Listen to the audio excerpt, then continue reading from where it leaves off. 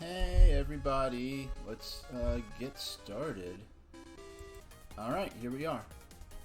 Now let me just set my timer for, we're gonna play Mario 35 for an hour today. Give myself that extra minute. There we go. Oh wait, that's a minute. Wait, that's, no, that doesn't count. Okay. Hold on, that's 50. No, okay, hold on.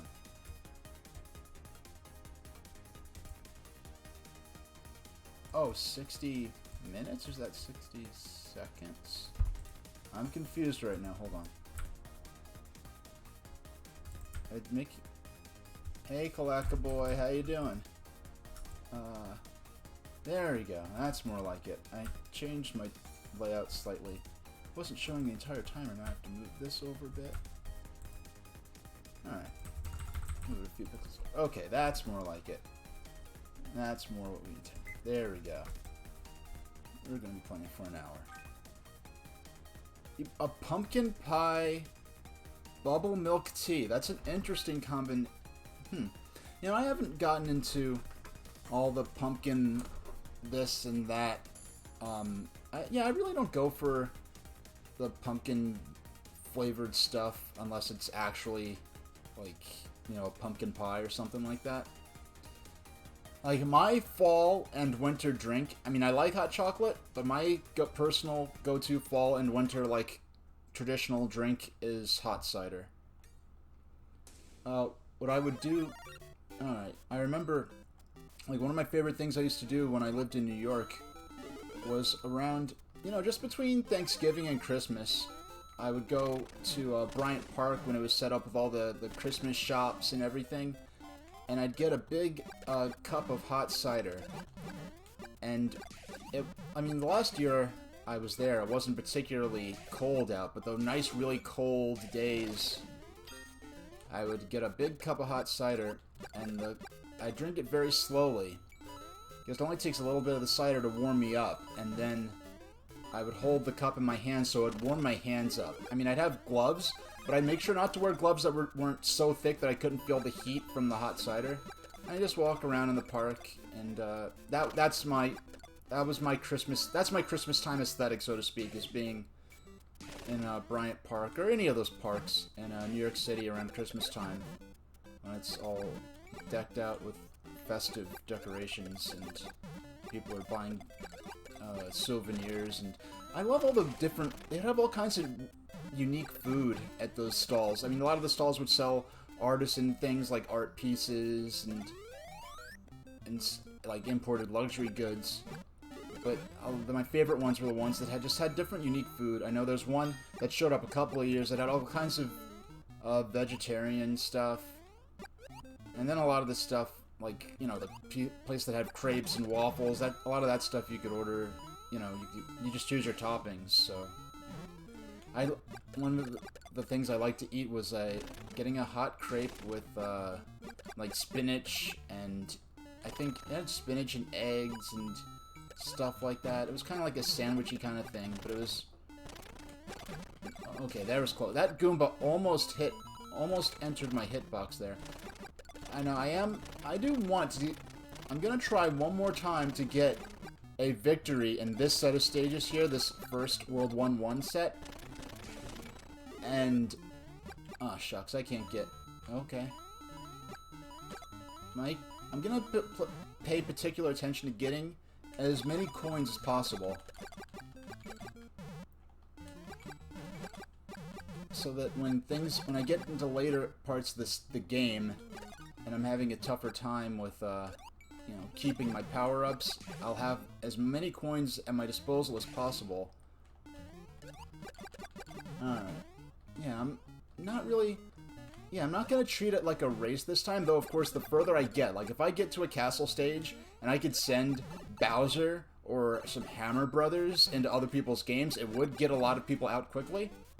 You know what, I bet that's a lot of people's particular strat. Oh, shucks. Get to a castle stage. Let's see where I end up. I'm gonna see where I end up before I hit the roulette. Okay, World 1-1. I could get a fireball, the fire flower, pretty quickly here. Now, and we'll... Ah, there we go. That's what I like to see. And now I wonder if anything unique happens if I do get 100 coins. Other than, I mean, obviously it won't give you an extra life, because it's... Oh, shooks. I said, oh, shooks. What's that mean? Hey, just exactly what I wanted. Not bad, not bad. I said night bad. Yeah, it's right before... Where is...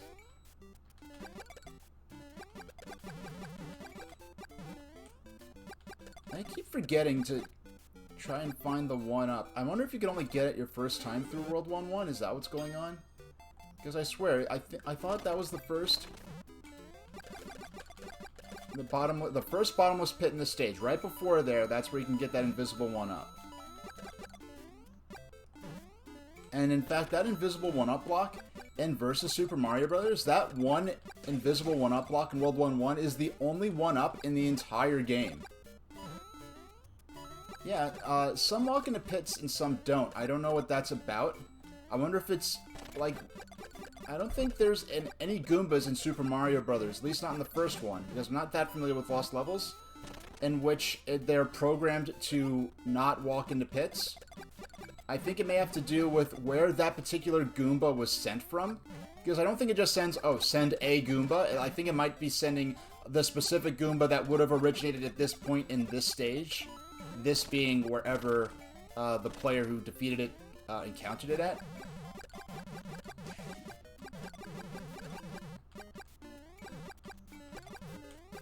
Did I get Sword or Shield yet? The money didn't hit my account yet, but I'm probably gonna be able to go and get it today, regardless. I mean, well, today or tomorrow, regardless of that. And I'll probably start playing it next week. I'm not sure when I'll be streaming. Probably in afternoon streams again. I'll probably start off with maybe only a half hour of something, or. I don't know, like, Sword and Shield will be the main game, but I'll probably start off with, like, since it's already on Switch, I might start with, like, a half hour of, playing, I don't know, like Versus Pinball is something I wanted to get into a lot that's already on the Switch. I know, it's Streamlabs, it's, I don't know why there's a delay. Yeah, there's just, yeah, like, the server's just being weird about it, or... I guess it takes a while to clear through my end or through Streamlabs or whatever. Or maybe they have to hold it for legal reasons to make sure it wasn't being laundered or something stupid like that.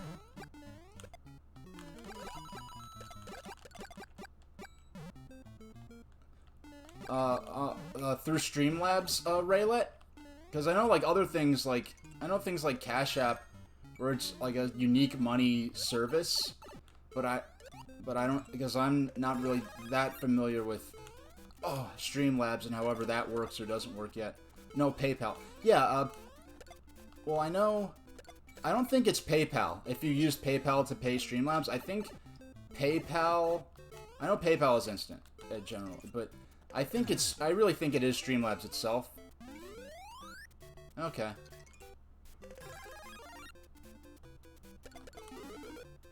Yeah. Not bad.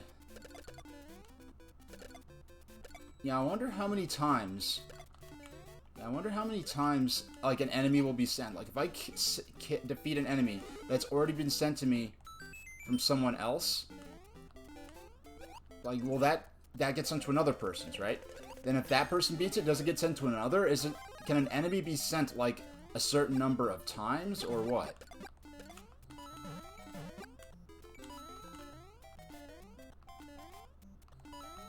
Yeah, I'm not gonna, I don't want to really get into too much details about how I have my account stuff set up, you know, for security reasons, since this is a public stream, but it definitely went, you definitely sent it correctly, because it registered on stream and everything, and I've never, like, had this before, so I don't know how long it typically takes. I know, like, PayPal definitely sent them the money, or else it wouldn't have lit up on my end on stream. But I don't know how long the service that you paid with PayPal into will take to clear everything on my side. Oh yeah, yeah, I know where I know I could control where I send them. I just don't worry about that too much, because that's when I start messing up. When I start worrying about where I'm sending the enemies to and all that. Alright, we made it to 7, not bad.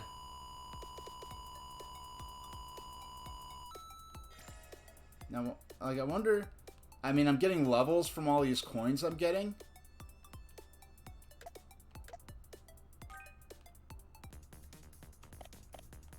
Alright, I want to get a victory at least once more on this board.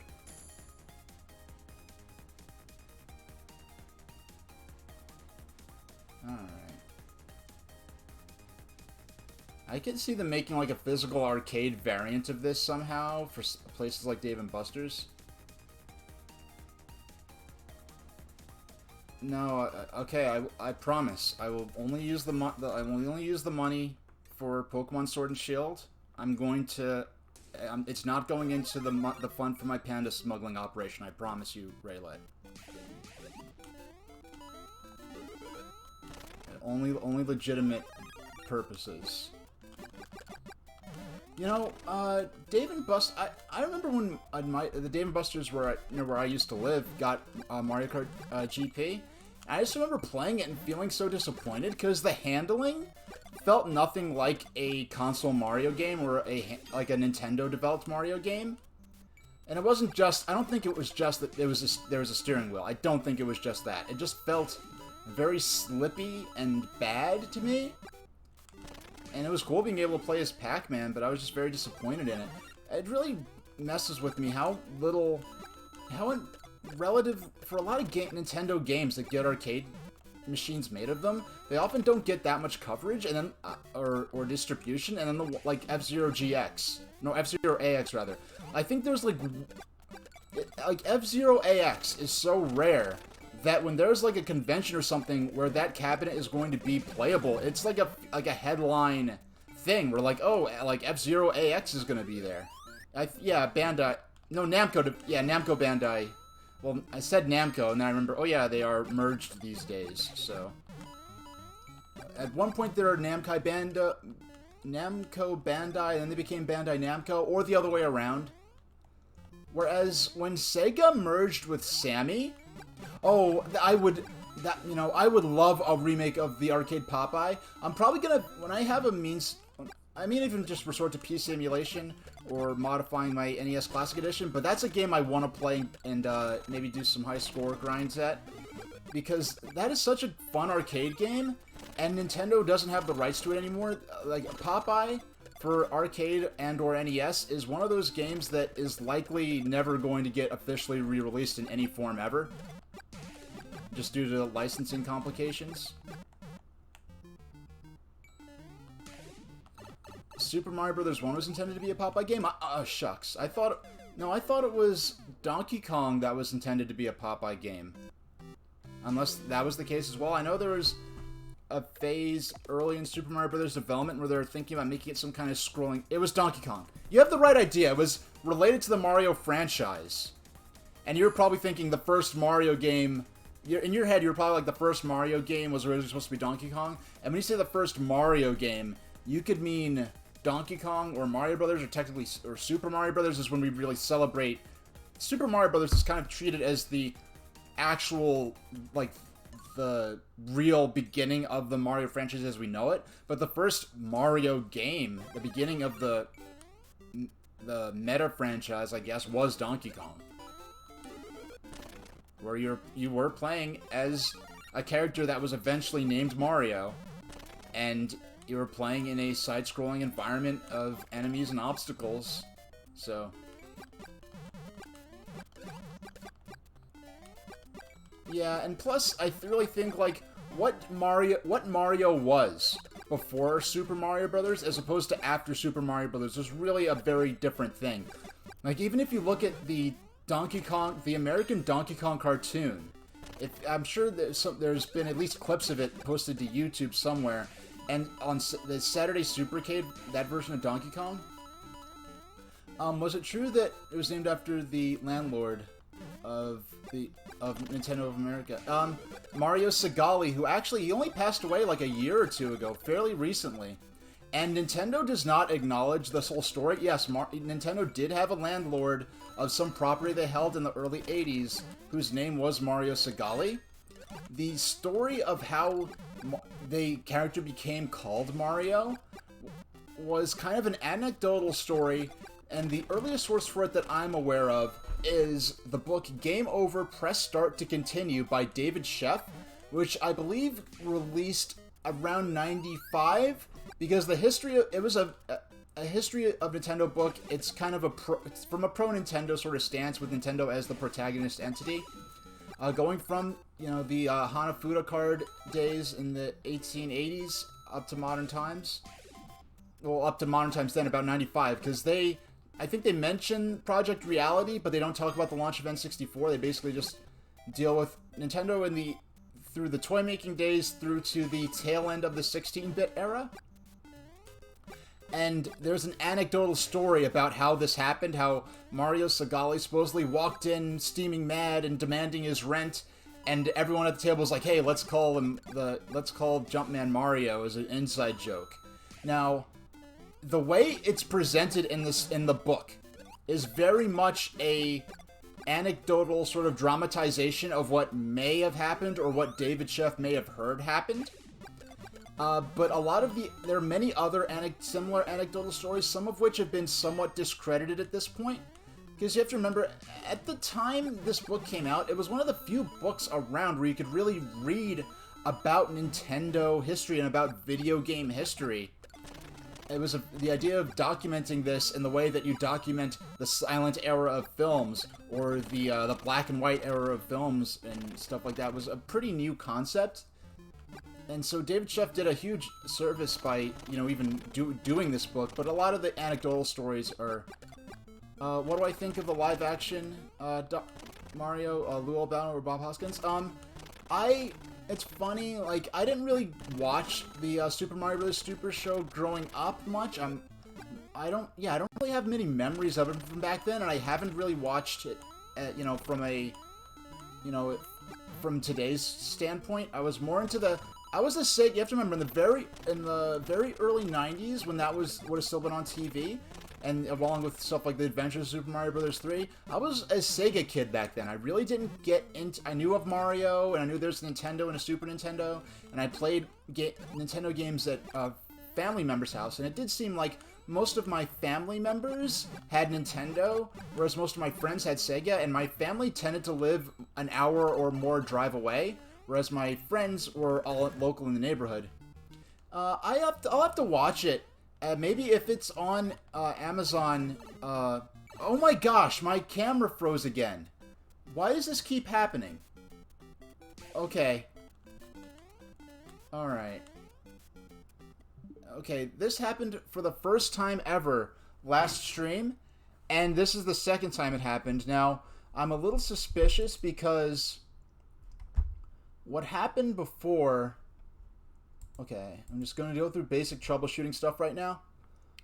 Yeah, what happened before was I ended up having to delete the camera and to start a new, I had to create a new sort of file in SLOBS for the camera, which reset all my lighting adjustments, which I actually just reset right before I started the stream. Like, because the back half of my last stream looked a little funky because they didn't have the my lighting correction stuff on there, like my automatic color correction. So my forehead looked shiny and it was really bad, in my opinion. You all probably didn't even notice the difference. I was looking at myself in the software. Now I unplugged and re-plugged in the camera, and yeah.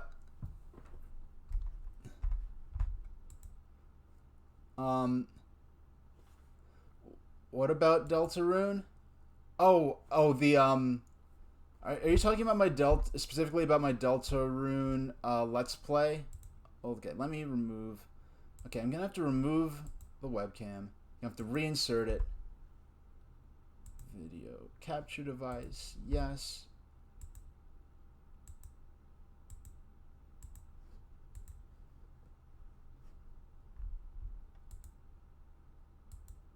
Oh yeah, there it is. Oh yeah. You know what? It just occurred to me that you could see my menu screen because I'm just like thinking so much about the camera right now.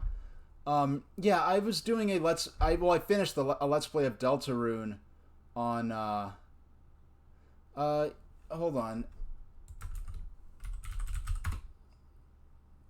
Okay, that's part 5. You can see parts 1 through 5. That's not a playlist. That's just a link straight to part 5 because I didn't bother making an actual playlist for it, I don't think. But in the meantime, I'm just going to... Okay. Video capture device. I'm going to have to add this as a new... Add a new source. I've never had this problem with Streamlabs before, ever. And, okay, there I am. There I am. I'm going to have to... Okay. I'm going to flip it horizontally so that I'm actually looking towards what the game action as opposed to looking away from it, which I find kind of distracting when I look at it. And oh, no. Okay, sorry about yeah, I've 45. This is my 45th. Oh my goodness. Please do not. Okay. Okay. 45 streams, and all of a sudden I'm having this new problem, and it's happening at the same time that Streamlabs OBS has been begging me to update.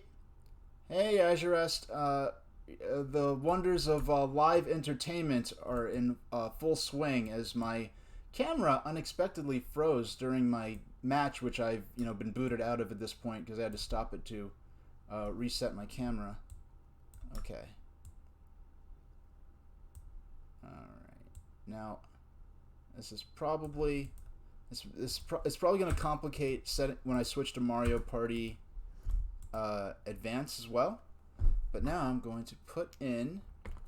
Yeah, but that's part of the joys of doing this live, right? Yeah, so I did...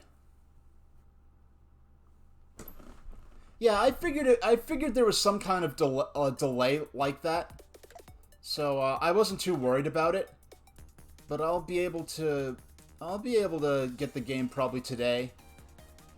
Yeah, I'll just get the game today because I was like, because even if the money wasn't gonna hit whether the money hit or not by next week, I was just gonna go ahead and buy it, since when the money that you sent does hit, it'll offset what you now. I have to. Yeah, I'm gonna have to go ahead and update Streamlabs OBS and make sure and see if it explodes or not. That's the reason I didn't want to update it, because I'm like, okay, and because last time it wanted me to update, it happened to be right before I was gonna go live. Well, not before I was gonna go live. It was like 2 hours before I was gonna go live, so I had a little time. But I'm like, I'm not gonna update this, and then all of a sudden my capture card isn't working, and it doesn't like my microphone anymore. I'm not gonna do all that to myself right before stream, because once I updated Windows, like this is months ago now, and it messed things up. For my 50, I've been thinking of something. We'll see what happens. I might do something Collectaboy for my 50th stream. It won't be too big a deal, but yeah, I'll do something nice. It won't, if it's a watch party, you know what, I'm probably gonna do some kind of watch party of something public domain so that people don't have to have Amazon Prime just to join in, because there are lots of really good, they're really good / bad public domain animated films, like South Korean anime and stuff like that I could watch, and then in the corner I could be doing level grinding in pinball or something fun like that, or doing score grinds in NES Pinball. There we go. You fall into the American Rabbit. I can't eat 50 crepes. When you say American Rabbit, you mean that in, like, as a play on the dish Welsh Rabbit? Is that what you meant by that, or something else that I didn't get?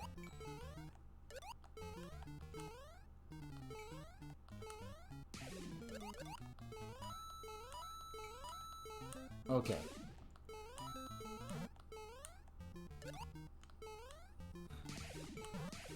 Oh, come. The Adventures of the American Rabbit. I've never even heard of that. I actually have never heard of that. Yeah, I thought you were saying, like, American Rabbit as, like a dish as opposed to Welsh Rabbit, which is a dish that... Oh, shucks. A dish that famously does not have rabbit in it. It's actually a vegetarian. Oh, it's a bargain bin 80s direct-to-video cartoon.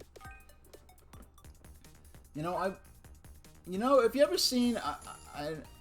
I don't like Doug Walker that much, and the stuff he's been doing hasn't been that impressive to me, and that's aside from the way that the business side of it has been mismanaged.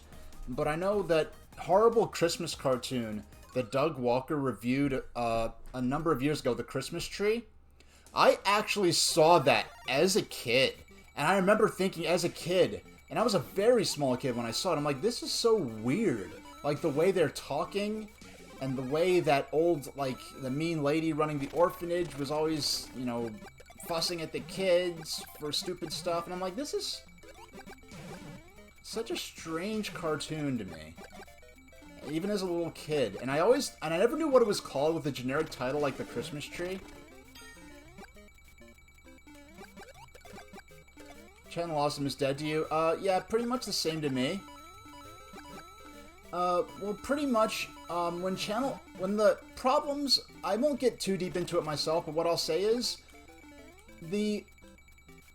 when the problems with Channel Awesome grew to a head and became, like, you know, a big topic of public discussion through the document and everything, I realized that a lot of the stuff that they made wasn't stuff that I liked because it was necessarily very good. It wasn't like total trash, but it was kind of stuff that you like because you like the people that made it and have good feelings about the people who made it. And then once they lost that, I realized I didn't like the stuff they were making that much anymore anyway.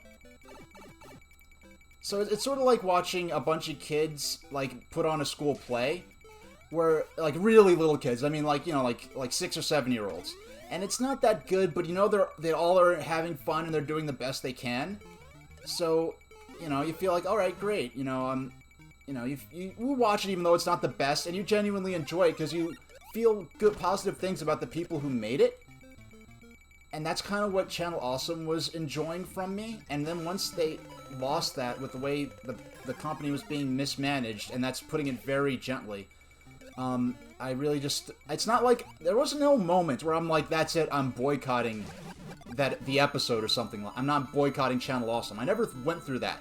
What happened was I just didn't want to watch it anymore. The Toonami episode... They made a Toonami episode. You see, I have not watched... The most recent thing I watched from Channel Awesome was the Hocus Pocus episode of Nostalgia Critic, the clipless one, and I don't even necessarily fault him for having the concept of clipless reviews. It's just like, with them, a lot of the skit stuff wasn't that good. There was some stuff where it kind of tied into certain themes, like the AI review. I feel like in the AI review, the skit stuff that he did sort of tied into the themes of the points he wanted to make with the review. But then there's some where it's just like, okay, you just wanted to do some weird skit, and you're using characters from... Sometimes they're characters from the actual material he's criticizing or reviewing, and sometimes they're just random other characters that he'll put in just to make jokes that don't make sense. Yeah.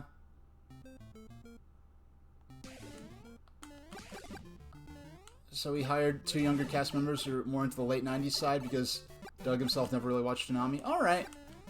I mean, out of curiosity, someday I might go and watch some of his newer stuff. The last thing I really heard about Doug and his company's stuff was when he did a review of Pink Floyd's The Wall, like the feature film based on the concept album. And I can't say I'm really knowledgeable about the history or of The Wall and its significance and everything, but from people who are who have understanding of the material he was criticizing, he said he did a very poor job representing it and understanding it and reviewing it. So I guess there's a certain point where he just feels like like, making stuff just to make it, rather than making stuff that based on what he's familiar with. Oh, doggone. Hey, not top 5 wasn't so bad. Use 2 superstars in a single battle. Alright. Alright. Nah. I still want to keep going until... Because it's not like I'm... I mean, I may even play this sometimes for... I may even play this sometimes... I'll be playing this sometimes before Pokemon Sword and Shield. I'll be playing this on and off throughout the period, its currently scheduled period of availability. And so I could commit without feeling like I'm missing out on something. It's not like I'm leaving this game forever after today. That after today, I mean, I really do not want to go to try to master the other stages until I get another victory in this first beginner set of levels. Oh, check your whispers? Alright, after this current match, I'll check out the whispers.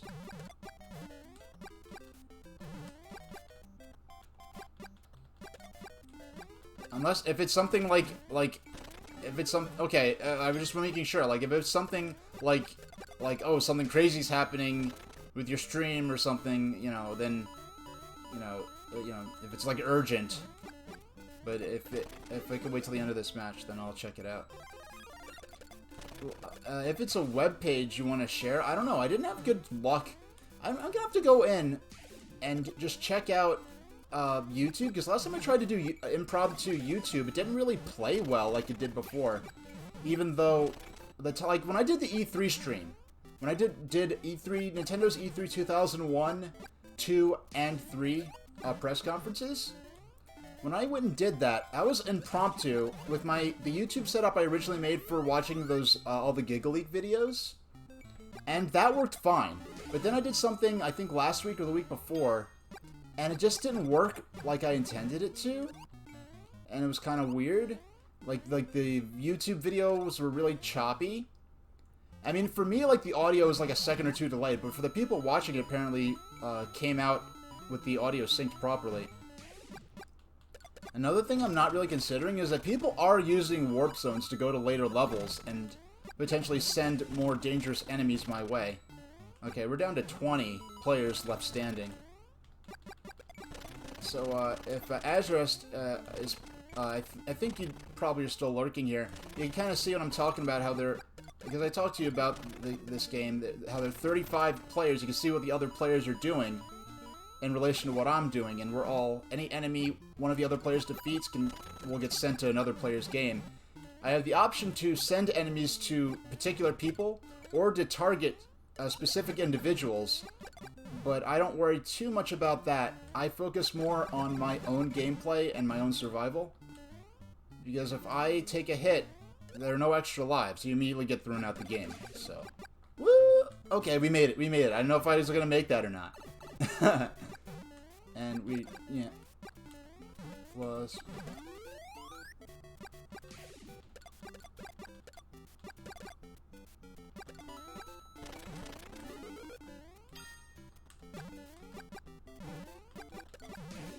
Alright.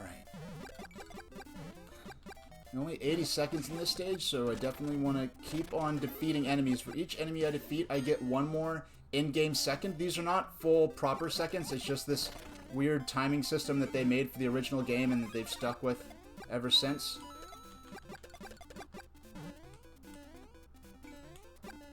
Now, I've gotten 50 coins so far. Yeah, there was someone made a homemade version of this on their own time, but they ended up getting a legal threat from Nintendo because they didn't have the licenses to publish a game with Mario characters and music or anything. And so some people were speculating that Nintendo got the idea from what he did, but the fact that, I mean, I do feel for the guy because apparently the game he made was pretty fun.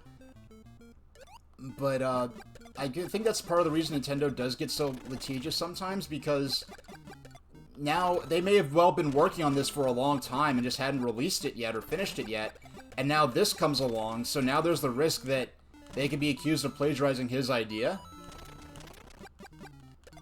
because there have been other cases where, like, someone made a remake of a Metroid game for Game Boy, and the thing about the original Game Boy is that the graphics and the capabilities of the Game Boy didn't age that well compared to other systems, and the game, Metroid 2, never got re-released or anything like that on a modern system. So someone made a very lovingly crafted a homemade remake of the game, and they got a cease and desist not long after they finally released it. And then it turned out that Nintendo was also working on a remake of that particular game, an official one. So, so sometimes things like that just do happen. And I know some people felt like Nintendo should have, it was messed up for Nintendo to let him finish the game and then send the cease and desist letter and make him take it off his website.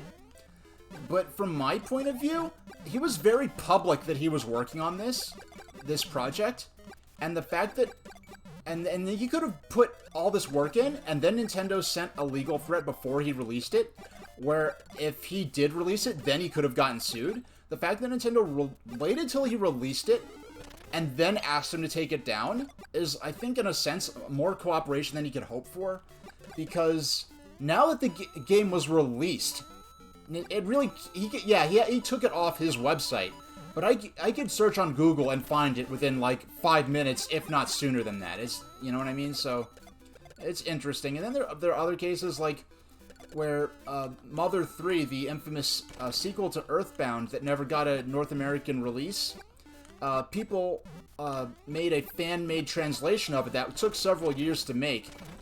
But while they were working on this fan translation, they were still lobbying for Nintendo to make an official translation, in which case they promised, in which case they said that if Nintendo announces an official North American localization in English, that they'll cancel their own project to do the fan translation.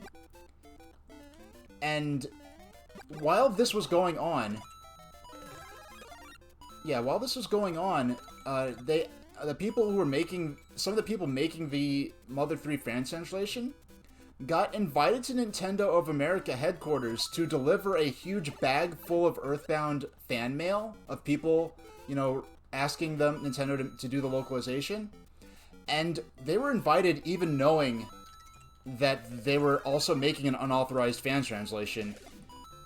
And then I think some of the employees there actually asked them while they were there, like, hey, how's the fan translation going? And they were like, is that something that's not something I was even gonna say about? I feel, and they were apparently like, yeah, like, they didn't endorse it, but they apparently were pretty chill about it, and at least the people he talked to, you know, this is like anecdotal, like, sort of off-the-record kind of conversations going on. These aren't official statements from Nintendo or anything, because of course Nintendo would never authorize or approve of that.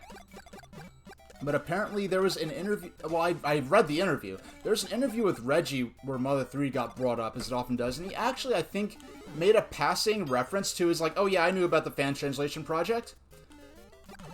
So the fact that he knew about the fan translation project,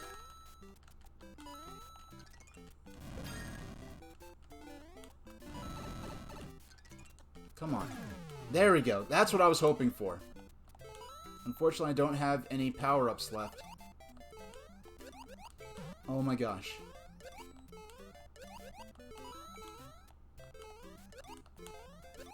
Because there are only a few players left, and sending that Bowser into someone else's game is a huge step forward for me. Alright. It's getting... Oh no! I was gonna... Ah, shucks. Oh... yeah, remember, Raylet, whatever you say is like 30 seconds after I've already, like, I'm saying this, and I've said this 30 seconds in the past from when you're seeing it. So, but we got pretty close. That wasn't bad. Now, I wonder if what's going on is that as we get closer... Okay. Yeah. Yeah, as we get closer and closer to, Yeah, you live in the past. Well, if you're... Well, that's 30 seconds if we're in the same time zone. No, because when I have you... I used to do a lot of morning streams earlier on, which we'll go back to eventually. And, oh yeah, I keep forgetting. I might as well, yeah, I might as well just go ahead and check it now. Alright, let me check my whispers.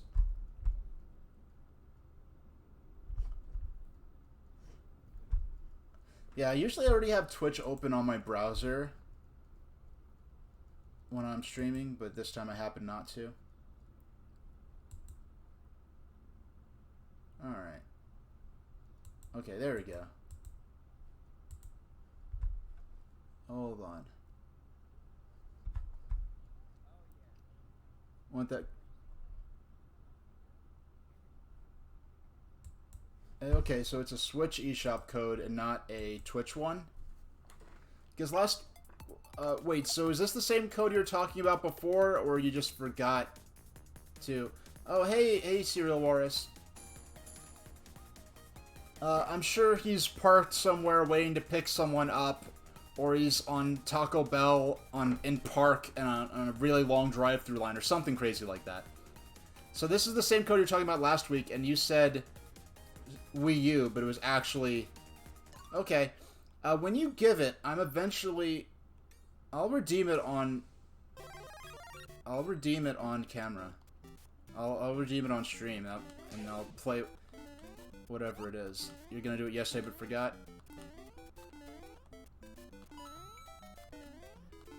If you're too early, I'll be in bed sleeping, missing a stream. Yeah, I don't do the morning streams so much anymore. I've kind of settled on at these afternoon streams. 2 o'clock seems to be working pretty well. I know when I go to Mario Party Advance, oh shucks, I'll be, this will probably be like a 4 to 4.5 hour stream.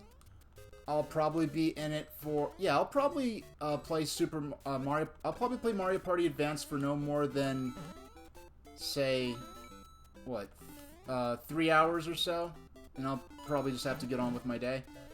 Today's stream started at 2 Eastern Standard Time, so I've been live for 40 minutes.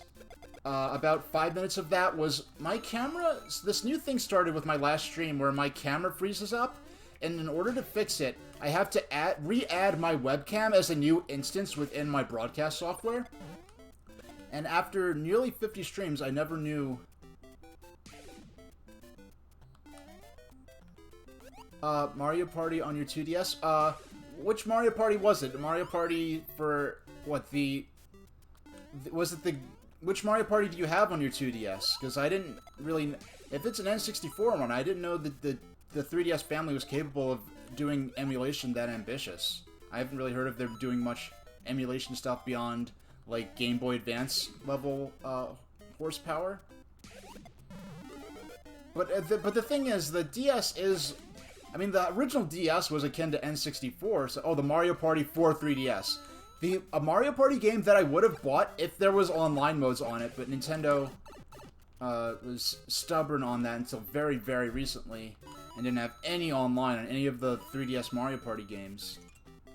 Which certain people were defending because, oh, you can't have online in Mario Party, it would never work. Thinking that the only way to have online features in Mario Party was to have, like, a 4-player version of the full-length board game maps that take, like, up an hour or more to play. And it's like, okay, the arguments people were making against Mario Party having online modes were the same arguments people were making against Mario Kart DS. Oh, people would disconnect, it's too difficult, oh, it's about playing with your friends. People would say that. Before Mario Kart DS was confirmed to have online, people were saying, oh, on the official Nintendo boards and other places I know. Or like, oh, well, Mario Kart is about playing with your friends, so it shouldn't have online.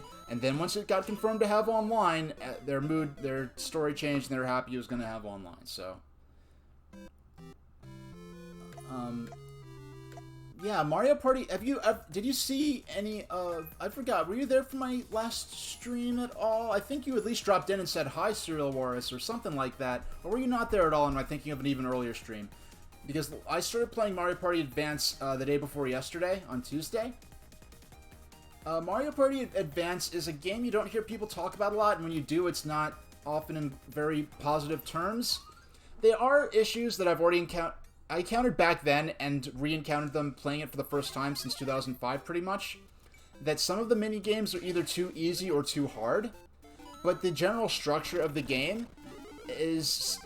Well, anyone who bought this game expecting to have a sprite-based 32-bit version, like if you're expecting a 2D version of a console-style Mario Party game, you are guaranteed to be disappointed.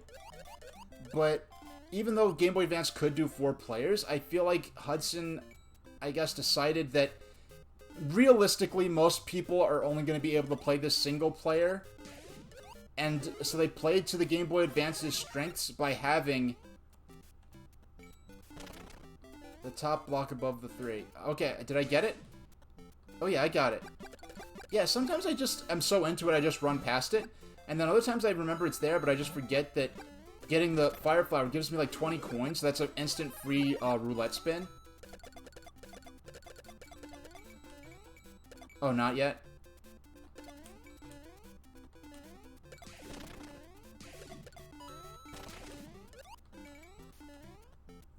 Okay, it's really difficult for me to take instructions when you're 30 seconds in the past. I'm sorry.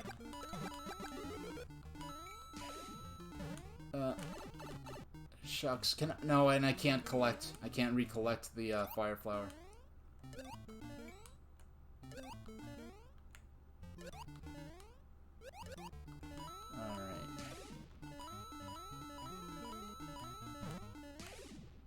Hey, you know what I can do? I just realized something I can do. Yeah, future train station H. Yeah,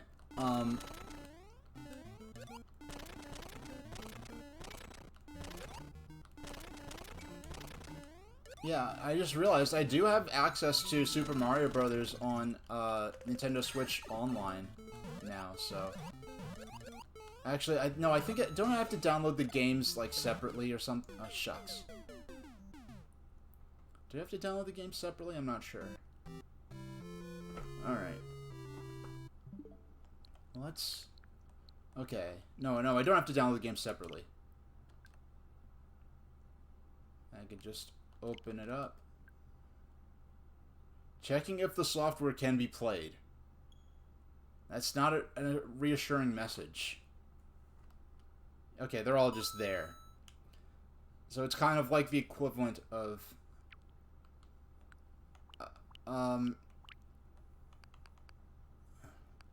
I wasn't planning to do that on this stream. Although I have like 14 minutes left. What I was actually going to do was go into...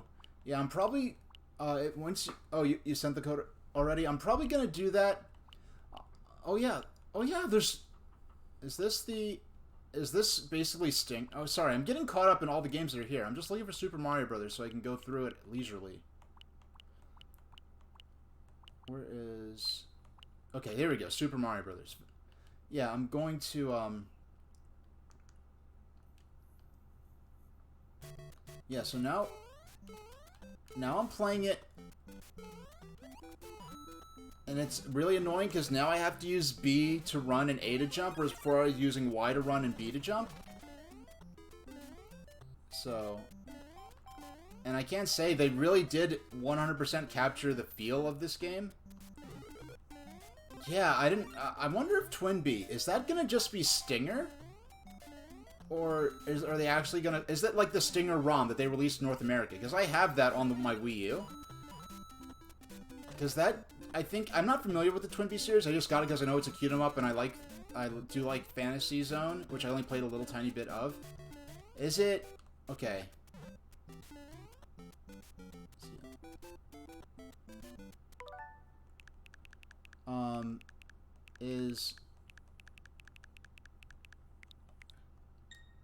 So is this spot right here? Is that the one you're talking about that I kept forgetting? I kept running past that does have the Fire Flower in it? Is that the one is this the spot you were talking about? And I have to awkwardly wait 30 seconds to get a reply from Raylet, who's been kind of coaching me. The 4 item blocks. So is it's ahead of this point or past it or in the... So it's ahead. So I'm gonna go forward. Where I got the star. Oh. Yeah, you could rewind in this, so it's a bit like... So it's the spot where I got the star from. in the center. Oh, the one on top.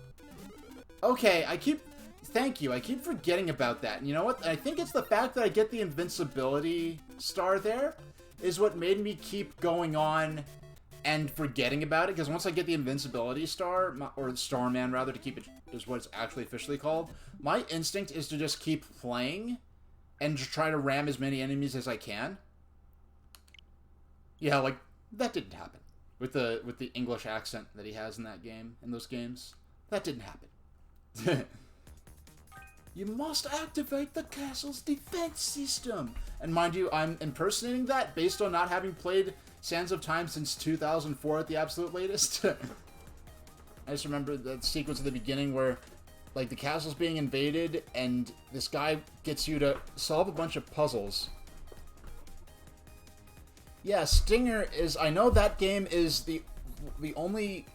It's a game in the Twinbee series. I know that much. And apparently it's the only Twinbee game to have side-scrolling action, whereas the other games in the series are always vertical-scrolling games, like Xevious. And I know, like, Fantasy Zone are all side-scrollers. All side-scrolling shoot-em-ups. But Stinger is the Famicom Twinbee, or Stinger as it was called in North America. I think that's the only one in the series where it is there's side-scrolling and vertical-scrolling parts. There we go. Yeah, I know of the series, but I've never played the game before, so when I play Stinger, it will be on-stream first. Yeah, it will be my live reaction to the game.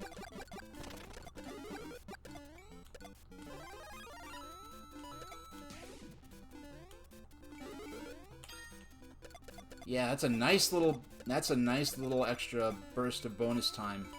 That'll be very useful later on in a match when there are fewer players left and the time limits are shorter. This is really, like, one of the first time... Okay. This is before I actually got an NES and had access to Super Mario Bros. In general.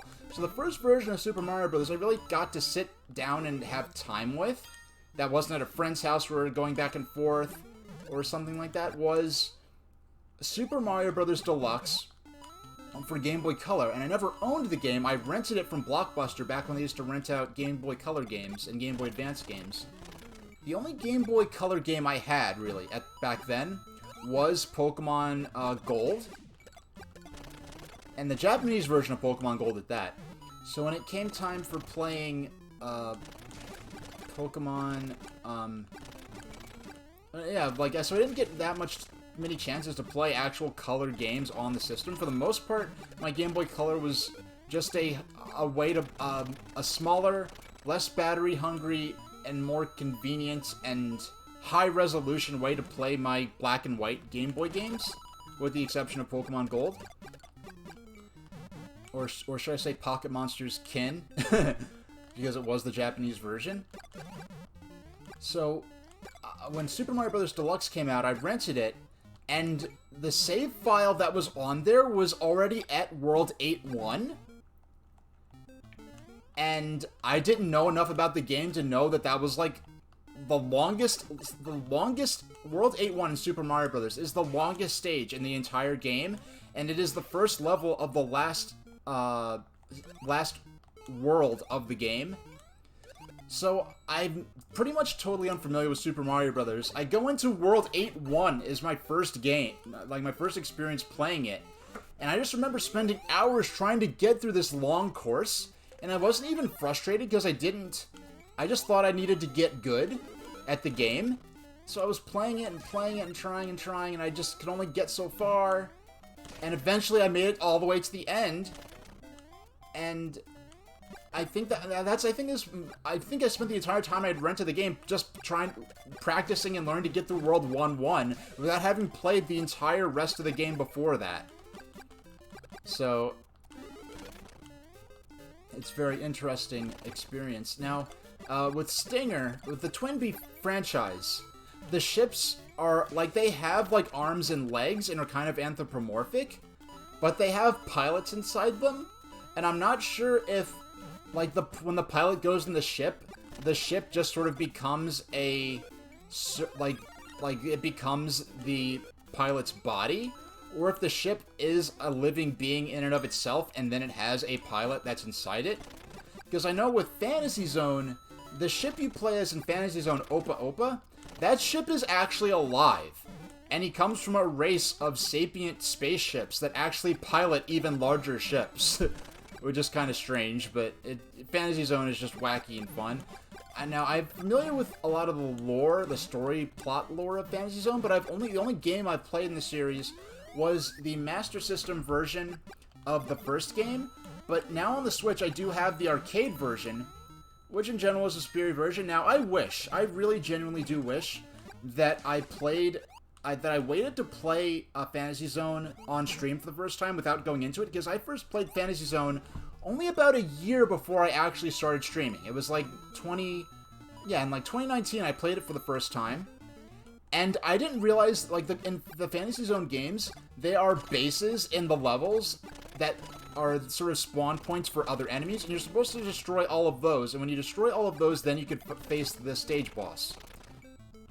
I did not realize that this was the point of the game, because the Master System version does not have a map, because in most versions of Fantasy Zone games, or like the arcade version and so forth, there is an on-screen map that shows where the bases are and which ones you've destroyed. And in the Master System version, there's nothing indicating that the bases have special significance. No, I have not played Star Tropics yet. That's another game I saved specifically so I could try it on stream, to try it blind on stream. And I know nothing pretty much about it, except for there's a weapon that's a yo-yo, but they had to call it a star for copyright reasons in Canada. That's all I really know about Star Tropics and Star Tropics 2. And there's apparently one particular element that's in the manual that if you don't have the manual, you can't figure it out, so I will be aware when that part comes up. But, yeah, so I didn't know that you were supposed to destroy the bases in Fantasy Zone, so I'm just going from, and you could go backwards and forwards in Fantasy Zone vertically. You could go forward to the right or to the left, whereas most shooters, you can only go to the right, and the stage loops around, so you're playing through the same field over and over until you destroy all the bases. I did not realize this. I thought I was making progress, and I was playing for more than an hour through the first stage, thinking like, wow, you know, like, this sure does seem kind of repetitive, but, you know, I'm getting further and further. This game is, you know, such a cute-looking game. It's really tough, though. And then I found out later online that and I remember shooting the bases a bunch, because you have to shoot them a lot if you don't upgrade your weapons. And so I thought those were just indestructible spawn points for enemies. And I never, didn't realize at all that I was not making any progress, and that would have been a fantastic moment to catch live on stream. though, of course, I probably would have had at least one person familiar with the game in chat who could have informed me of it. But if I didn't know, and there was no one in chat that was familiar with the game, that would have been a hilarious moment to highlight. Now, this is going to be our last run of today. We're going to see how close we can get. We got to the top 7, so at least we're in the top 10, which is fairly respectable. A lot of people don't make it this far. Many times I don't make it this far. But we are going to need to... Okay, so I want to... Yeah, I really just felt like getting the Fire Flower and the extra 20 coins was more important in that moment than... taking advantage of the invincibility. Now, there are fewer players, I'm more likely to be targeted by the other players sending enemies into my game. Oh my gosh. Oh, another player got knocked out, so we're down to I'm in the top 7 now. And when it says 6 out of 35, I guess that means there's 6 other players.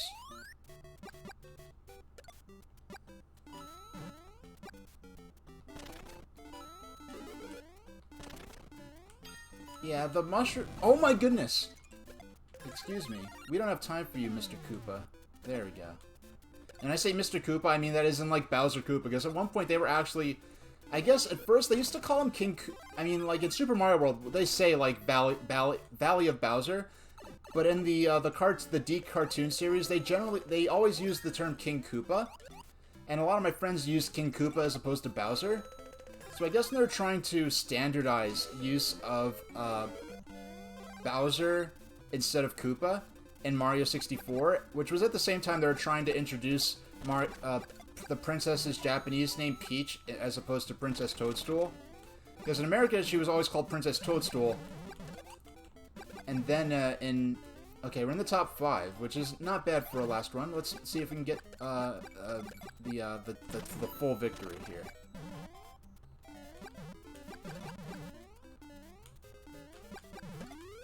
What am I doing here in World 1? You're supposed to be working from home. It's the president of NOA.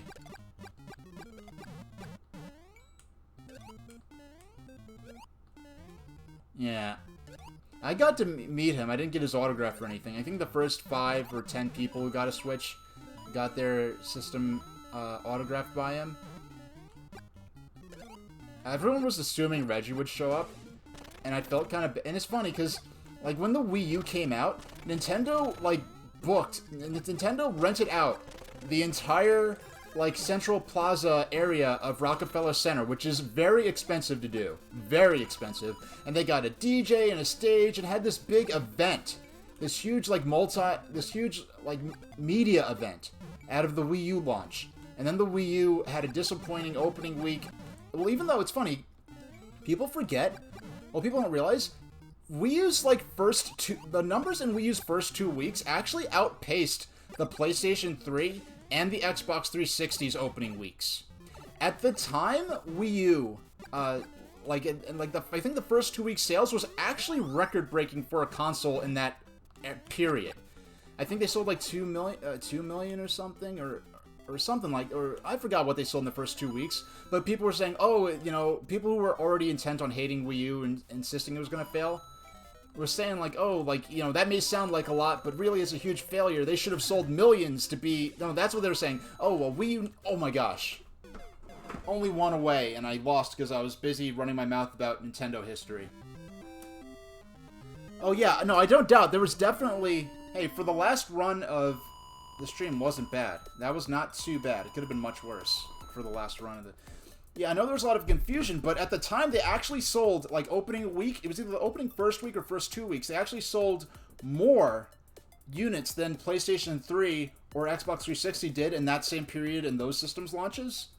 And so people were naysaying, like, oh, look, they needed to sell millions of systems, when at the time, selling millions in that short time period was unheard of.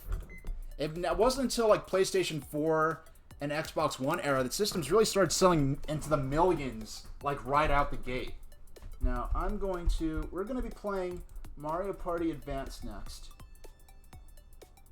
And so I'm going to get up, I'm going to, okay, got to change, okay.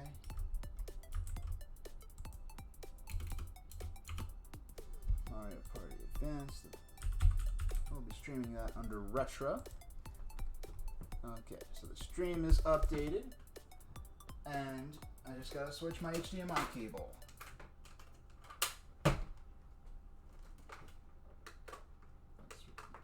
HDMI cable. Now, I'm gonna continue on talking about the Wii launch in a second, which we got on due to talking about Doug Bowser.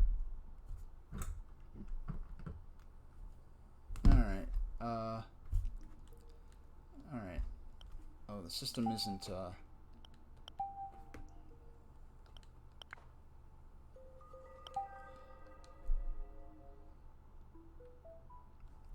I just gotta change my volume from, let's see, we're going from 2.25 to 25.5 to 26.5.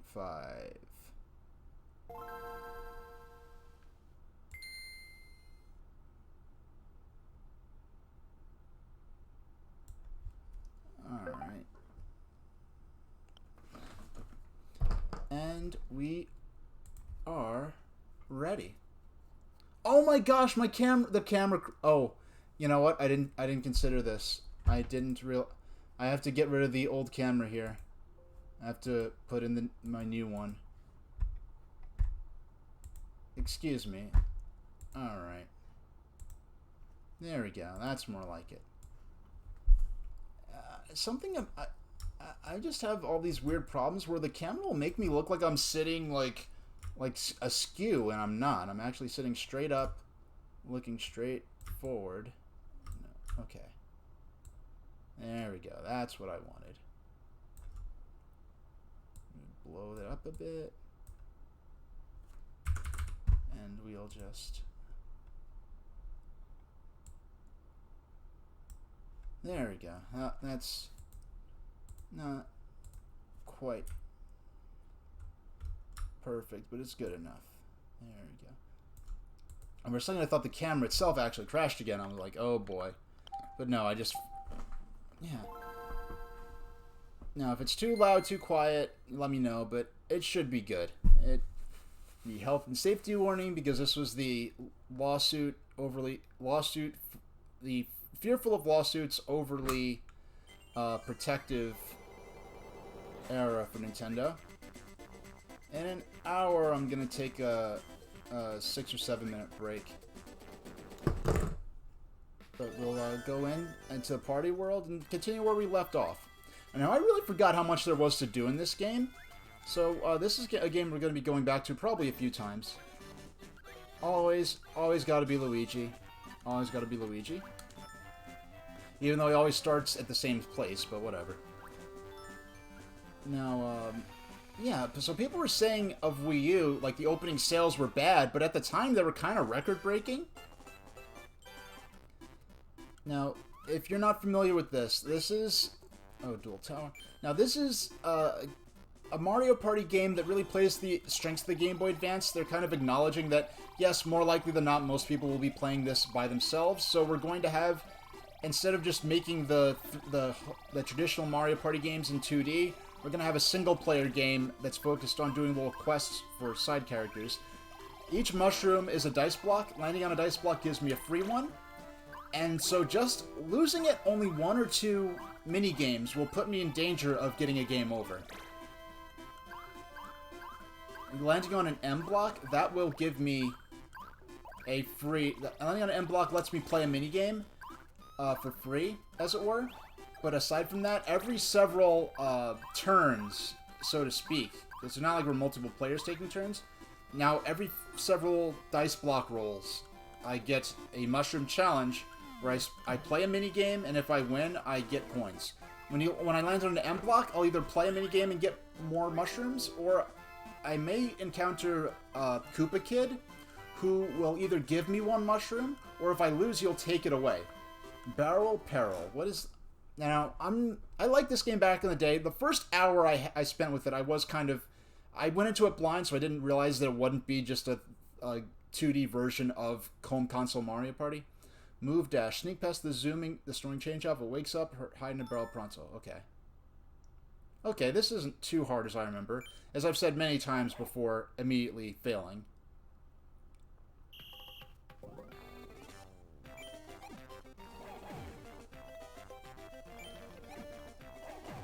There's a minigame kind of similarly themed where you're hiding in barrels from a chain chomp in Mario Party 2.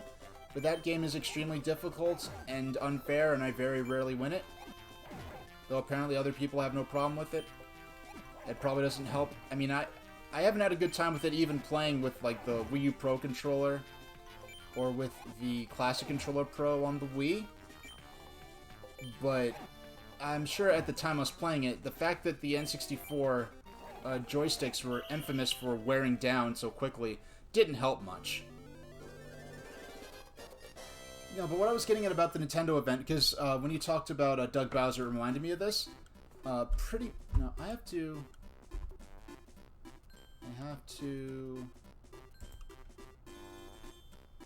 invert the camera. Okay. Transform. Flip. No, that's obviously wrong. Okay.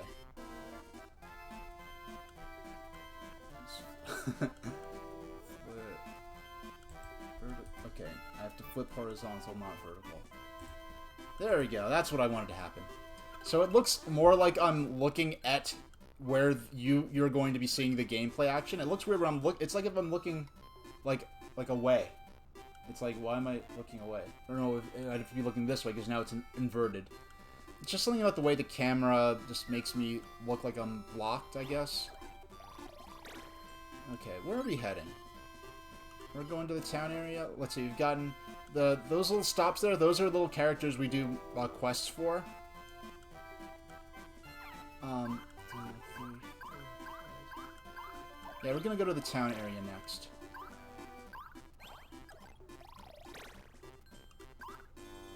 Now, one cool thing is you can backtrack,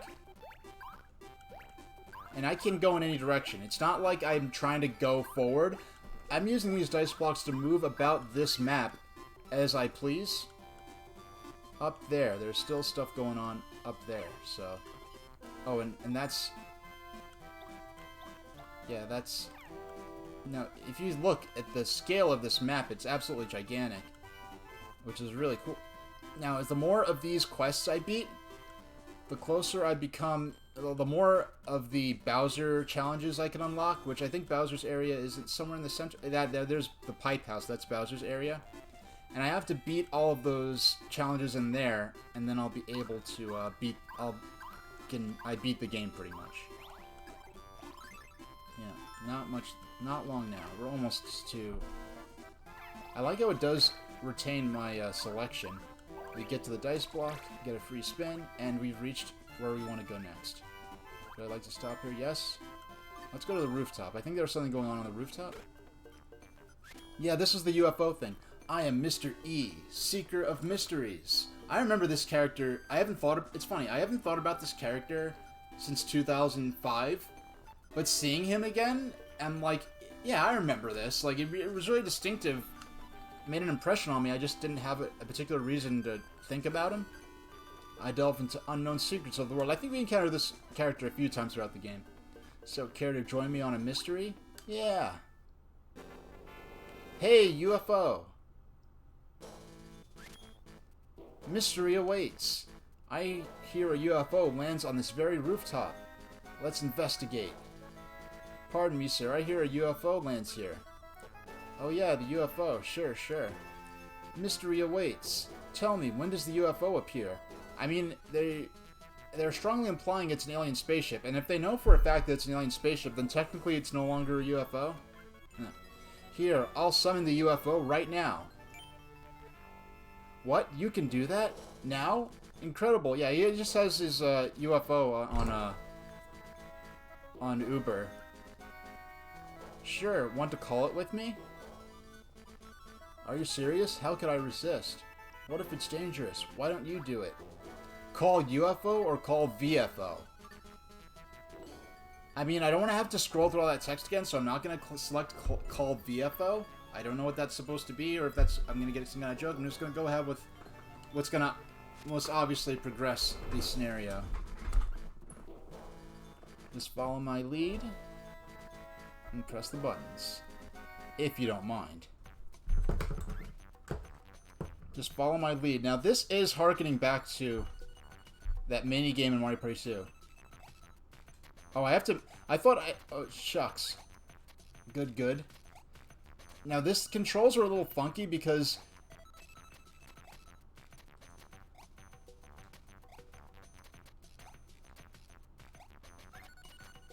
Easy does it. Oh, this is hard. This is appropriately challenging.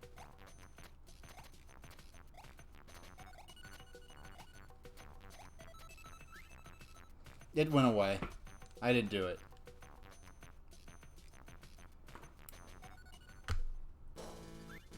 The UFO didn't show up. Another mystery. And you were so close, too. Well, it's not easy. You can start all over if you want to.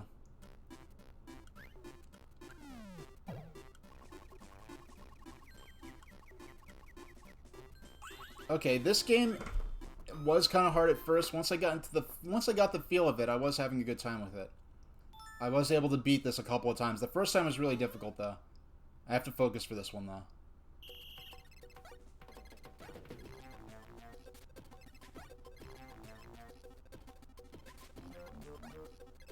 Okay. Okay.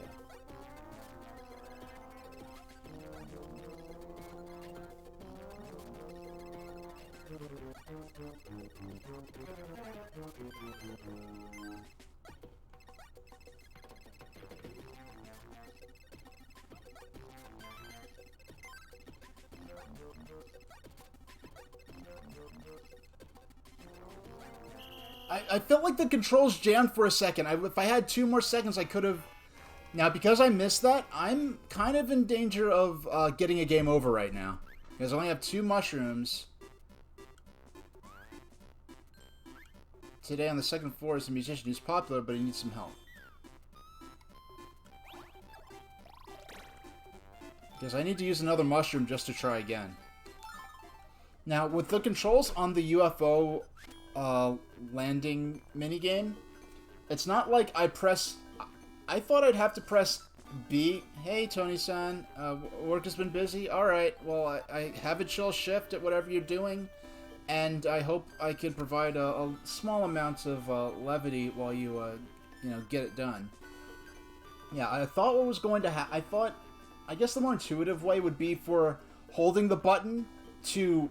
Like, I hold B, I raise it, I let go of B, he drops it. Instead, you have to manually press the button each time. So you have to press A to raise it, and you have to press B to drop it. Same for A. Okay, so I have to scroll through this again. Oh, hold on, I'll be right back. Excuse me.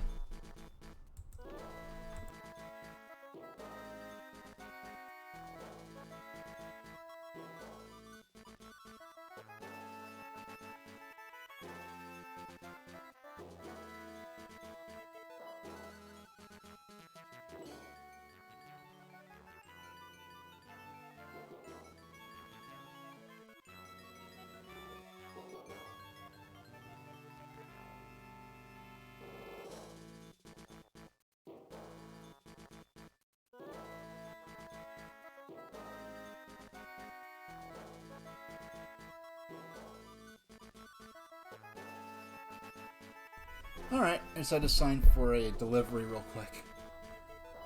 Alright, let's continue. Mystery awaits. And I don't think the Switch Pro Controller is gonna allow me to do what I need to do. I need the Wii U Pro Controller. I'm playing this on the Wii U with the Wii U Pro Controller, so. Mystery awaits. I hear a UFO lands on this very rooftop. Let's investigate. Pardon me, sir. Here, UFO lands here.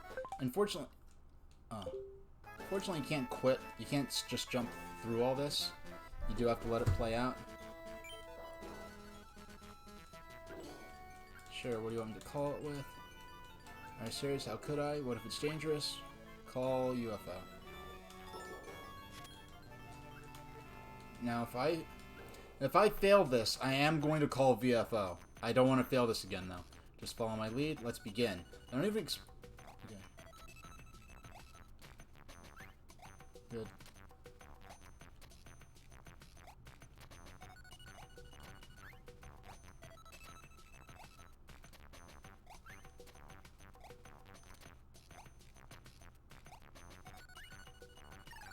Okay, that was... Now, once I actually knew what to expect from the controls, that was a very easy minigame to play.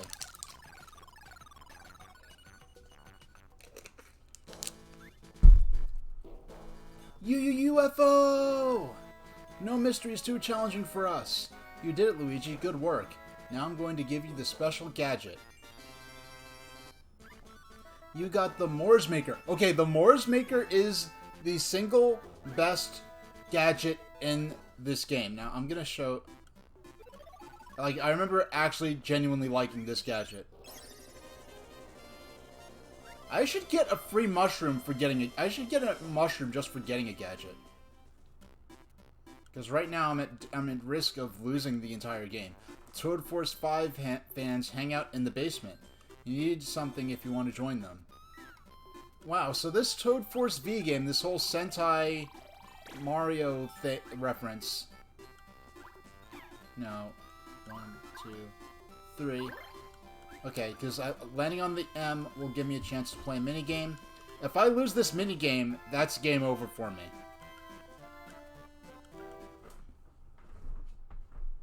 Yeah, this is called Forest Jump, which is a fun title. A tad esoteric, and it's...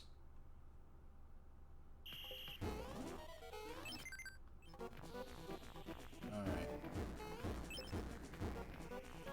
Yeah, this is one of those games where... Okay, you can duck here. And a lot of this, you might notice that a lot of this music is taken from Mario Party 4. Which is interesting, because I definitely think Mario Party 5 was out by the time this game was out. Which makes me think that they may have been making a lot of the music. Now, as long as I don't get knocked off the platform, I can continue as many times as I need to. Oh my gosh. There's no time limit, I just can't get knocked off of the platform itself. Okay, I made it to 300, and I win. So I'm back in the game now. Before I was on the verge of defeat. Now I'm back to doing all right, kinda. You beat it. Congratulations. Here are 2 mushrooms. Only 2.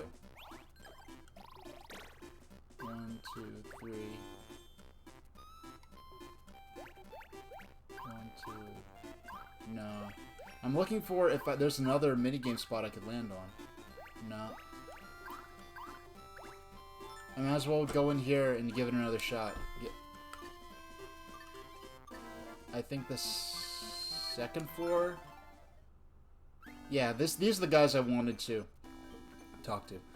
Toadie's in effect, y'all. Big ups. We the Kamek crew. What's up with you? We got the mad flavor, but we need a favor. What is it? Or peace out? Yeah, what is it? Kamek crew live. Biggity big ups, yo. You'll help? Whoa. We need a big bad, but ain't got... We need a gig bad... We need a gig bad, but ain't got no pad. So find us a stage where we can rage.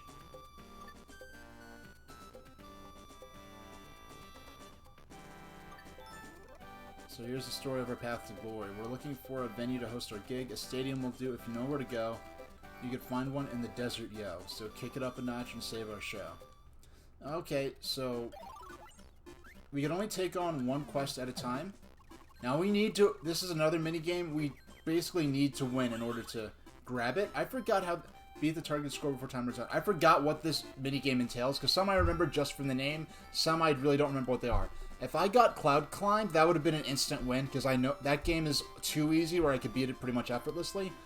And the thing with a lot of these games is either they're entirely too hard or entirely too easy. So, grab it, move, you can dive and run. Sneak up on the bunnies, and then dive and grab them before they hop away.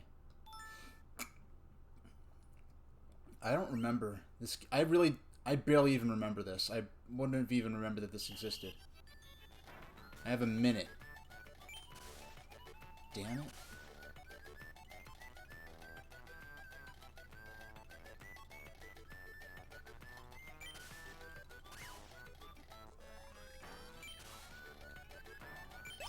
Okay.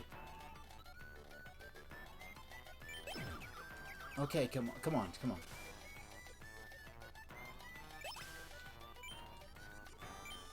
Oh, come on. 4. Okay, you only need to get 3 more. 2. Come on. Okay, that one just ran right into me. Oh, come on. Don't do that. Oh no, because of that dead end, I might end up losing this. I don't know if I have the time to... Oh my gosh.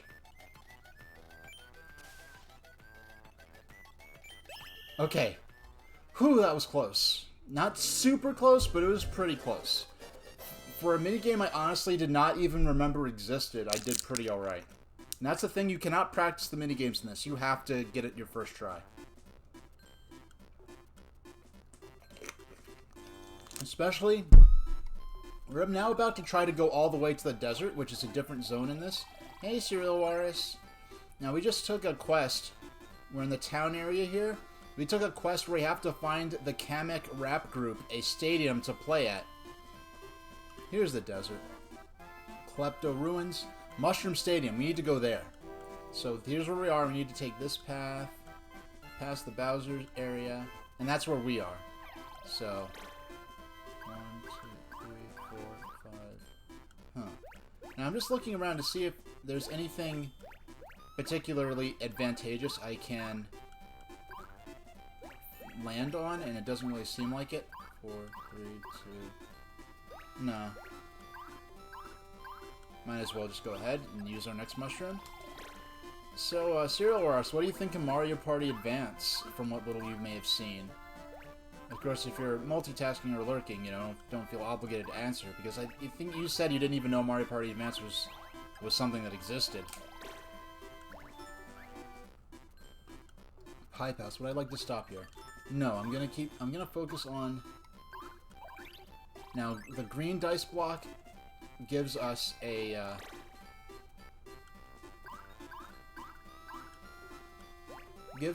free... There we go. Yeah, green dice blocks give us a free... blocks.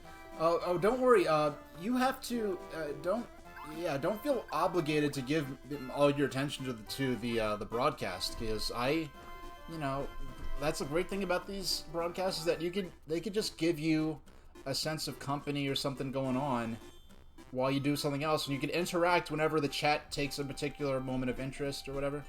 This game was Game Link cable compatible, but the gameplay was, I think it could only play up to 2 players. There are some 4-player little micro game things, but there are about 4 people holding the Game Boy Advance at once. There was a physical paper board game that came with this, that you were supposed to lay out to play with other players, and you'd pass around the GBA to play mini-games, and the outcome of the mini-games would vary. It would cause how you play, like, the progress in the board game depends on how the players do in the mini-games, where you pass around the single Game Boy Advance. And then there are also gadgets are involved, but some of the gadgets are games that... Hey, stay out of my way, I'm training. Don't you know who I am? I'm Bullet Bill. What? You've got something to say? Nice stadium. Oh, I get it. You want to use my stadium? What do you... Oh, oops. Who'd you want to rent out this place? What? Are you kidding me? The Kamek crew? I'm a huge fan. I've got all their albums. They can play here free of charge even. I'll make all the arrangements. And what'd you tell them? I said howdy? You got a live venue. Mushroom challenge time. Spin the wheel. Yes, I am playing it on the Wii U. I'm playing this on the Wii U Pro Controller.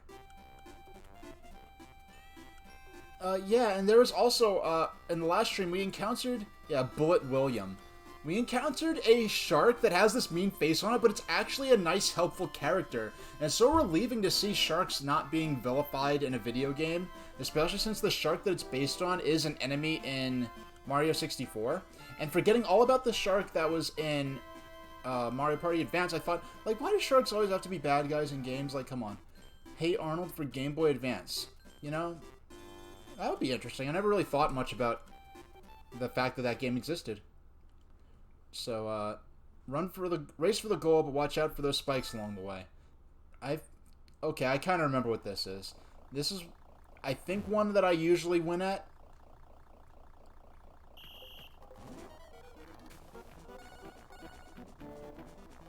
Now, I think this is... You know, there's some mini games where if you could very easily win, but if you have trouble, you have no hope of getting to the end in time. But this is one of the ones I remember being sort of overly simple, where it's almost, like, impossible to lose. But this was back at a time where I was playing this more frequently and was probably better at some of the tougher minigames in general. I just have to get to the end before the time limit. I could take as many hits as wow, 22 seconds. You only recently... Oh, yeah, Hey Arnold was one of those shows that was a little ahead of the game in terms of the depth of content in Nickelodeon, and sort of... Like, if you take something like Doug, right? I know Doug was... I liked it, but as a kid, I liked it when I was watching again in like 2004 on Nicktoons Network, back when that was basically just a channel for very early 90s Nicktoons. I watched it again in like 2015 with some friends, and somehow between 2004 and 2015, I grew up in a way where I'm watching Doug, and I'm like, I like this, I'm nostalgic for it, but it's very awkward and strange, and not in an offensive way, just in this weird, unsettling way that I didn't quite feel watching it as a kid, or in 2004, where I definitely wasn't a kid anymore. Whereas, hey, what I was saying about Doug is that it's it's a kind of a slice of life show, Doug, but it's very optimistic and upbeat. There's always a happy ending. There's always a satisfying solution to the problem of the episode, where everyone's happy at the end, pretty much. Oh my gosh. Okay. Only recently was... Oh. It comes across as Seattle to me, not the Bronx. Well... And Rocco... No, the real fantasy element of Rocco's Modern Life is not the fact that it's a world of talking animals living like humans. It's the fact that a 22-year-old is able to emigrate from Australia to America and then immediately buy their own 2-story house with a job at a comic book shop. That is the fantasy element of Rocco's Modern Life. To think that as cynical and sardonic as that show was, that Rocco could still be that good off with that kind of a job is really ironic.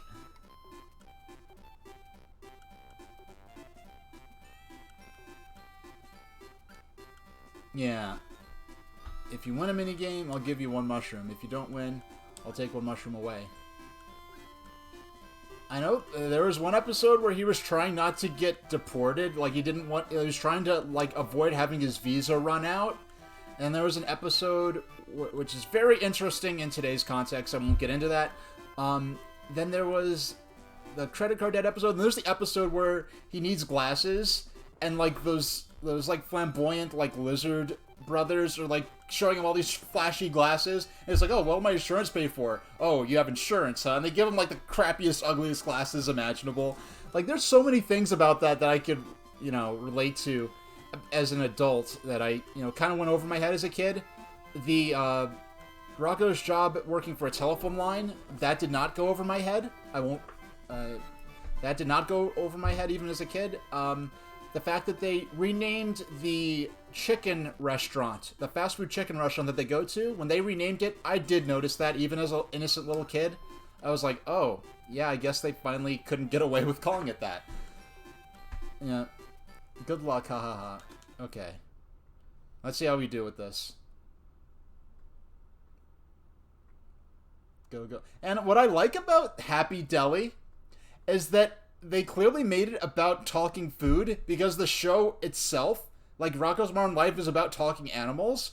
So it's like, okay, so we either do something with human characters, which would be weird in this world, or we could have talking food items, and that's how they showed that this was a cartoon within the universe of Rocco's Modern Life.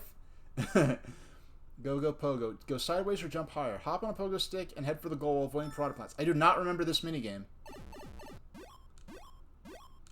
I had the link. Okay. I had the link cable. Yeah, I had the link cable for the Game Boy Advance to GameCube, and I got it back when the only game you could use it for was still Sonic Adventure 2 Battle. Oh my gosh, this is some minigame. Oh my gosh, that was so close. Oh no. Okay, look at that. I was so close. I was so close to the end. That's a fun minigame. That's like a good balance but because it was a Bowser fight, I only have 1 mushroom left. I have to win the next minigame. Okay. 1, 4, 3, 2. 1, 2, 3, 4, 5, 6, 7, 2, 1. Oh no. Okay, well we made it on another one. Fantastic dice combo. Okay, we have to plan where we're gonna move. We have to get here. If we can get here, I'm gonna win. I'm gonna complete another side quest.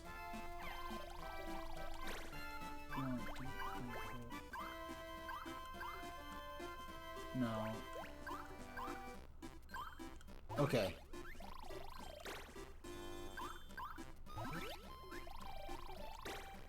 There we go. We made it. It was the second floor, right? Yes, it was the second floor. Stone Hippo, man, you got us a stage for us to rage? We got mad brains for our own musical campaigns. But do you have skills to back those brains? You've got the bullseye. You get props for all your hard work. You're so cool, you ain't nobody's fool. And we completed another quest. And we're about to get a game over right now after this, I believe. Oh, did I ever play any of the GBA cross GBA play games? Oh yeah, I definitely was playing. I was on Game Boy Advance. I was on the boat with Game Boy Advance to GameCube connectivity before Nintendo themselves even really started seriously pushing it. Because I never had Dreamcast back then, but I was so interested in the idea of the VMU on the Dreamcast, the idea of having elements of the game that could be brought portably with you, and really that's an interest that playing across two screens and having information on your controller and information on the TV, that interested me with the Dreamcast VMU, and it interested me with the GameCube, Game Boy Advance cable. It interested me with the DS when you have the dual screens, and Wii U I was really excited about, but only really a handful of games, not that I've played many Wii U games, but only a handful of them really seem to take advantage of the dual screen setup, and I guess Switch really was the embodiment of just being able to take a home console game portably with you. So, congratulations, you got a gadget. I'll take your gadget to Playland. You've got 38 quests to go. Well, I hope you complete them all, and that's it.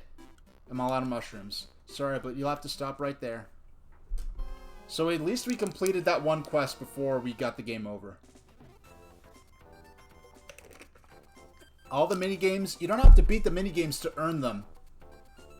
So as soon as I played them, even the ones I lost, I now have access to in the other modes. I don't have to buy the minigames with my in-game coins as I would have in traditional Mario Party games. But now we can, let's go back to the main menu.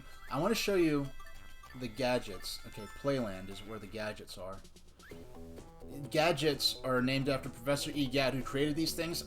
Gadgets are things I earn for completing the quests within the board game world. And the players talk, like the characters talk about them like, oh, like they really value these things and they're considered very valuable, these gadgets. But we'll see. Some of you may have already seen this, but I've come up with many wonderful gadgets. These gadgets of mine, well, they're wonderful little toys with many functions. To stop playing, just press start. So, let's do a few. Stick to it. Okay, so stick to it. If you're feeling indecisive, put this stuff on the... Okay, so... Alright. Which way will it go?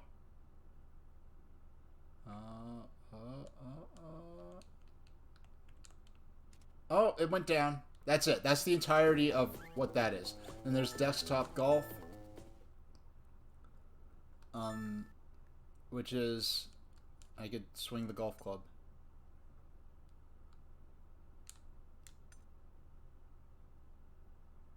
That's all that is. Okay, so these things are so dumb. But then there's one that is... Egg roll is just a Yoshi egg that you roll around. That's all that is. Okay, this is a good one. This is an actually a good one. I feel like they just let all the interns program these, okay? This might take a little longer. Okay.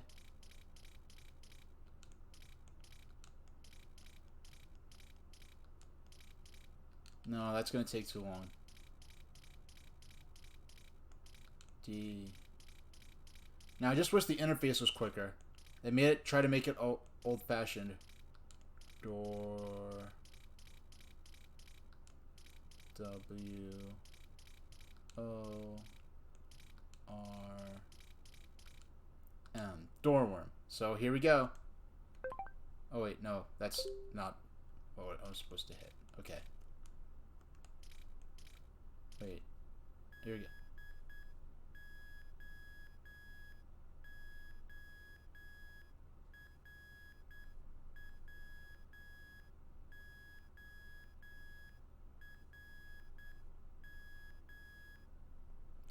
So it just makes Morse code for you. That's an actually genuinely fun little applet, fun little mini micro game thing you could do. And I did mess around with that a lot. I mean, there's websites that'll do that for you, but that was a genuinely cool thing. If all of the gadgets had as much functionality and utility as that thing, I wouldn't be down talking the gadgets like this, but a lot of those things were so stupid, as Raylet said.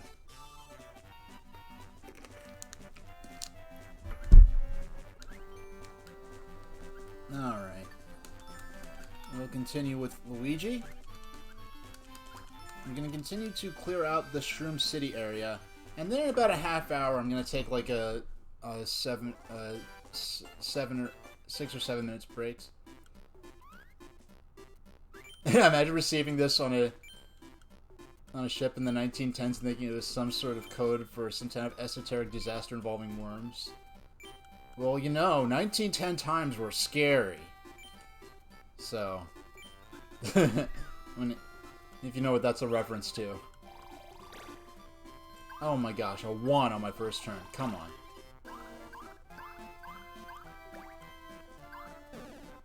Hey, ta-da, it's me, Koopa Kid. Hooray for me. Imagine running into here, you know? Bad things happen when you run into me. Let's see, what bad thing should I do? What should I do this time? Warp. This time I'm gonna send you flying, which I actually do not mind. What if it's a doorworm captain trying to locate other doorworm captains? Yeah, that would be cute. Like, that's something that might happen in like a kid's cartoon in my sort of fictional world where doorworms exist. But like doorworms actually have it in my upper right corner here. That doorworm, they can operate a simple like an Atari 2600 controller that has like one joystick and one button. They actually can operate simple machinery like that. But I have to go. Some of the chiptune remixes that I've had on my hold screen, I've actually triggered the copyright claims, which is kind of scary because it's not the original song. It's just a chiptune remix of the song, and whatever computers in Google headquarters are actually able to detect that is a version of that song, even though it's not even a cover, like an original recording of it or anything like that. Which is kind of the same reason why we're having problems with like a Sony Music or like Warner Music will have an artist that performs like a public domain piece by like Beethoven or Mozart, and then they'll put it through YouTube's copyright filter. Then everyone who plays that public domain song will get a copyright claim alleging that they're using Sony's material. And no, like Sony's broadcast or Warner Brothers copyright only extends to that unique performance of the game. It does not extend to everyone in the world being able to play the public domain song anymore. So I should have went to the right. I was too busy blathering on about copyright problems to pay it proper attention. There we go. That's what I wanted. I mean, I could have went to the right and got. Now, why am I running in? I'm getting quite the RNG. I'm running into a bunch of Koopa kids lately. Rochambeau, which is not a term I heard of. I have never heard of Rochambeau as a term for rock, paper, scissors until years later. So I'm like, Rochambeau? I'm like, what is he talking about? If you win, I won't do a thing to you. Oh, but if you lose, heh. Okay, here we go. Rock, paper, scissors, go. I'm gonna close my eyes. I don't even know where the cursor's gonna be. I'm gonna choose it pure random. Paper, I draw. Okay.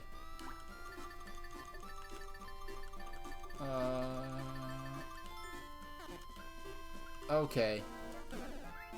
Gwahaha. Good time. Good job, Koopa Kid. I'll take one. So I lost a mushroom. But you see, now I'm only down to one mushroom, and I'm in danger of...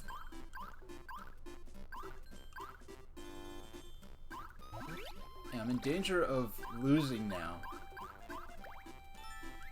Actually, no. I'm gonna go to Game Room A first. Game Rooms are... These are basically games of chance, as I understand it. Oh, and if anyone ever wants to...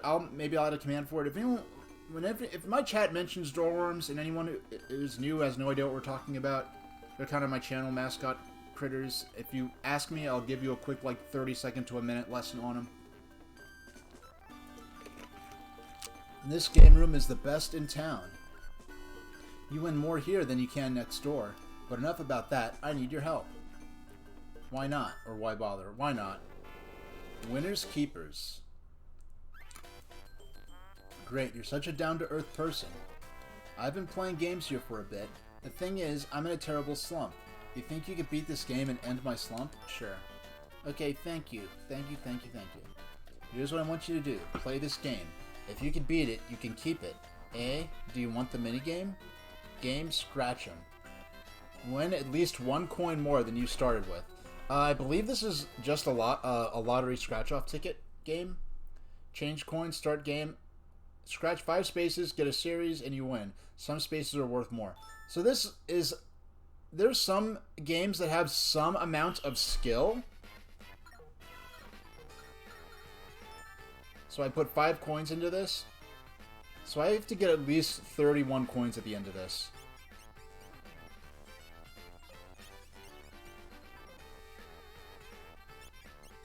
Okay.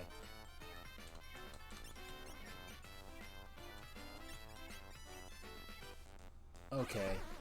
So I didn't get anything for that? Okay.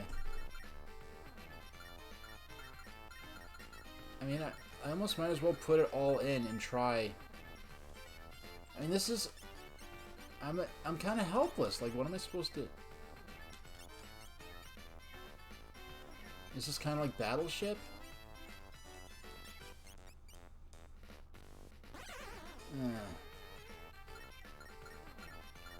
Like, I remember really hating these in the when I first played Mario Party Advance.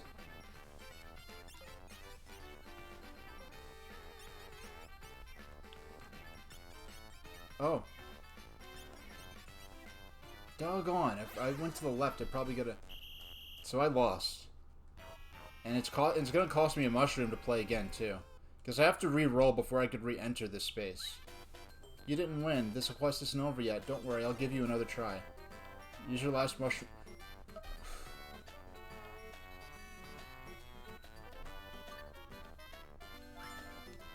Oh, and you were so close, too. No, I was nowhere near close. Okay. Let's try to win some bunny belt. Oh yeah, am I assembling toy rabbits in this game? Is that what's going on? Yes, I am. Okay, press switch, make toy, restart toy. Press the control pad and the A button in order to manufacture cute dolls. Oh, Gunstar Heroes. Yeah, Gunstar, you know, I was talking about this last time. When I first started this, now I get out of class, right? I go to... This is the day the game came out. I go to GameStop, I get the game, and, yeah, thanks for the 100 bits. So I go to GameStop, I get the game, next door, there's a pizza place. I get a few slices of pizza. I rush home, and I pop this into my Game Boy player. And I was sort of blind on this, so I was really kind of expecting a 2D version of a traditional Mario Party game. And I play this, and, well, it's not that even before I got into the gameplay, just, I guess just that that questionnaire it makes you fill out with that passport thing. And that's something that might have worked better on the Nintendo 3DS where you have the Street Pass feature. But on the Game Boy Advance, you're not going to be trading data via Game Link with a bunch of people, right? The data's basically just going to be stuck in your Game Boy Advance, maybe one friend's. So filling out this questionnaire with all this stuff and making me do all this before I could even start playing was a waste of time. Then when I started playing it, I was irritated at first because I was kind of expecting a 2D version of traditional Mario Party. Instead, they decided, hey, let's be real. Most people are going to be playing this single player, so let's make a single-player-centric Mario Party single-player quest, and they did a great job with it. Now, this is the first time I'm playing through this since 2005. The minigame challenge modes I've been playing up until about 2009 or so, on and off. But this is the first time I'm playing through the main single-player quest since 2005, and I forgot how much cool stuff there is to do. Half of the main problem thing I remember having is that a lot of the minigames are either really hard to win, or too hard, or either too easy. And there's some that are right in between. So, I don't even remember...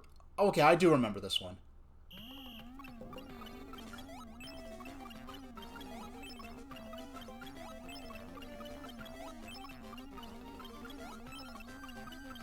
This takes focus, so excuse me.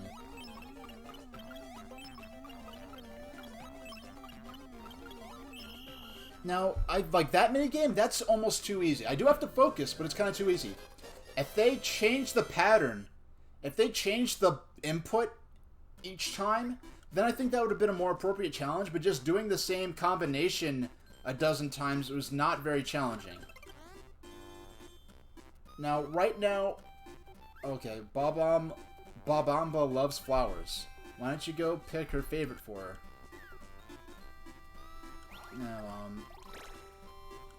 Now I'm gonna give another shot, and the one thing I do remember strongly disliking originally about this game was the gambling mini games, and them just being really unfair and hard to win. Now I have to mash through this text here, because we already read through this. Winners, keepers... I have to earn one more coin than I started with. Okay, we're gonna go with 2 coins. If you can beat it, you can keep it.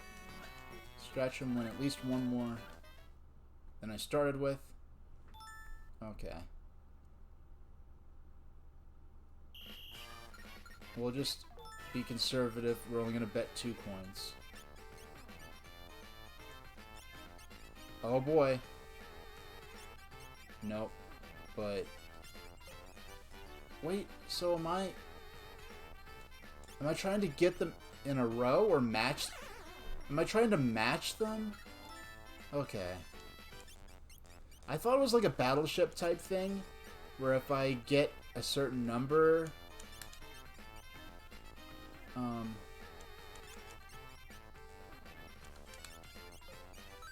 Okay, I have to get at least 3.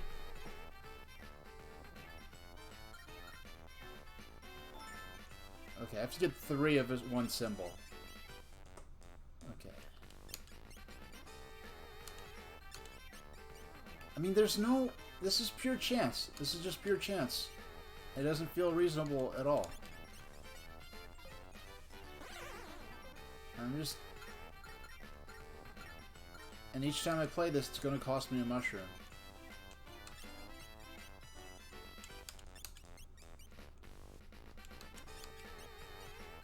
Oh, come on.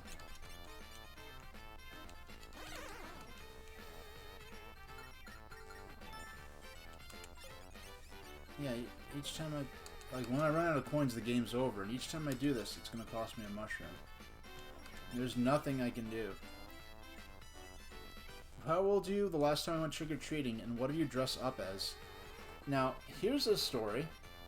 The last time I went trick-or-treating... Well, basically, I went to my friend's party, and it was weird. It was in, like, sophomore year of high school. And for me, I was like... I remember, like... watching, like, shows on Nick where, like Doug. Like, they were, like, 11 or 12, and it was considered kind of taboo to go trick-or-treating at that age. Meanwhile, like, I remember being, like, yeah, like, halfway through high school, and my friends were like, yeah, let's go trick-or-treating. I'm like, okay. Like, I'm not gonna say no to hanging out with my friends, but it just seemed kind of odd. And because at that point, it wasn't uncommon for, like, I guess teens to go trick-or-treating, at least in my area. And there was a costume party. Yeah, like, my senior year of high school, I went to a costume party, and for Halloween, and I didn't have a costume, and I had these big baggy pants with all these straps all over them. And for some reason, I was at KB Toy Stores. Let's let you know how long ago this was. We were at KB Toys, and I saw a big, like, plush boa constrictor. It was, like, huge. It was gigantic. And for some reason, I liked it, and I bought it. And I ended up giving it away eventually. But before I gave it away, there was this costume party for Halloween, and I'm like, okay. I had these big baggy pants back then with all these straps and belts all over them. I looked like I stepped straight out of a Kingdom Hearts fanfic. And I was like, hey, what I did was I stuffed the giant steak. I put it in my pants so that, and because they were so baggy, you couldn't see, like, I put the head part, like the front part of it was like in my pants. And they were really baggy, so you couldn't see it was in there.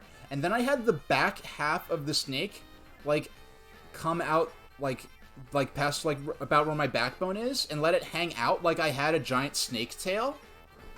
And this was something I threw together just so I could say I had a costume.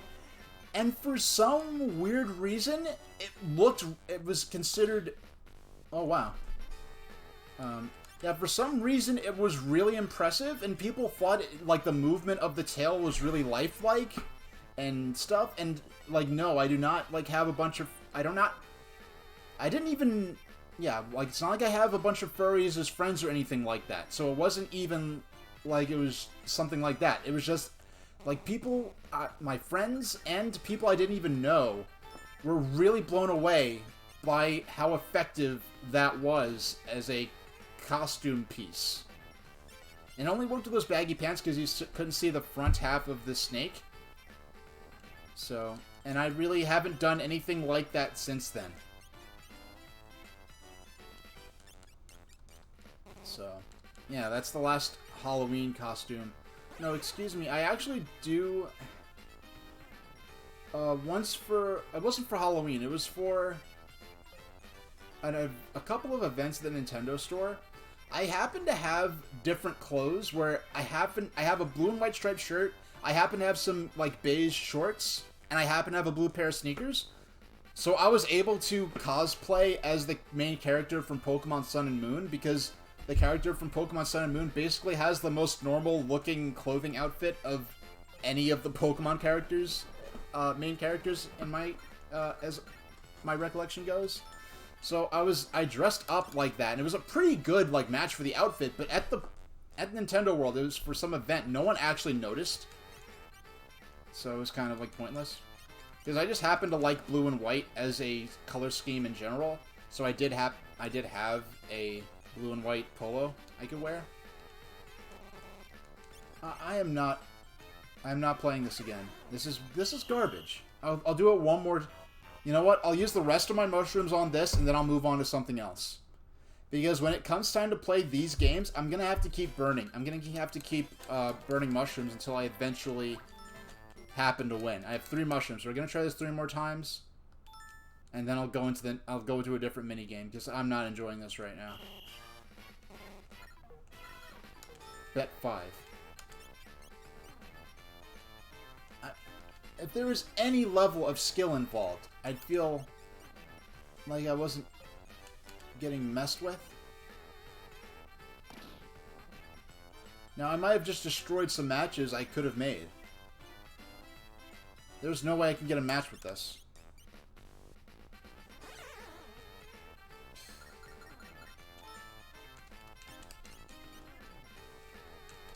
Yeah, I might save all the minigames for last. You know what? I think I might do the gambling minigames off stream. Oh, actually, you know what? I'm gonna cheat.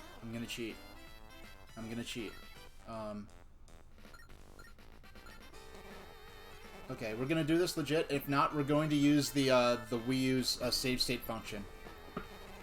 Because there's no reasonable way. There's no skill involved.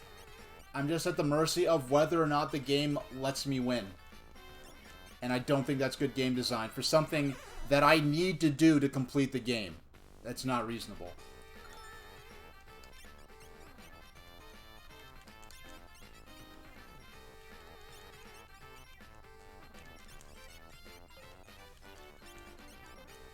Hey, I actually won.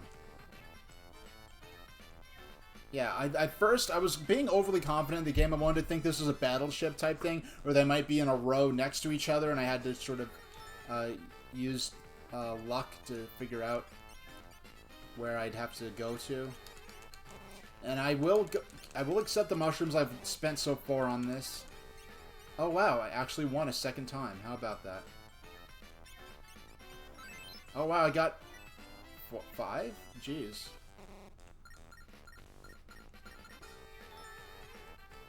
I'm actually, by sheer luck, doing good now. And sheer luck is the only way you could get ahead in this game at all. But, yeah, so I'm getting lucky, but at this point, I've already spent so many coins, I don't think I don't have any realistic chance of winning them back. All that I've spent, so I might as well just put in the last 10 into this.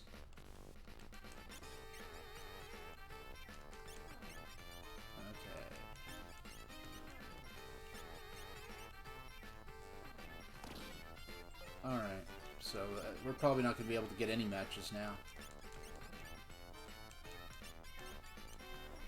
Why are they blank ones? Like, do I even get anything if I get multiple blank ones? Okay, this time I'm going to use the game's save state function. I've never done this before to get through a game, but when it's this stacked against me, and I just don't feel like this is fair and good game design right here.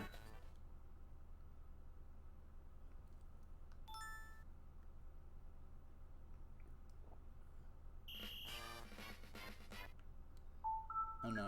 That's not what I wanted. I want to do this, which I always do I do this frequently without meaning to. Create the restore point. There we go. Since we're going to cheat, we might as well put it all on the line. So, we've got star, mushroom, star.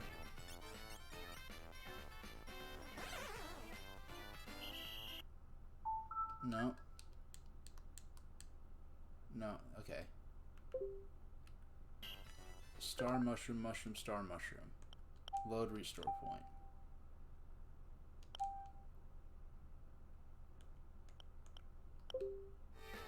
Okay. Mushroom.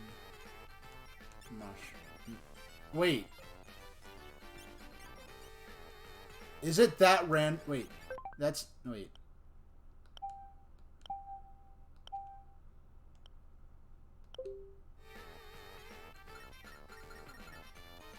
How? Okay. It can't be. So shell. Okay. Shell, mushroom. Shell, star. Okay, so let's load that again.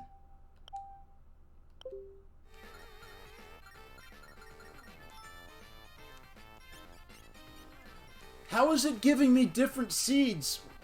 It's giving me different seeds even when I load the same restore point? How is... That doesn't seem to make sense at all.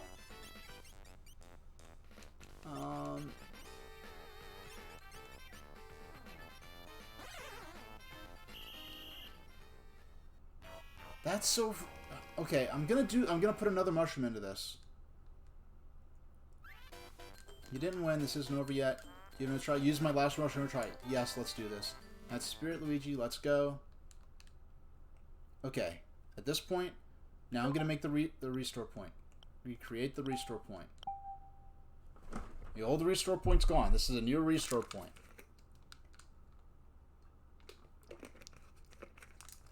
Because I have to be going nuts if what just happened actually did happen. Okay. Next L and R to next screen. Start game. A is to scratch the card and start the game. Okay.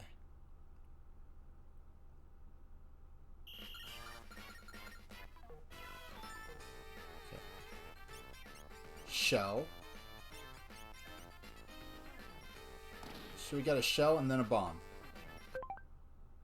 Let's load that restore point. We'll go into it again.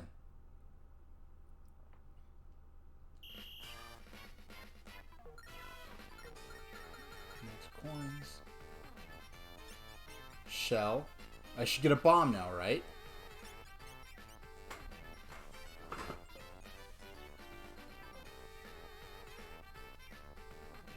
Okay, so because I start, so that time,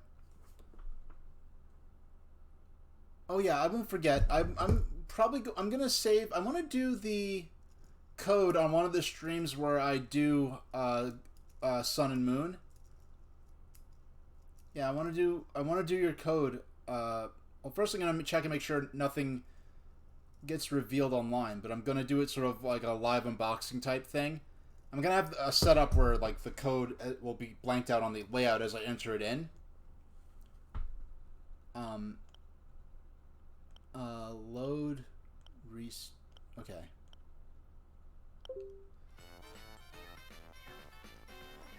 Okay, no, I'm gonna load this restore point.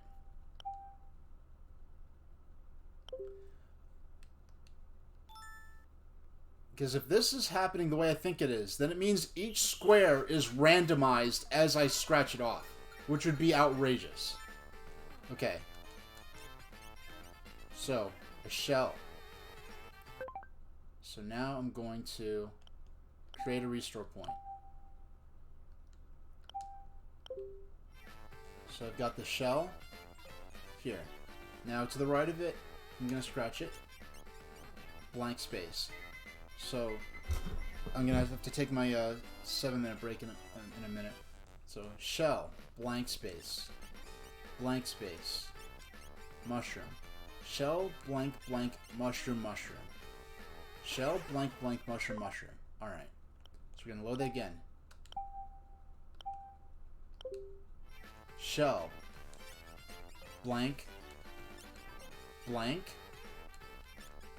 mushroom, mushroom. Okay. For a sec, I don't know how that was working, but for a while, it seemed as though shell. Okay, there's the bomb. We don't want that. Okay. Shell. Shell. Okay, we're gonna create the restore point there. Got 2 shells. 3 shells. Another restore point.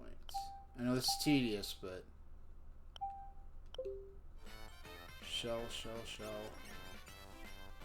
Star. But...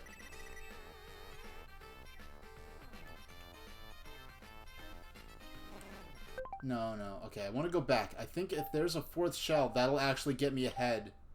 Because I need at least 31 coins to win. Once I earn 31 coins. Hey! I need 30... I guess I started with 30. I need 31 coins to win. Hey! Hey, nice!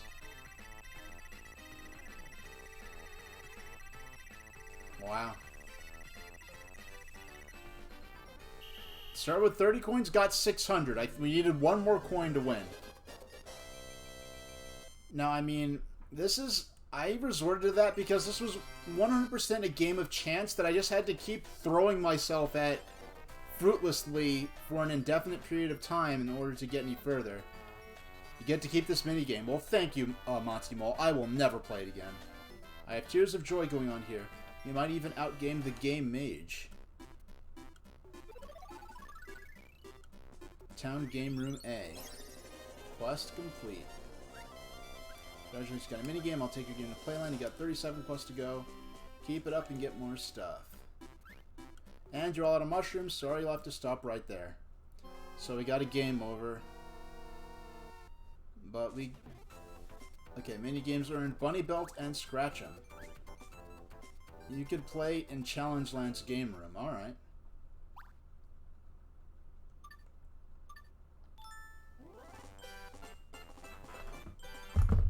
Okay, so I'm gonna take a 6-minute break here. Your girlfriend is finally getting a new Switch with Animal Crossing set to arrive on Friday, so you're looking forward to playing with her for the first time. She lost... Oh man, a house fire. That's really rough. That's really terrible. And it's something, you know, everyone, you know, hopes never happens to them. So I'm glad they're able to get back into a new Switch, because when you lose your house in a fire or a flood is something that's happened to me. You know, getting some of the stuff back you know, it was a huge step forward. Oh, a rotisserie seasoned chicken breast wrap with Colby Jack cheese. You always make the best sounding stuff, Kilaka boy. But for now, I'm going to... Let's...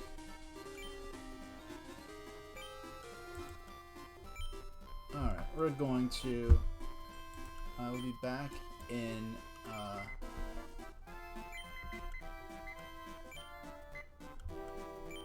I'll be back in 7 minutes, and we'll play for another couple of hours.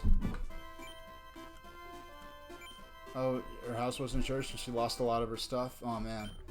Well, I wish her the best. I'm glad she's able to get started again with you know, having a Switch and making progress towards getting back to how things were when, you know, starting off. But I'll be back in 7 minutes, and we'll play Mario Party Advance for a couple more hours. So I will see you soon.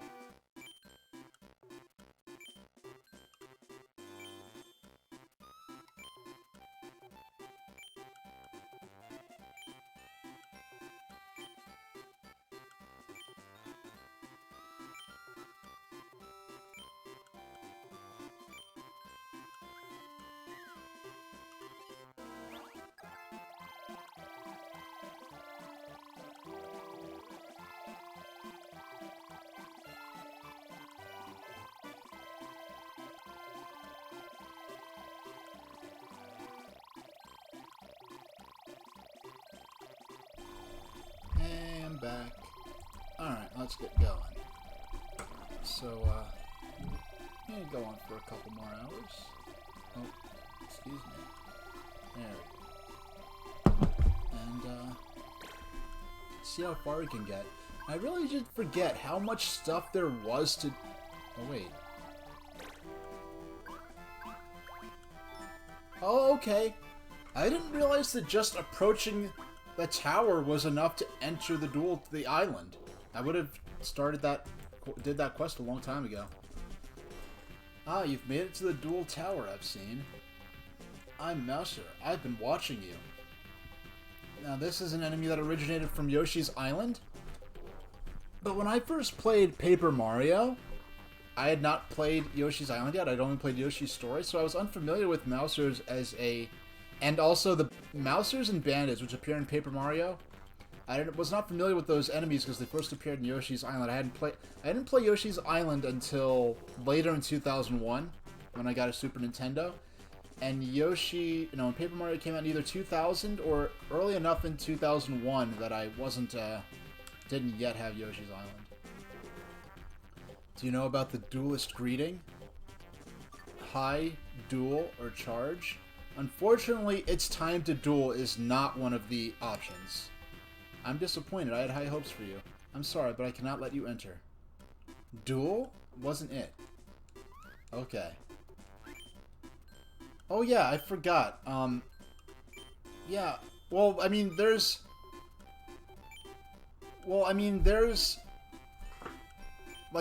a mouse that throws bombs that's called Mouser, but there are also those little guys like what we just encountered. I think those are called Mousers too, or something like that.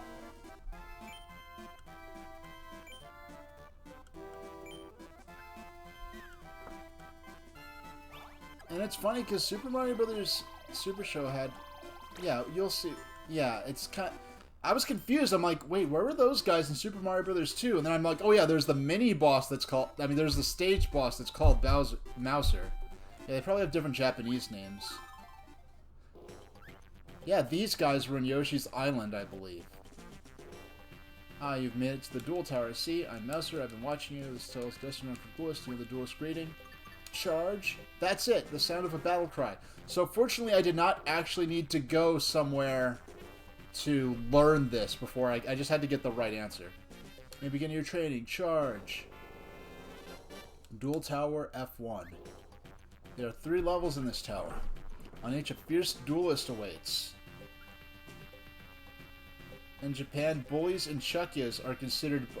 bullies and chuckyas are considered bob-omb variants? I always assumed that chuckyas and bullies were bob-omb variants. But apparently, I guess their names in Japan more make that connection clear.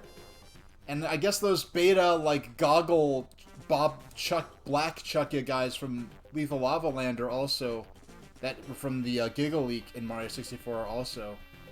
Once you're done, then you will have true power. We shall meet again. Uh-oh. I think that might actually be the same soundbite from Mario 64. I'm Womp. I'm the guard of the first level. I don't got much to say, so let's duel. It's on. I'm all about the power match. Here, let me show you in this duel game, okay? Win, and you can go to the second floor. Bullies always scared you as a kid. That's why they made them more cartoony in Mario 3D World. You know what? I did not play far enough. I only played through the first world of Super Mario 3D World, so when I play Bowser's Fury, I'm basically going to be playing it for the first time, except for the first level. Yeah, Womp sounds like he'd have a southern hick accent rather than this weird, like, over-the-top Brooklyn thing they seem to be going for. Yeah. That's interesting. I'll find out later what they look like when I play Super Mario 3D World, which I do plan on playing on stream, whether it's the Wii U version, which I already have but barely played, or Bowser's Fury, the Switch version for Switch that's coming out. When I play either one of those, and I'll probably play Bowser's Fury when it comes out. When I play either one of those, that's when I'll find out what the boys look like the updated ones. Game Stare Scare. Reach the end first before time runs out. Okay, let's do this. This isn't so hard, as I remember. Earthquake, quickly run up the stairs before they fall apart. This is... H, what does your stream schedule look like for the rest of 2020? I haven't totally thought it out. I mean, a lot of it's probably going to be Pokemon now that that's a thing. And probably a half hour to an hour warm-up game of something simple and light that I could play, that I could jump into and jump back out of. More likely on the Wii U, on the Switch rather than the Wii U, because with the Switch, if I'm playing an NES game that's on the Switch, then I could easily play a half hour of that and then just hop into Pokemon without having to switch consoles. That's probably what the rest of this year is going to be looking like. There may be a week or two. Well, I do off-screen grinding. From what I hear with the way the experience earning works, you really don't have to grind much in this game. And the fact that you don't have no option to turn off the experience share is another problem I have with the game, where it's something so simple that was easily toggled on and off with a simple menu option in previous games is now forced on the player. And the wild area is scaled based on your level. Okay. This seems to just be a matter of jamming the A button, so...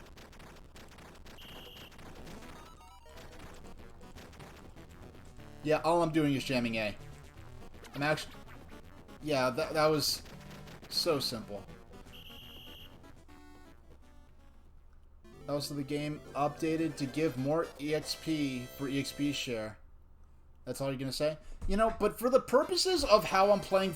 Like, if I was playing by myself, I'd probably have the EXP share turned off if I had the option to do so. But for the purpose of how I'm playing now, I really kind of don't mind things that make me not...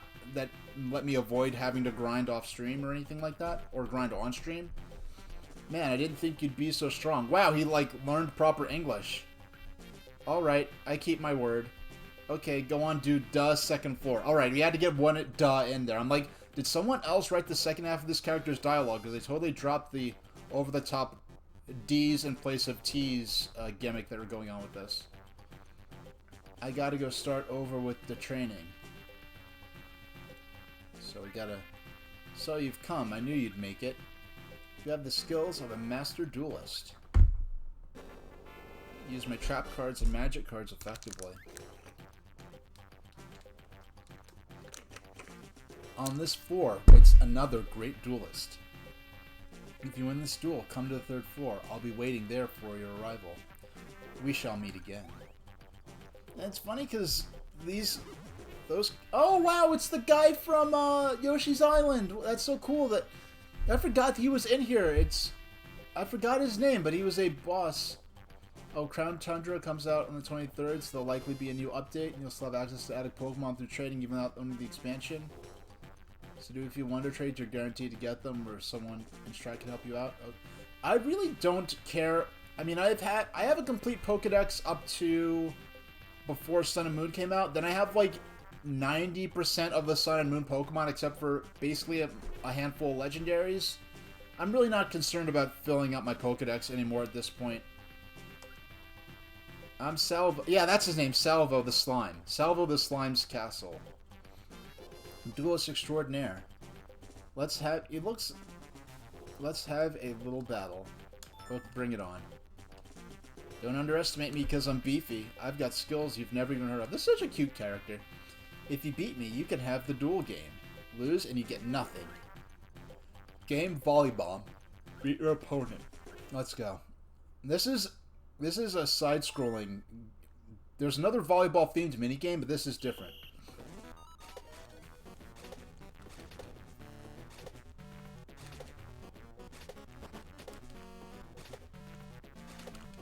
So there's a bit of a hot potato element to this as well. Oh no! Okay. I like how the judge is actually, oh my god! I'm actually... Okay.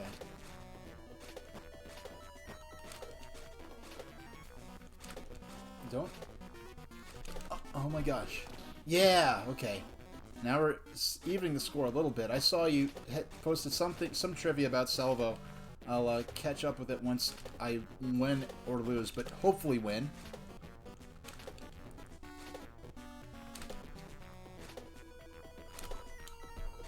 Oh my gosh! Oh, that was so... Nah, doggone. Other than Yoshi's Island, salvos only appeared in Mario Party 4, Mario Party Advance, and Yoshi's Island DS. Yoshi's Island DS was good, but I did not... Do I have to redo the entire thing? Is one of your two mushrooms? Do I have to really redo all the entire thing? That would be ridiculous if I did. Okay, good. I get to start from here.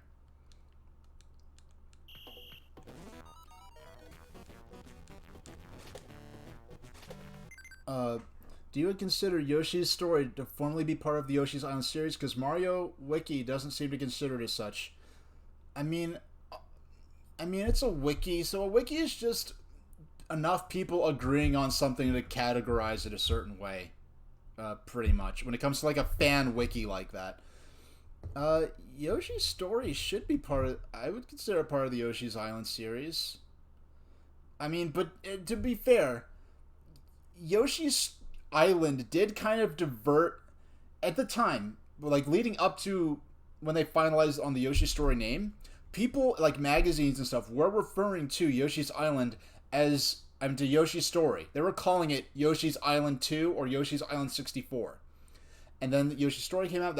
We just accepted it as the sequel to Yoshi's Island. Then it kind of diverged where there was the Yoshi games, which were kind of like Yoshi's Island DS, which was originally called Yoshi's Island 2 officially, and then there was the Yarn and Crafting Yoshi games, and Yoshi's New Island, which I played a demo of that, and I just felt like it was trying to put me to sleep. Oh my goodness. Oh wow, this game got a T in Korea. It might have got a T due to the gambling minigames. Because I know some countries are... gambling is very, very taboo. It is here, but it's not, like, so severe as in other places. Oh my gosh, I'm getting...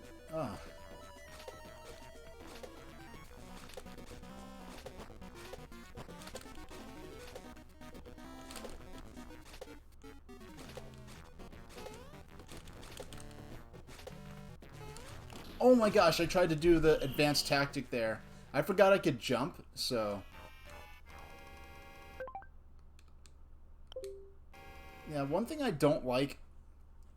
Early screenshots has shown that Strewn... Okay, whoever wrote the wiki, I'm gonna have to go into the wiki and fix that. If you copy and paste it directly, it says, early screenshots has shown. It should say, early screenshots have shown. That Shroom City would be very different from what it looks like in the final version. Also, the die is replaced by... a mushroom. Several minigames have been changed in the final version. Pipes replaced cannons in the final version of Shell Stack, and many backgrounds were changed. Also, Mario Party Advance was going to have a different logo. It got replaced for unknown reasons. Yeah.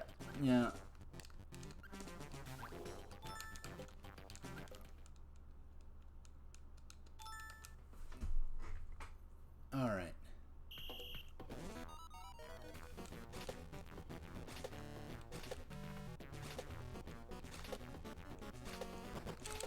Oh my... That was rubbish. That was a rubbish shot. This game is just setting me up to fail.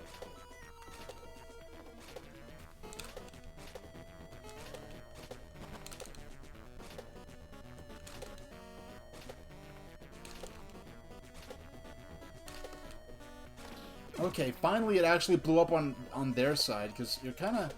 You can only have so much control over how much time the bomb is spends on your side of the net. So there's a bit of an element of chance in that. Okay. Okay. Now this is more like it. Alright. Oh wow, she just flat out missed it right off the start. The game was praised for having one of the best single-player campaigns in its whole series, despite being like the black sheep of Mario Party games. IGN put it. You know, I really didn't go around reading reviews. I just know from word of mouth that a lot of people weren't very excited about this game. But yeah, this definitely does have... Like, Mario Party 4 has a good single-player mode, but it's not like... You're playing the multiplayer maps in the context of a single-player campaign. This is a very strong single-player campaign. I mean, I took a couple of deaths. Maybe I think one of those deaths was fair, one of them was cheap. You made it to the 3rd floor. I was right to have faith in you. All doubt has been erased from my mind. Dual Tower, 3rd floor. The game received the title of Worst Received Mario Game from the... Why is there an official record for Worst Received Mario Game? Oh, hold on. Okay. I have to... This game received the title of Worst Received Mario Game from the Guinness World Record, deriving its results from game rankings as of July 28, 2014. Similarly, Mario Party Advance holds the 2nd lowest Metacritic score for the entire Mario franchise. I hope Mario... I haven't played it for myself, so I shouldn't be talking about games that I haven't played myself, even though I am going to play it on stream. I would... The lowest being WarioWare Snapped. Ugh. How did... That means that Mario Pinball Land got a higher Metacritic score than this? That is... I haven't played it myself, but I heard that Mario Pinball Land is absolutely atrocious. How is this worse than Mario Pinball Land? Like, a game I've known for over a decade based on how infamously bad it supposedly is. No, that's what I'm surprised. Worst received Mario game. I mean, I'm going to get into possibly a bit of controversy. I'm going to talk about Billy Mitchell a little bit. But when, like a month or two ago, when Guinness reinstated Billy Mitchell's records, including the Donkey Kong record, based, like I think they very cowardly rescinded, went back on their record, ignoring the advice of the experts they go to verify these scores, saying that, oh, and the person in Guinness who made this decision said in a public statement that we reinstated the records because it's impossible that Billy played on MAME because you can't install MAME into an arcade cabinet, even though playing, MAME cabinets have been a common practice since the late 90s. So how is someone is going to verify that Billy Mitchell's scores couldn't have been played on MAME because you can't install MAME in an arcade cabinet when that's a common practice? So if someone who doesn't know that is not qualified to be making this judgment, whether or not he did use MAME, and if he did, whether or not he cheated. So I really lost most of my respect for Guinness at that point. What record is that gonna be? That's not even... I mean, and plus it's not even possible to play that, to run that record on a real system. You have to use emulation to do some of those things where you're are running backwards against a wall for 37 years or whatever like that. I mean, WarioWare Snapped, yeah, it was a weird experimental mini-game type thing, but how is Mario Pinball Land... Now, okay, the next Game Boy Advance game I play, whenever that comes along, will be Mario Pinball Land, because I want to know if that is actually a worse game than this. I seriously doubt it. By the way, H's Extremist plays APC video. What's APC about? But this duelist mind is the most important. A true duelist has a strong mind. You're ready for the final duel? Your foe, whose mind is your match, is... It's gonna be you, of course. Me. Oh, a press A challenge? Okay, because I didn't know they were doing... I watched his video explaining how to do it, but I never really kept up with the fact that there's a press A challenge community, sort of. Let's do it. You have to choose between let's do it or it's an honor, so you have to go in. If you win, you may keep this duel game. It's the mind. Be careful. Be forceful yet calm. Chicken. Hold out longer than your opponent. Prepare yourself. My mind is strong. I don't have any more mushrooms, so I have to get it this time. You could flee or fake out. Thumb's about to fall. Stand at the longest, and you win. Okay, he's playing as Yoshi. If there was an option to play as a blue Yoshi, I would be playing as him instead of Luigi. I didn't know how the game was going to work. I thought I'd be able to run back under it. And now I'm probably going to get a game over at this point. You didn't win. This quest isn't over yet. Please try again. Your mind is lacking. You must train more. I promised. I can't give you the game. When you're ready, try again from the start. We shall meet again. And that's game over. Fortunately, this is right near the beginning of where Luigi starts from.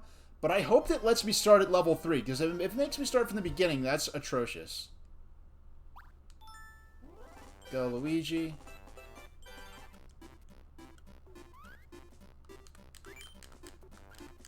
You better Panon actually did an APC contest, his most recent commented video, where a custom course created by the community that utilized all the strats described throughout Panon's series.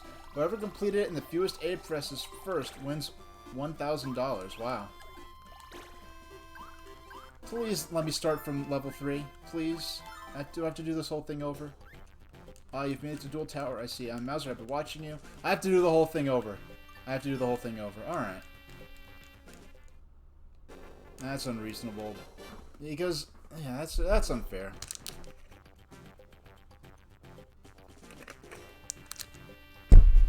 There are 3 levels in this challenge. Okay.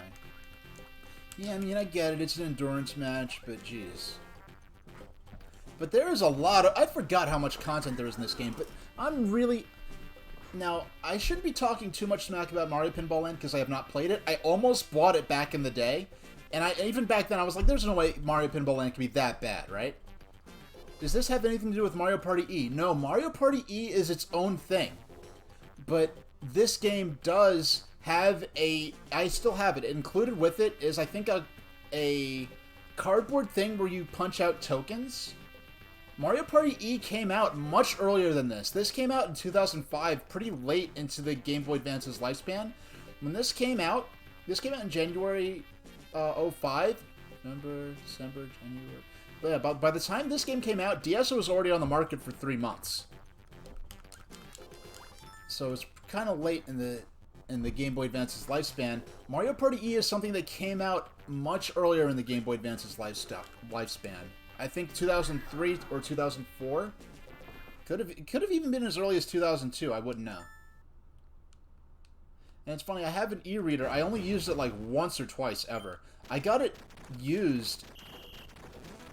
Well, the fact that this first game is such a doggone giveaway. The last GBA game you got retail was Mega Man Battle Network 6 in 2006. You know, I remember I got the last Game Boy Advance retail game I got... No, actually, it wasn't this. It was possibly Mario Party Advance? Or did the Minish Cap come out after this? I forgot. But I remember when I got Pokemon Sapphire, I didn't get Pokemon Sapphire until 2005. And going to Target and just buying Pokemon Sapphire, even in as early as 2005, felt like such a throwback that they still even have copies of this game. You had a Micro, and was the only person at the time who owned one. I got a Game Boy Micro, and the story of me getting my Game Boy Micro is how, if it was not for the Game Boy Micro, I would not have ended up meeting Shigeru Miyamoto and Reggie Fils-Aimé. Reggie signed 2 of my Game Boy Micro faceplates. I deliberately chose not to have him sign the 3rd because then I'd never want to do anything with my Game Boy Micro again. And Miyamoto signed my DS, which I never used again. I got a black DS. Because Japan sold some of the Japanese... Got it Stop and Shop, really. That's in... Yeah, because I don't know if they don't anymore, but for a while... Stop and Shop did have sell video games. Unless 4 weeks. Yeah, I forgot. I keep forgetting that Reggie's from Brentwood. I mean, that's a little far to the west of where I live at. Yeah, they sold video games from like 2003 to 2007, maybe. At least my local one did.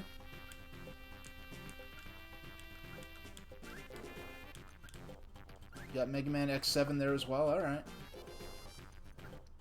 I remember one thing I got my an adapter that let me play my MP3 player through my car. I got that at Stop and Shop. Oh, I can't move until I serve.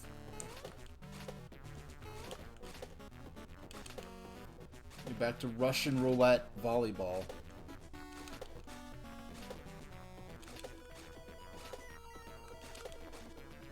Oh, come on. Oh my goodness. Your mom dragged you to... I could ask mom to buy the game whenever she went grocery shop, whenever you went grocery shopping with her. Yeah, grocery shopping when you're at an age when you still have to toddle along with your parents can be really frustrating. Oh no! I knocked it into my own thing. Alright.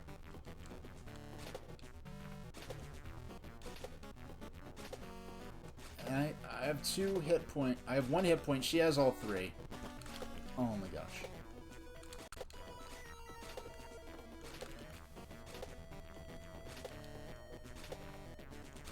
Oh, okay, that was rubbishy.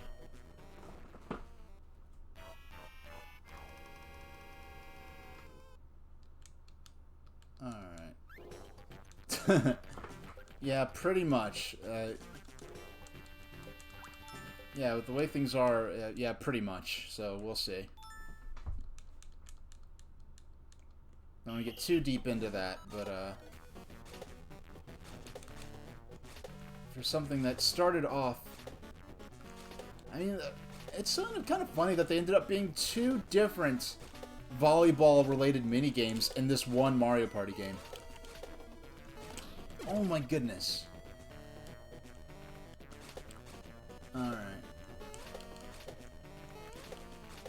Well, I remember the, I think there was a Mario Party game that came out in 2004, and they,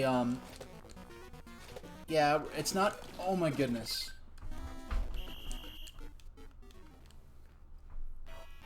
It was, I think whatever Mario Party game came out in 2004, they had I guess a guy in a Mario costume is like, "Oh, Mario, what are you going to do in your campaign?" And he, like, throws a bomb at him or something like that. Something that you do in the games. And they're like, "Oh, you know, the tagline was, you know, all fun and no politics. Join the party with Mario Party 5." Or, I think it was Mario Party 5. Alright, let's try this again. I have to... Mario Party 1 and 2 were both in 1999 in Japan. In America, it was, I think Mario Party 1 came out in 99, and then it came out in America. Mario Party 2 was 2000 in the US. But they came out in pretty rapid-fire succession. Mario Party 1 and 2. To the point where nowadays I really feel like Mario Party 2 probably would have been...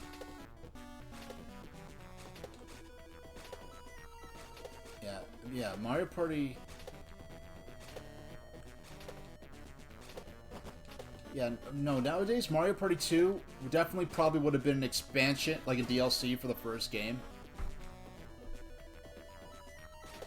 I'm probably going to stick to the game today. Eventually, I am going to have commercial watching streams. Yeah, I have commercial watching streams planned, and I do have them. And a lot of them are going to be unique, because I have hours and hours of commercials from home-recorded VHS tapes I have. Oh my goodness. That I'm probably never going to... That have never been posted online. So I'm going to have lots of complete, you know, 90s, like, classic commercial breaks, and even late 80s commercial breaks that have not been posted online before. That'll be unique to my stream. And, so that'll be fun. And we'll also watch just general themed compilations, and also different videos like, you know, Nintendo, like, representative sales videos. The area of commercial nostalgia is late 80s and early 2000s. For me, it's late 80s and early 90s. And actually, it's late 80s through the entire 90s. And even in the 90s, I was already nostalgic for the early 90s and late 80s commercials. And it's ironic, because at the time, I remember not bothering recording commercials sometimes when I did record things. Specifically because, like, oh, these are just boring new commercials. They're not, like, the good classic commercials from, the, you know, like, from, like, 93 or whatever. Oh my gosh. Yeah, the Banana Splits was in reruns on, Cartoon Network. And I think TNN or something like that. Or TNT. TNN was the Nashville Network, which then became, Spike, which is now something else. I forgot what. Oh my gosh, why am I... Alright, I have to focus on this, excuse me. Oh... I think that's it. I've been embarrassed to admit this, but sometimes you drink Mike's Hard Lemonade and watch commercial compilations for it with a bit of drunken nostalgia. Well, it means the writers did their job, right? Okay. Alright, game over. But fortunately, this is right next to Luigi's starting point, so it's not that big a deal. But this time I really do have to focus. I'll have to be quiet for a moment and focus on that dumb volleyball minigame. The last minigame wasn't hard. It just didn't explain properly how to play it, because I thought that I'd be able to go back under the thwomp. I didn't realize that playing the game, like, that leaving under the thwomp would... Oh no, you're fine. I just have to focus for a second because the game's being done. And then this first minigame is total giveaway. You have to... Yeah, I can't see how you could possibly... Oh no! Doggone. Now I literally just wasted a life on that. I just wasted a life because I chose the wrong thing at the beginning. Because now I have to use another mushroom to go in and ask the initial question again. Alright. I made a dual tower because I was mashing through the text and it's charge. That's right. Charge. You may begin for battle charge. Dual tower, floor 1. 3 levels, each level. Okay, we just mashed through this. And here's the thwomp. He has the lazily implemented Brooklyn accent.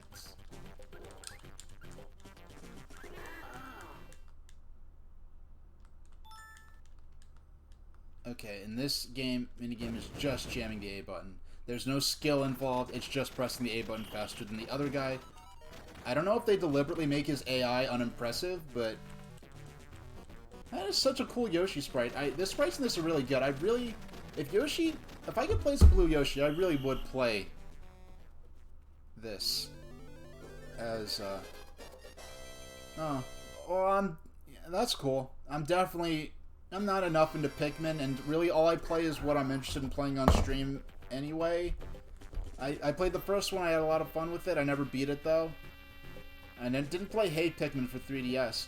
And what's with that? Remember, like, maybe 5 years ago now, or 4 years ago, Miyamoto was in some interview with a magazine, and he was like, oh, well, I shouldn't say this, but Pikmin 4 is almost finished. We're just trying to decide which system to release it on. With the implication being that it would either be on Wii U or the Wii U successor. So, like, what the heck? So... how long have they just been sitting on Pikmin 4? And Miyamoto even said, like, he said something like, I'm going to get myself into trouble by saying this, but Pikmin 4 is almost finished. And then he never mentioned it again. Doing this duel.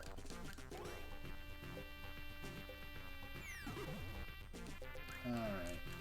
I mean, this guy's cute, but it's been a real pain because having to get whooped at this minigame over and over.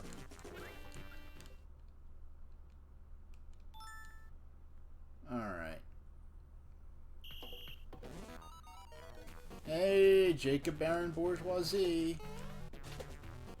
Oh my... I feel like I lost... That was weird. I feel like I lost... I have to focus on this minigame. This is like the 3rd or 4th time I've tried and gotten a game over and had to restart over with this. Okay. So we took Mario out there. And this is the first time the first few times I played this, I happened to have Peach as an opponent, and he was doing a lot better. She was doing a lot better.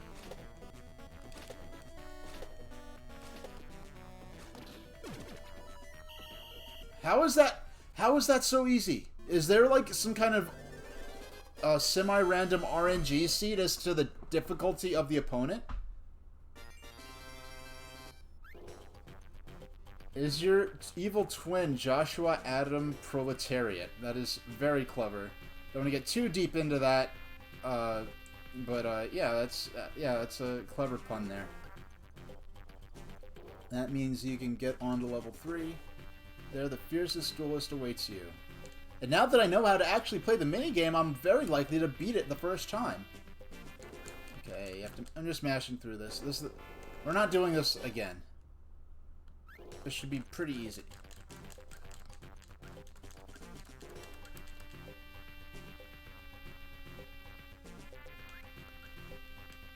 Alright. Let's do it, or it's not. It's an honor. Alright. I'm gonna I'm probably gonna be streaming for another like hour and a half, and then I'll call it. We were playing Super Mario 35 for the first hour, but let's see how far we get in Mario 35. And next week, Raylet put forward the funds for a copy of Sword and Shield, so I'll be picking that up probably today or tomorrow, so we can start playing it next week.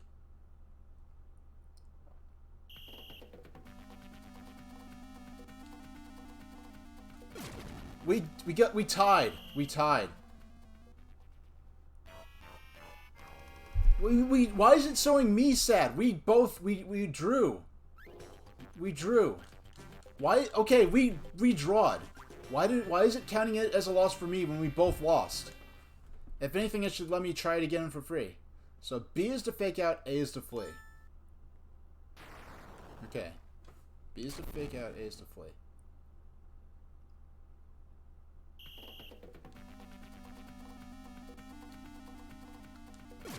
Oh, I win. Okay, good.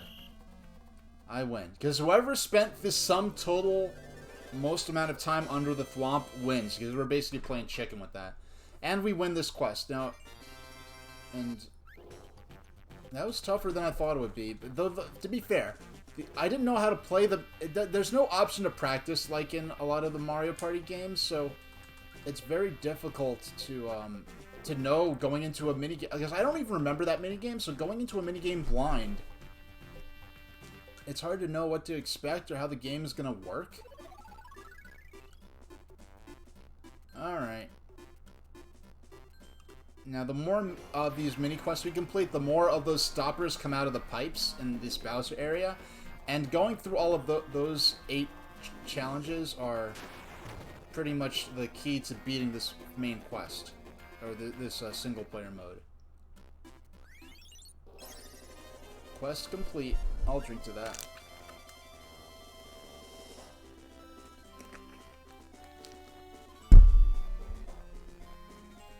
Congratulations, you got more minigames. I'll take all these games to Playland. You got 34 quests to go. Keep it up and get more stuff.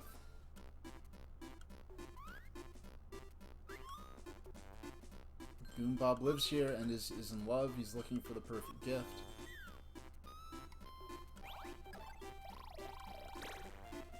One, two, three, four, five. Alright, mushroom challenge time. Spin the wheel. Now, I only have 1 mushroom left, so I seriously do need to do well in this minigame. Melon Folly. Okay. Hold on, I'm gonna look us the...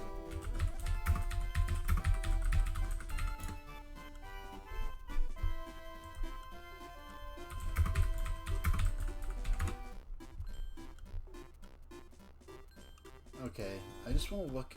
I'm just looking up something real quick. Now, the goal of this game... The European... Yeah, there's a melon that...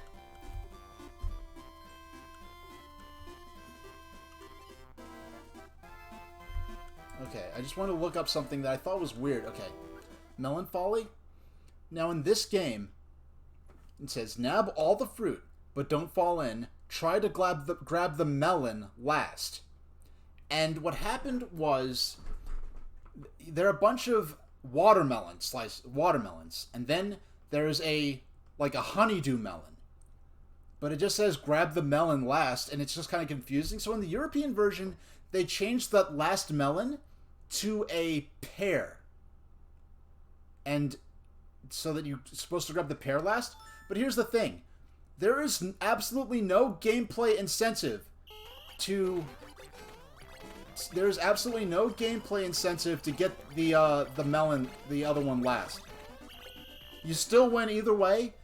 You get absolutely no, there's no advantage. It's not like, oh, you get 10 coins if you beat it normally, and you get 15 coins if you get the other melon last. There's no coin system in this game. I don't know if they give you an extra mushroom if you beat it with getting the other fruit last. I really doubt it. There we go. Now, what's in... This is Seaside area. We already finished this. Well, there's one area here we didn't finish yet. So each movement costs a mushroom, unless we land on a dice block, which is a free die. And then landing on a minigame space will give us a minigame. Now, this minigame could either be with Koopa Kid, who is a gambling minigame. We could either get only one mushroom, or you'll lose one. Or hopefully, most of the time, you get the dice guy, the nice one, and he'll actually let you win 1 to 3 mushrooms. Okay, it's freaking Koopa Kid. If we win, we're only going to get 1 mushroom. And if we lose, we're going to lose a mushroom and probably end up losing the game as a result. Losing the game early on. Like, you play... Eventually, you're going to run out of mushrooms, right? And now, if no one's seen this last time I streamed this, StompBot XL. Steer your robo-boots while avoiding rocks and lava, don't get burned. So, StompBot. It's about stomping things. It says to steer your robo-boots. But then when you play the game, these aren't... Luigi is not wearing robotic boots. This is an ATV. I have no idea why they localized it that way, if that's something they took from the Japanese version. Oh my gosh. Yeah, I have no idea. The first time I beat this flawlessly, oh, you know, doggone. The first time I beat it flawlessly, but this time I was too busy talking, was the problem. But yeah, why did they named the minigame StompBot XL, and it describes piloting robo boots, but it's just Luigi's on an ATV, and you can see his feet, and that he's wearing his regular boots that he wears. Oh my gosh, and we're probably gonna end up losing sooner rather than later. Hammer Brothers has the best throwing arm in town. He's tough though, why don't you challenge him? Okay, we want to go to the town area. But hey, an actual legitimate... If we don't win this, it's game over. Big Popper. I don't remember how the... Oh, I remember. This is one of those minigames that's pretty hard to lose from what I remember. The classic view of Peach's castle in the background.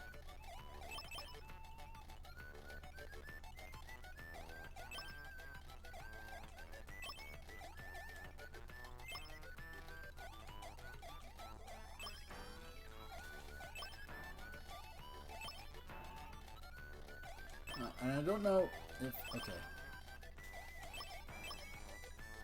I don't know how they choose how many points these things are going to give.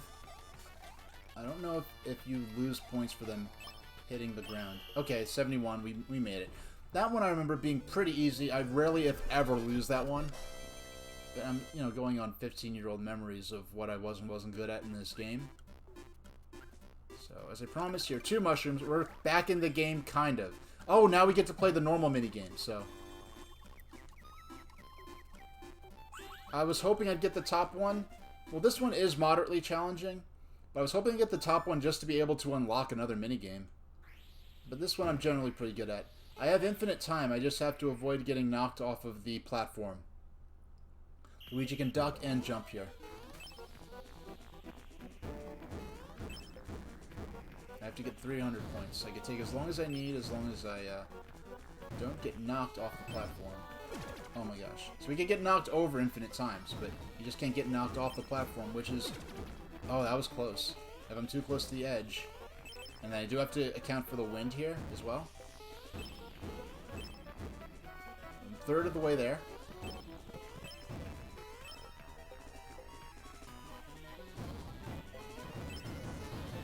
Oh my gosh. Unfortunately, you don't lose points when you get hit. You just take the risk of very likely being thrown off the stage if you're in the wrong place at the wrong time. Oh my gosh, that was the narrowest margin by which I could... I only have 20 more points to go. Okay, good. Alright. I was getting hairy there, but we got it.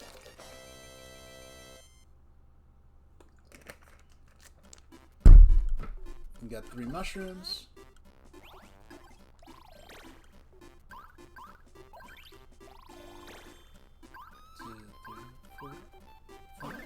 Oh, doggone. I was doing that just to get the minigame, and it's another stupid barrel peril. Okay, this is pretty easy as I remember. Okay, this one's pretty easy.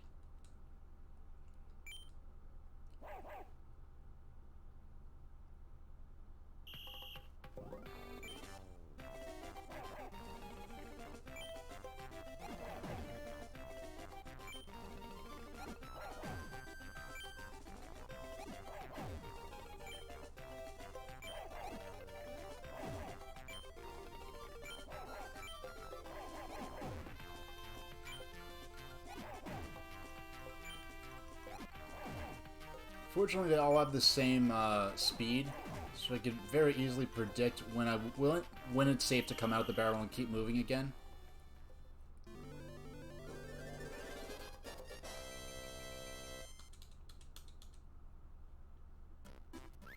Huh? You beat me in the minigame? Dang, that's my mushroom. Fine, take it. Hey, 5. Up to 5? Okay, well, 4 now, but... Wait a second.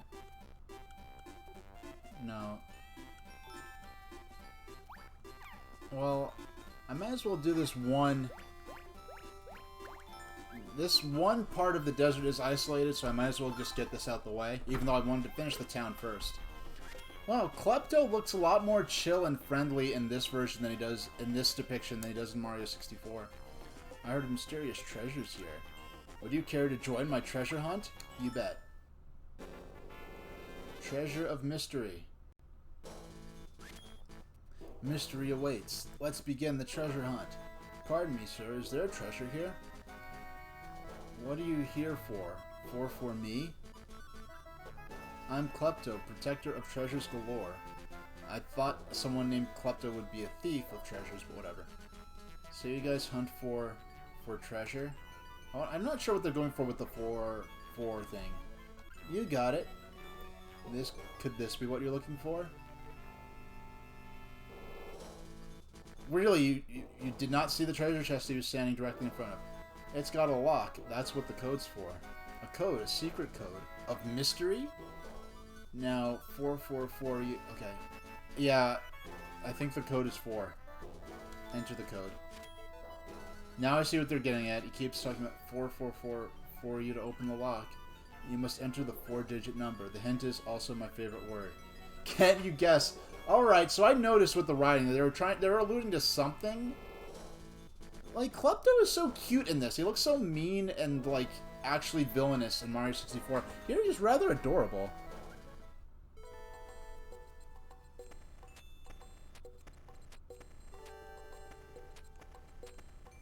Yeah, do not let Klepto do your security, your online security for you.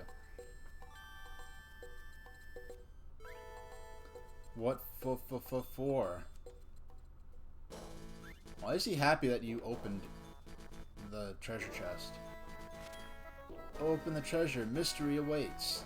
This is the treasure you've worked for. You didn't only said it once. I guess so, but if I take it, it won't be a mystery anymore. So I've totally lost interest in it now. How altruistic? I mean, it belongs in a museum, theoretically. Impressive work. You showed me what for. It's no treasure, but take this gadget. You got the map maker. Goodbye for now. Well, I'm glad I did that. That was cute. There's one more minigame complete. Congratulations, you got a gadget. I'll take a gadget to Playland. You got 33 quests to do. Yes, it is. And with a much more... Yeah, Klepto depicted as a much more endearing and gentle character than he was in Mario 64. Bullet Bill's faster than anyone around. Why not challenge him to a quick race? Nah, we'll... Yeah, I'm gonna spend the next hour 20 or so playing through. Well, I wanted to clear the town area next, but this one mission in the desert is kind of isolated from the rest of the desert map, so I want to just go ahead. Doggone, babe! How many times is Bowser Kid gonna appear? All right. Move up and down, right door, left door. Take all the customers to the respective floors. Alright, this is the elevator minigame. Okay.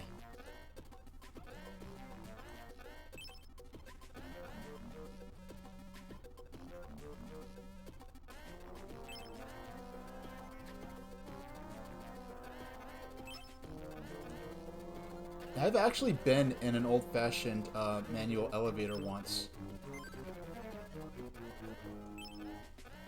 Alright. Come on.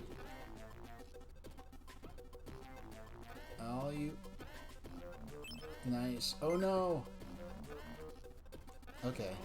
Sorry, that other shy guy. You're gonna have to wait.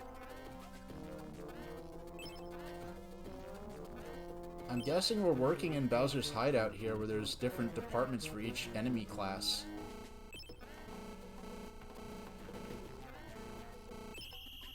Wow, that was fun, and it wasn't quite as much of a challenge as I was expecting. I thought, like, the book, because of the controls perhaps, but the book matching minigame, that one is pretty difficult, but you beat the minigame? Dang, that's my mushroom. Fine, take it. I don't think I'll forget this. Mushroom challenge. Now this is the regular minigame. Well, I get to redeem myself in this game, because this was fun, but it was really scary. Like, oh, will I wipe out or not? Alright.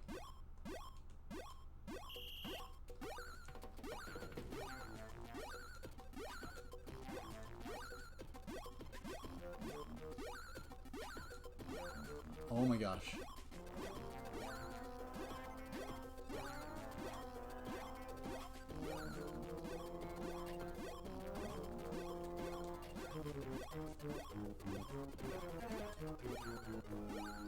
Oh my gosh. This is as far as I got last time, and I ended up wiping out on a, there we go. I wiped out on a piranha plant last time, right at the end. Or no, actually, I think I fell in the lava. But this time, we made it in there. We get 3 mushrooms. Another. Hey, time. The Bowser Kid appears way too frequently. This is a pain in the butt. He appears way too frequently. He should appear like 3 out of 10 times, maybe. It's appearing like 50% of the time.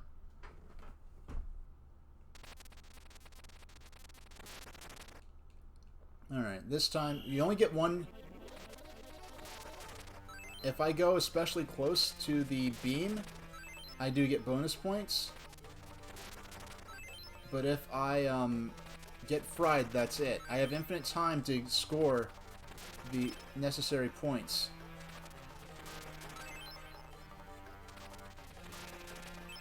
Okay.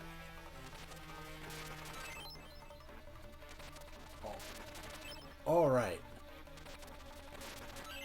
Alright, we made it. Yeah, that's not as hard. I mean, that's not as easy as it looks. But it's not super challenging either.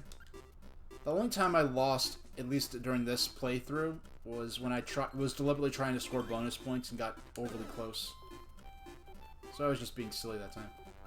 Oh, Amp's having a hard time in this game room. I wonder what'll happen. Now, if we go to... Okay. 1, 2, 3. Mushroom challenge, yeah. Come on, another... Come on, middle. Yes! Flipping out. I don't know what this minigame's going to be. I'm just happy to unlock yet another minigame. Direction, and jump, and let go. Okay, this is kind of like a... Okay, I know. I remember this one. Okay. What? What did... Hey! I just didn't know how to play it. That's why it sucks so much that you can't practice these minigames, because in... Mario Party, like, 2, for instance. And not only does it let you practice, but even if you don't practice, it at least shows you what the game is like. So you can have a sense of what you're going to try to do when the game begins. Whereas this, it's like... Yeah, good luck. So I mean, not knowing how to play the game, I don't think is the same thing as a lack of skill. I'm gonna go this way.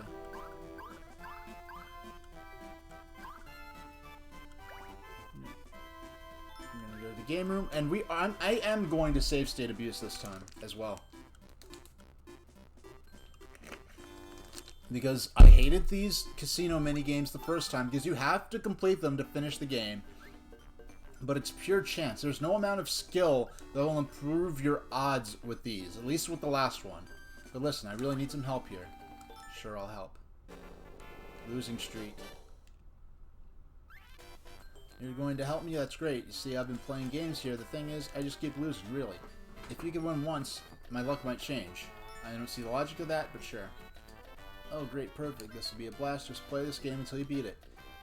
If you pull it off, you can keep the game. Not a bad deal, right? Game, match him. You know, at least one more coin to start with. Oh, is this actually... D-pad is to change coins. A is to start game. A is to stop reel. Oh, is this a doggone slot machine? Line up the symbols with the lines. Okay. At least it's a skill stop slot machine. Okay, we're going to create the restore point here.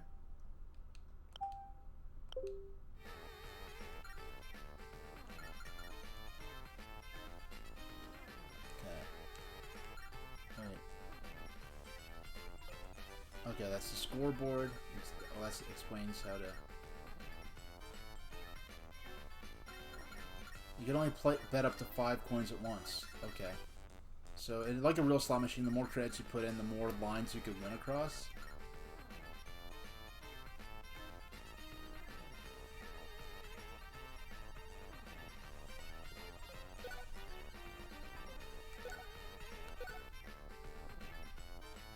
Okay. This is... As I understand, in Japan, skill stop slot machines are the norm as opposed to the slot machines here, which just sort of randomly stop on something. For the way the gambling laws work, I think if you have a skill stop, it makes it more legitimate. Wow, I almost won that one.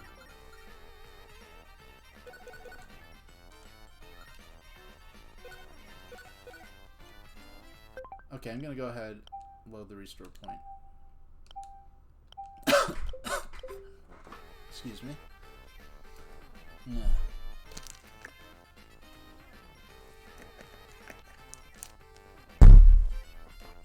Alright. Okay. 5 coin bet. We're gonna make the restore point after we've locked in the bet. And okay.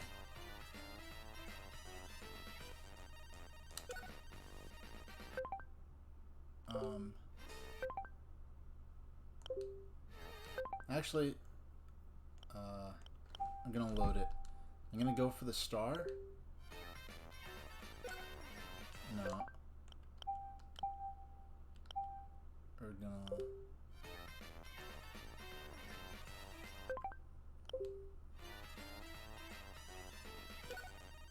Okay, that's not bad. That's not bad. Okay. Create.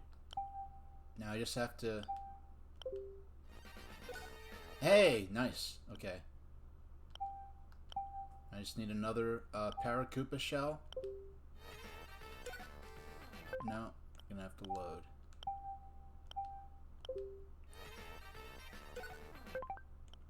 Load. And I'm cheating because this is pure chance and, no, like, minimal skill. There's, like, a very extremely limited amount, a point to which me being good at the game can allow me to get through this, and the last of these casino games was just a huge bottleneck and unreasonable and unfair. And by far the worst part of the single-player campaign is the fact that these are required to... Oh, almost.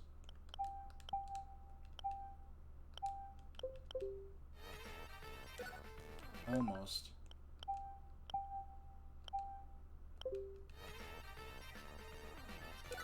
Hey, there we go. We win. We just needed to win one more coin than what we started with, which was 30, I think. So we're good now. Yeah, these really is atrocious. If these were... What? I manually... I switched it... I specifically switched it to retro. Well, now... Okay, I specifically said retro. But at least anyone who saw me in Mario 35 saw that it said Mario Party Advance, the weirdest Mario game. Or the weirdest Mario Party. So, at least I wasn't misleading anyone who was... Because I'd feel bad if I put in Mario Party, it still said Mario 35, and I was in Mario 35 category, and people were coming in looking for Mario 35, and I was playing this.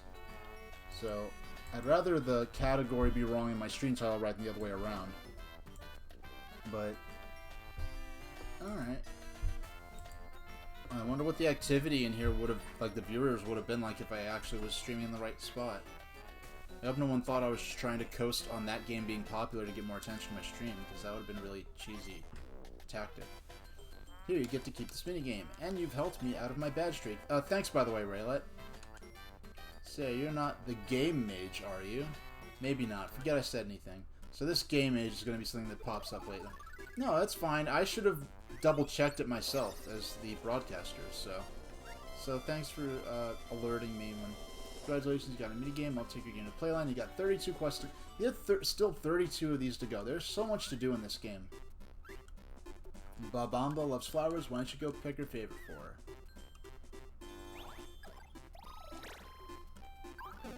Oh, doggone. Scoop a kid away from me. Imagine you here, not knowing. Bad things happen when you run into me.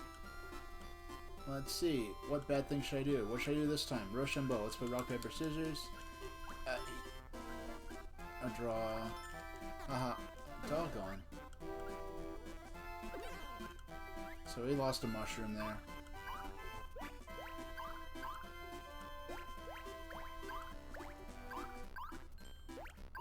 There's really no place I could go that gives me any distinct advantage in terms of trying to recover from that nonsense. Now, if I get... This one is pretty easy. This game is actually... Yeah, this game has a lot of very kind, nice versions of Mario 64 characters. I'm surprised... I mean, this game was 2005. I'm surprised there aren't any Piantas in this game. Because, what, Paper Mario Thousand Year Door, which came out before this, had Piantas in it.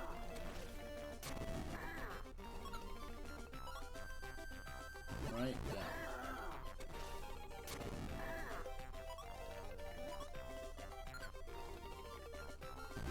Down, down, right. Up, right, up, right. Oh, I feel like the controller wasn't responding to me. Up, right. At least it doesn't count towards my time. Yeah, once in a blue moon. This will not. Right, down, right, down, right. Yeah, not very complicated sets of options it's giving me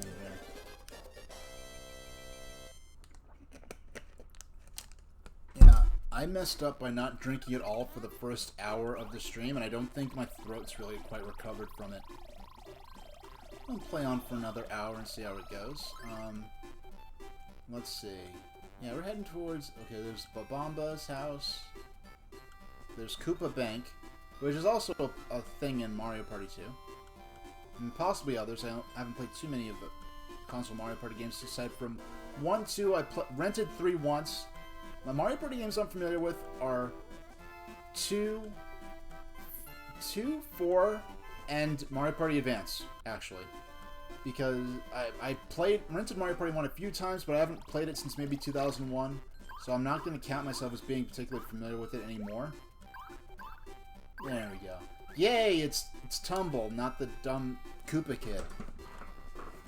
If I'm in a minigame, I'll give you 2 mushrooms. Are you ready? You'll play Sled Slide. Let's play. Now this game could be, ever since Hudson Soft produced a Mario Party to N64 gamers more than half a decade ago, the company specialized in minigame board games across a ton of platforms. Hudson worked with Sega for Sonic Shuffle and Disney for Disney's Party. You know, I never played Sonic Shuffle, but I watched Pete play it, and honestly, the tactics required to... Oh yeah, Hudson helmed the entire Mario Party series until Mario Party 9, and that was the game where Nintendo was developing it in-house, and they went with the new rule set where all the players moved together in the car across the board, and you were playing it for mini stars instead of coins, I think. And then Mario Party 10 was also like that, and then they moved on to Super Mario Party, which was kind of the proper reboot. Reach the end before time runs out. I only played Mario Party 9 single player, And I personally thought that the way it worked kind of helped speed up the game a lot, and I kind of liked it. I mean, because they were like 8 other Mario Party games that use the traditional mechanics, so like if it was only like the first two Mario Party games like that, then it switched the car and it was like that in the car forever, then I could appreciate like the, you know, I could feel the frustration a bit more. But I don't even know how Super Mario Party works. I didn't really even play it, see much of it besides the introductory trailer at E3 2017, and I never played it, so. Is that? Yeah. All right. This is. All right. I gotta focus for this one because the ice sliding physics are very tricksy in this.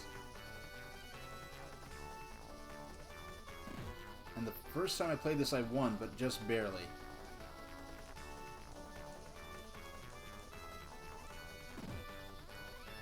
Almost to the end. There we go. Surprisingly, as a late-generation GBA game, Mario Party Advance does not support the Nintendo-created wireless adapter, and for a game that's meant to be played with multiple people, to see this feature left out of the final product is somewhat disheartening. You know, the wireless adapter wasn't the... I do have the wireless adapter. I never got to use it for anything.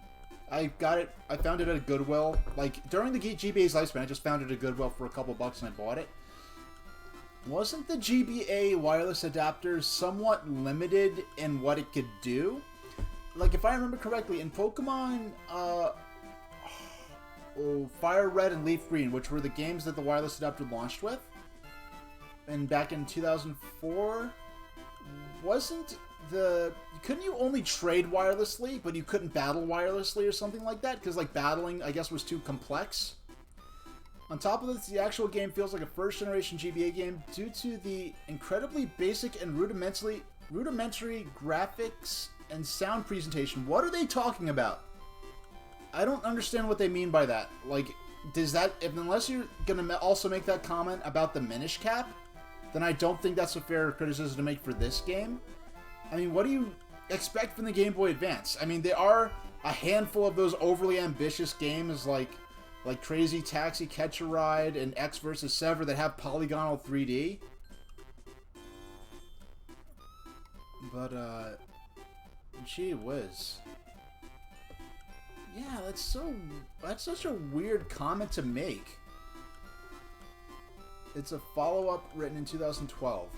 And you know what? I find it really weird that IGN's... I know I've said this before, but anyway, how are the two things IGN... The two of the most infamous reviews in IGN's history were the Omega Ruby Alpha Sapphire review, where they complained that the water route navigation was tedious. And then...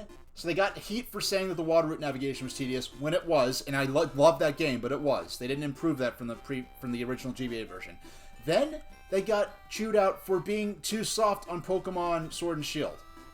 So Mario Party Advance isn't so much a fiesta this time around, at least in comparison to what console gamers have gotten in the past 2 games. That GBA is focused more on the single-play experience.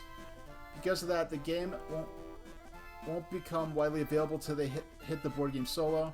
It won't be so bad if the single-player adventure was tighter and more creative than what's been created here. The main experience is slow-paced and not exciting. Many of the minigames wouldn't even be worthy in a regular platform game design. But that's not all that's bad. The nice assortment of basic one-off challenges that can be played at any time once you've unlocked them in the main game, of course, offers a lot of bang for the buck. Yeah, I actually did enjoy this format, because you could save at any time. I mean, all the bus rides and breaks during class where I'd play this, I enjoyed. Once I realized what they were doing with this, I enjoyed it a lot. Okay.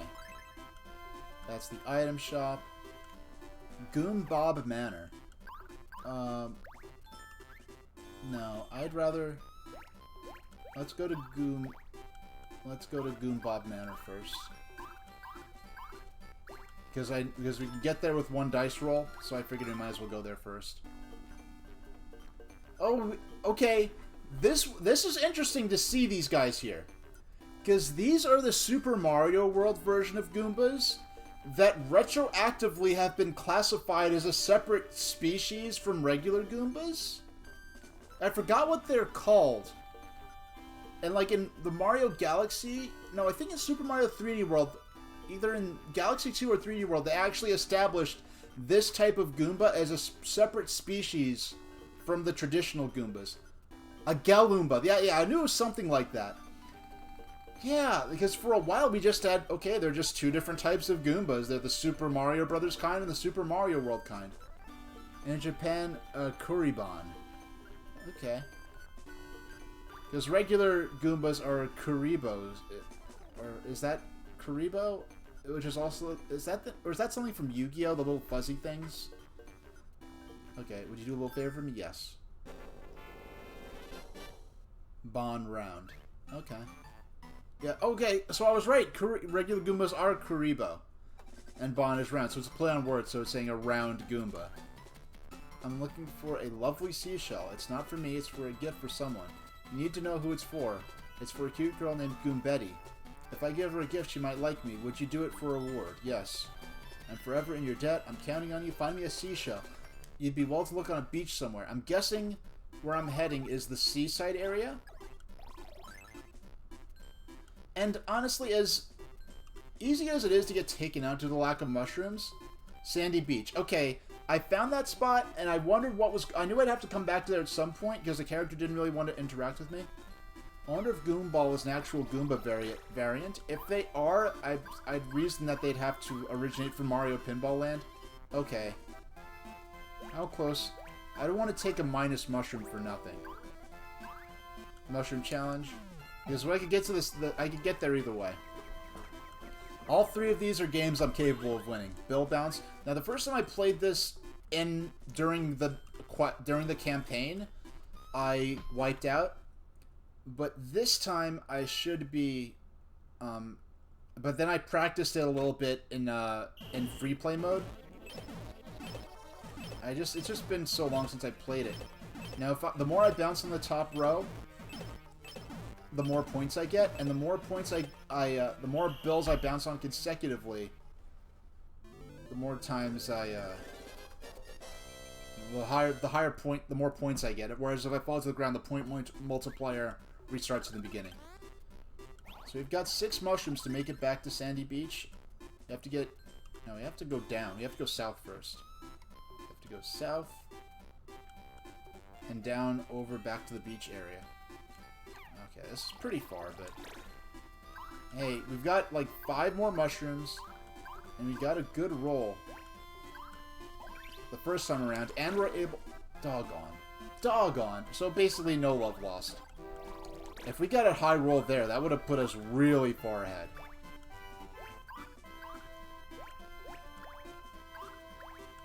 There we go. 5, not bad. By the way, there's a Tumblr blog called Obscure Mario Enemies that does featurettes on obscure esoteric Mario baddies. Auxiliary series like Wario and Yoshi included.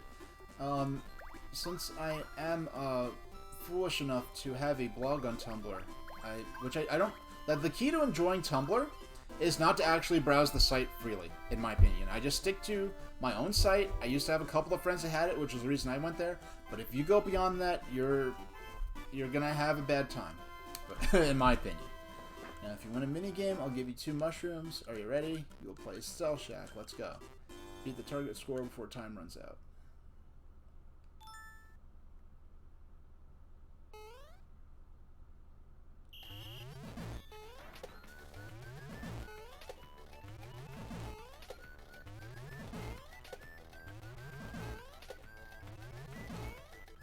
Now this is an easy mini game. It's easy to play, but very easy to lose at so many times that you can't recover.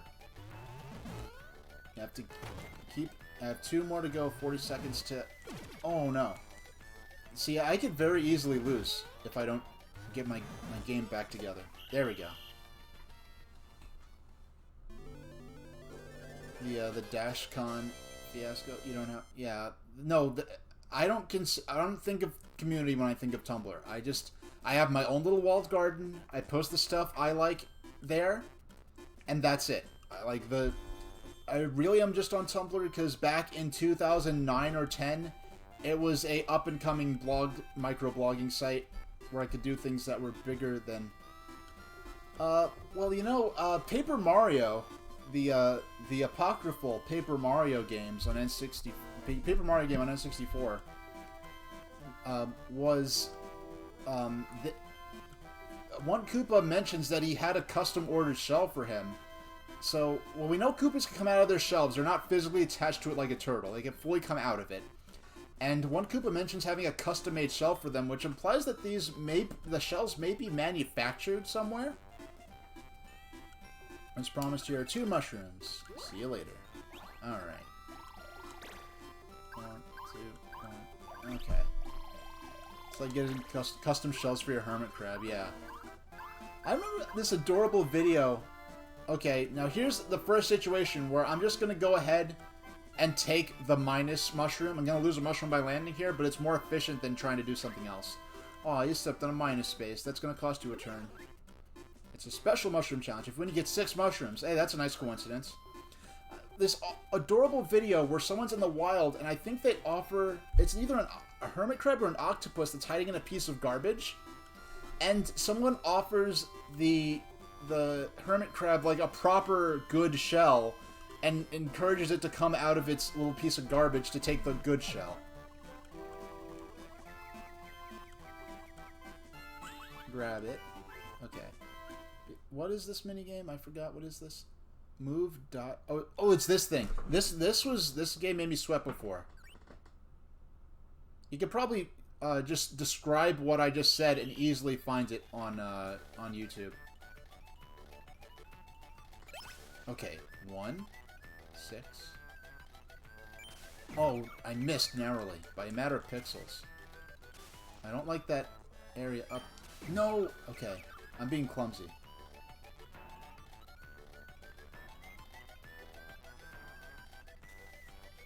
There we go. Oh no. No. That gotcha, right before he got back into the hole. Okay. I have to find 4 in less than... Oh my god. Yeah, okay, this is doable now. That double... that. Oh, I got... Only 1 left. Only 1 left. Oh no, no, no, no. No! Oh my gosh, please, please. Oh no, no, no. Oh my gosh. This is gonna be so narrow. Oh, please. No! Did you see how close I was? Oh my gosh. Oh my gosh. Oh my gosh. I could have got 6 mushrooms for that.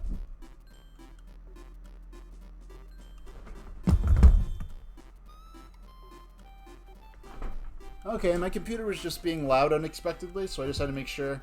I don't know if you could hear that on microphone, but my desktop, and when I say desktop, I literally mean I have an old-fashioned computer that you put on top of the desk and then put the monitor on top of it. Where do I have? Is it in? Is this where I have my? No, it's in. That no, that is my old camera here. Excuse me. Okay. That's my setup if you haven't seen it before. So I have a literal desktop to my left of where I'm sitting that has the monitor on top of it. That's the monitor I have my broadcast software on. That was so close, but that was fun though. So I could have got 6 mushrooms. Because right now I have to get all the way to the beach area. 3, 2, let's see if we could... Alright, cool. We didn't get a Koopa Kid there. That froze... Okay. The frozen frame will have to be a channel meme. I already have one, like, meme. Well, one photo I took years ago accidentally, unexpectedly, where I'm like, because I didn't expect to see my own face. And I accidentally took a picture of myself. And when I have saved that. I had to dig into my archives, because this was like 2006 or something I took this photo. I found it. And StompBot XL. Alright, last time we failed. I have to focus this time, because last time I was complaining about the fact... Oh, excuse me. This is not the right layout. There we go. Because last time I was busy complaining that they called it StompBot XL, even though it has nothing to do with stomping things, and it says steer your robo boots while avoiding rocks, even though you're not wearing robo boots. You're clearly riding on top of of an all-terrain vehicle. Whatever. Focus.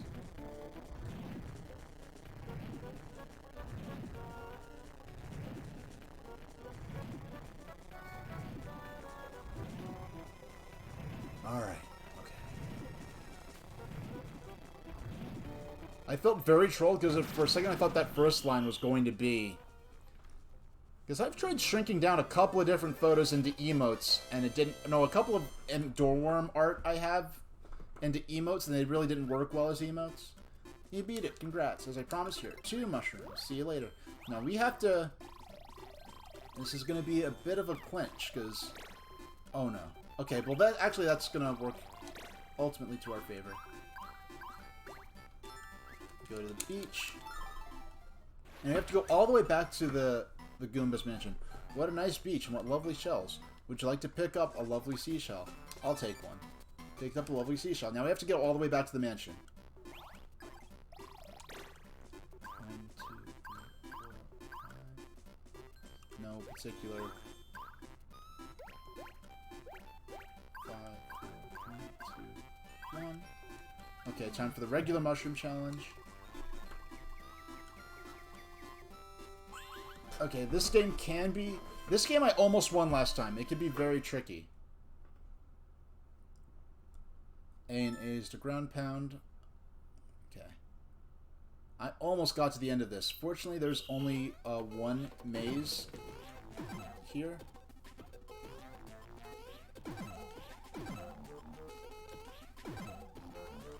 No! Okay. The little mistakes like that, that's what make this game... That's what makes this so hard.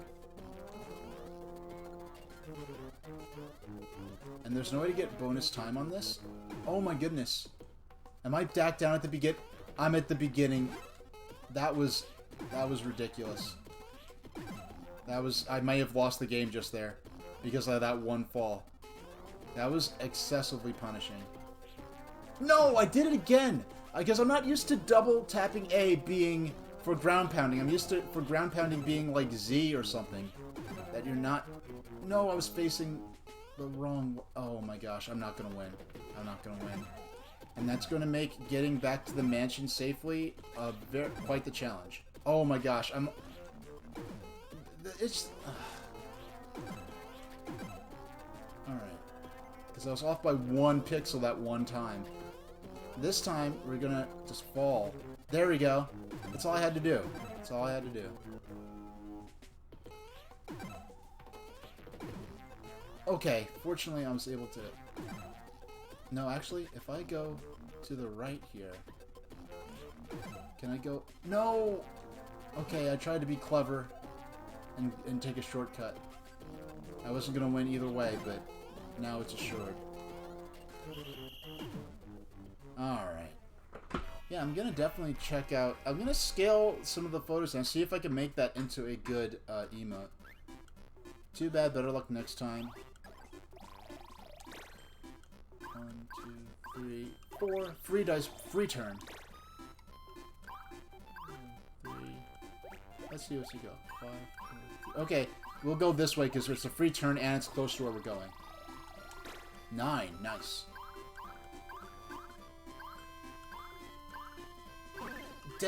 Doggone freaking Bowser kid.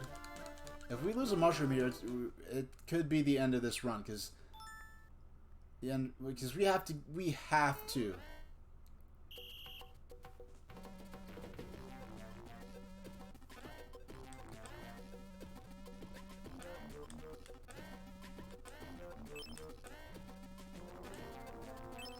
Yeah, we have to win this.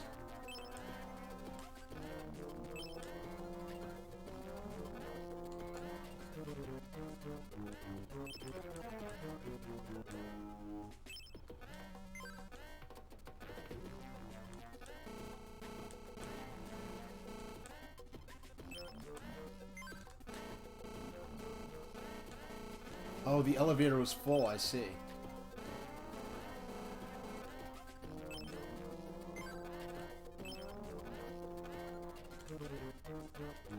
I've actually ridden on a manual elevator before where... Okay, I beat it. I have actually ridden on a manual elevator where an attendant, like, operates it for you, where you just push button. So that's quite an experience. Huh? You beat the minigame? Dang, that's my mushroom. Fine, take it.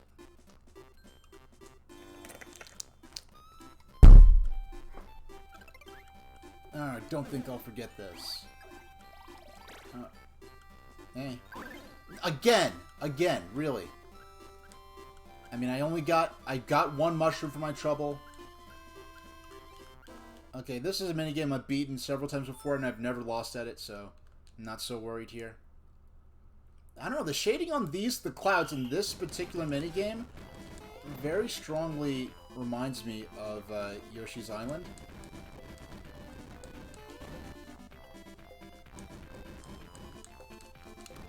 Oh, I have to keep... I see.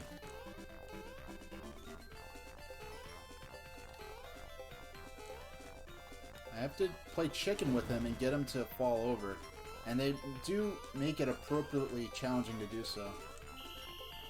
I don't know if any of the other... Yeah, the shading on the layers, like on the graduation between the clouds, actually does remind me of Yoshi's Island art style. But yeah, complaining about the graphics, like, what are you going to expect from a game like this? Do they get someone who doesn't normally review GBA? And, no, well, I think, because I said, like, for a late GBA game, the graphics weren't very impressive. What, this is no worse than Minish Cap for what Minish Cap was trying to do, and that game did an excellent job translating the Wind Waker art style into a sprite-based game. 1, 2, 3, 4. Okay, what's the quickest? 6, 7, 8, 9. Free turn. 1, 2, 3, 4, 5. Mushroom challenge. We're really gonna need to win this one. Sword stack. Oh, this is a... I was hoping for on the spot, because that would have been a freebie. But short stack is a game I can win, but I have to focus, and I have to do good. I mean, well, that's obvious I have to do good, but it's a game that's very easy to do poorly in.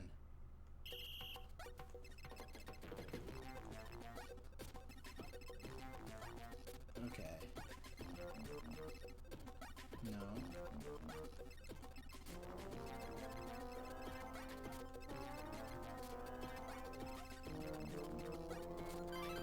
Got a time bonus there for completing that row.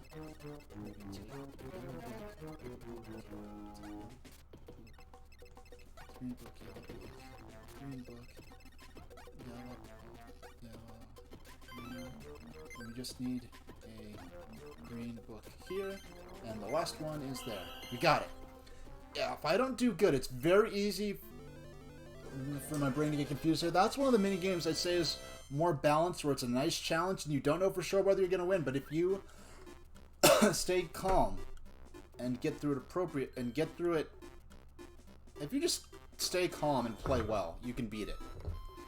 Whereas some mini games are like, it's almost impossible to beat, or if you just mess up once, you have to sit through the rest of the game with little hope you could get to the end. 5, 4, 3, 2. Free turn. No. Oh, wow. I didn't even have to use a free turn. Boom, Bob Manor. So, we got, what? I'm going to stream for another, near 37 minutes. So, it seems like we're on pace for at least finishing the town area today. Oh, look at it. This is the one. Beautiful. So, I didn't know if there's a... So, we've actually completed the seaside area. I thought a character was going to appear at the beach at some point, but no, we've actually fully completed the town area. I mean, the seaside area. And after this, I think there are 2 more areas in the town. Say, what's this? It's beautiful. It's a seashell. It's a present for you. Really? It's so pretty. Thank you. And if it's okay, could we maybe go out? Well, it seems like they're already living together. On a date? I don't know. It's already so sudden. Oh, please. I really like you, and... Yeah, okay. Oh, I'm so nervous, but happy too. Woohoo! Whoopity-doo. Yeehaw. Here, I want you to take this gadget. Wait, did he actually say gadget?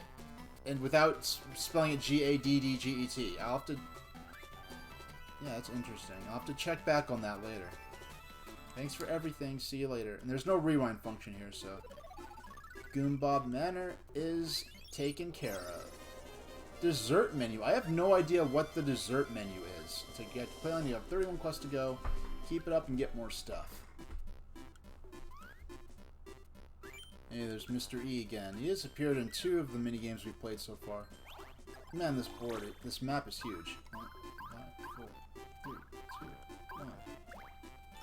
2, 1. I'm not too worried about getting a game over at this point, because we've already completed that quest. That was a long... I think that's the longest distance we've yet traveled to complete one of these quests. We're not quite open yet. We should open real soon, though. Someone in this house was robbed. Once you help, you're the only one who can. Okay. I'm right nearby there anyway. Let's see. I'm equal number of spaces away from both of them. And this way there are 2, and that way there's 1. It'll probably be more efficient to... Oh, wow. Well, it's probably more efficient to get this 1 out the way first, and then go back to the other 2 that are right near each other. Thwomp House, would you like to stomp here? Yes. Yeah, this looks like what I'd expect a Thwomp's house to look like. I've been robbed, you gotta help. Solve the crime. Weeping Thwomp. Thanks for the... Okay, so all the Thwomps talk like this. What's all this, then? Hey, who are you? I'm Shroomlock from Toadland Yard. There's a second quest involving this character. Did you call for the police? Yeah, that's me. I got robbed for 40 coins. What? 40 coins? That's enough for 2 stars. Mainline Mario Party reference there, because you don't buy it. There are no stars in this. It's just about getting the gadgets and minigames. And beating the single-player quest, so the fact that 40 coins, that's enough for 2 stars. Well, you buy them for 20 coins from Toad, and the final tally, I think they count as 50 coins each, so Toad is selling them at a loss for whatever reason. Tell me, how exactly did it happen? When I came home, the coins was gone. So, Thwomp, you were out when it happened? You know what? I just noticed something. I just thought of something. This may be the only sprite-based representation of this type of Thwomp. Because this is like a Mario 64 style Thwomp, because this is how Thwomps were used in... They only appeared in Whomp's... Only 2 appeared in Whomp's Fortress. And that's when they looked like this. And in the 2D Mario games, they were gray and had the spikes around them. So this may be the only official sprite-based representation of this style of Thwomp. Yeah, I never thought of that before. And your house was totally secured? Then how did the culprit get in? I don't know. Why are you asking me, anyway? This is a tough case, but my hunch tells me that your house holds clues to solve it. Luigi, would you mind looking for clues? Yeah, let's look for clues. Thanks, that'll be a great help. See if you can find some kind of clue. Oh, look at this view here. This is so cool. I mean, this right here. Imagine if they made a Mario platformer, a 2D, like a... Man, I'm just... My heart's kind of breaking right now. Because imagine if they made an original Mario platformer for the Game Boy Advance, where it was all in this kind of viewpoint with this style of graphics. That would have been so cool. And now it's never going to happen, and that's one nice thing. That's one thing I'm going to miss. Like, the DS and the 3DS, it kept sprite-based Nintendo artwork alive to an extent, and now that we have the Switch as the universal platform for all the divisions and branches of Nintendo to develop on, you know, we've kind of lost, you know, the last bastion of, you know, of sprite-based artwork on Nintendo systems by Nintendo. It's a punching bag for boxing practice. The ball moves when you hit it. It looks new. Trash can? It's a garbage can, nothing special. There's some trash inside, mostly paper. It's a sandbag for karate practice. It's full of sand and looks heavy. It's a small and messy stack of books. There's one called How to Make Friends. Aw. I don't know what I'm supposed to be. This is the only door in the house. It's small, smaller than Thwomp even. How did he leave if he's larger than the door? He said he was out when the robbery happened. Did you find anything? Are you done looking? All done. I think he stole his own money. Thanks for your work. Show me the clue that reveals the criminal. The door.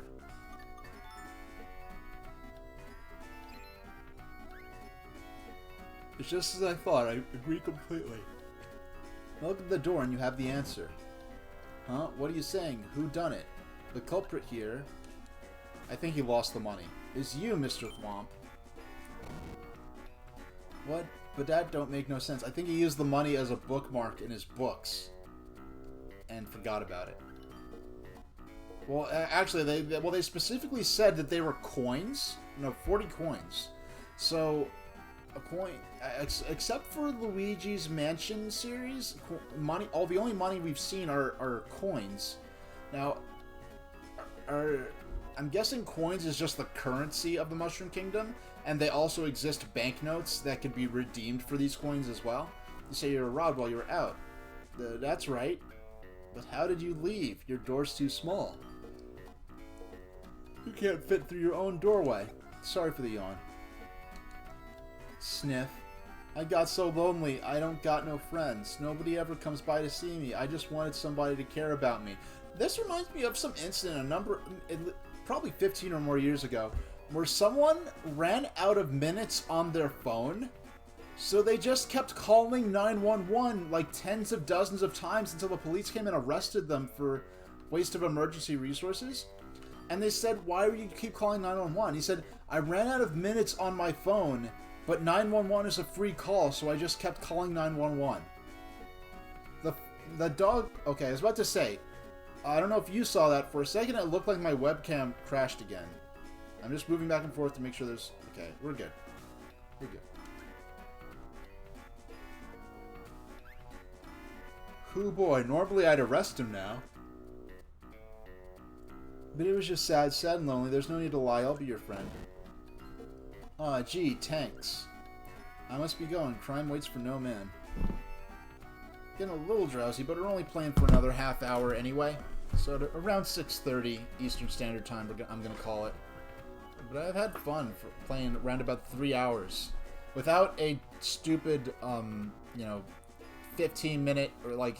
Well, it felt like 15 minutes. Probably more like between 7 and 10 or 12 minutes last time when the stream went down, because my internet lapsed for a moment. Sorry for the trouble. Let me give you this. You got the eye exam. Thanks for everything. I mean it, buddy. Come on, pals. We got that out the way.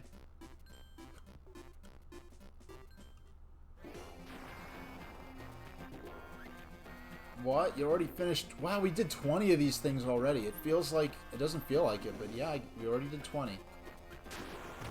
It's quite a sport playing by the rules and opening these pipes for us that we'll go into for different challenges. And let's save Bowser for the end, I guess. Might as well do them all in one shot. I remember the first time I was playing this, I remember going into the Bowser area and doing each pipe challenge as they opened. You got 30 quests to go. Mushroom challenge, spin the wheel. You aren't in the middle of a quest. There's not too much of real cheap. This game is fairly simple, but it's not hard to lose at it. So yeah, doing the L and R combos, okay, is really. I keep hitting the wrong shoulder buttons. Now I used to having multiple shoulder buttons on my controller.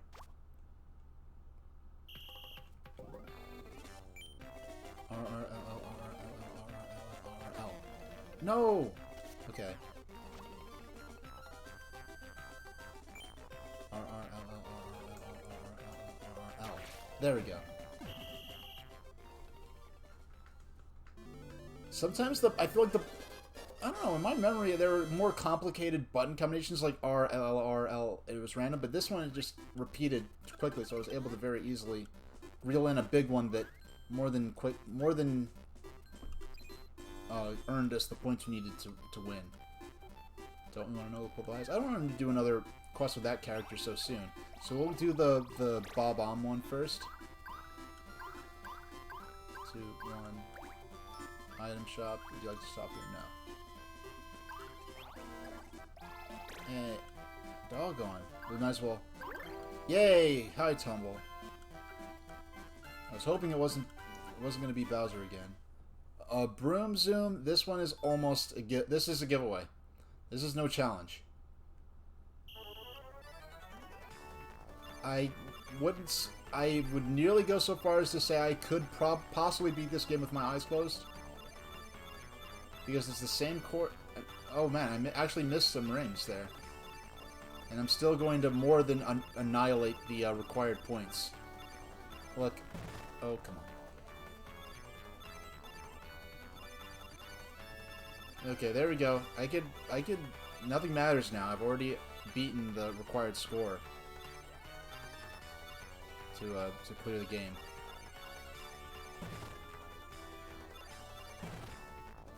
And there's no number. They should have, you know what they should have added? They should have added some hit points. Like maybe 3 hit points, or maybe even 4. Like 3 would have been fair. You could take 3 hits and then it's instant game over. That would have balanced this particular minigame out pretty good.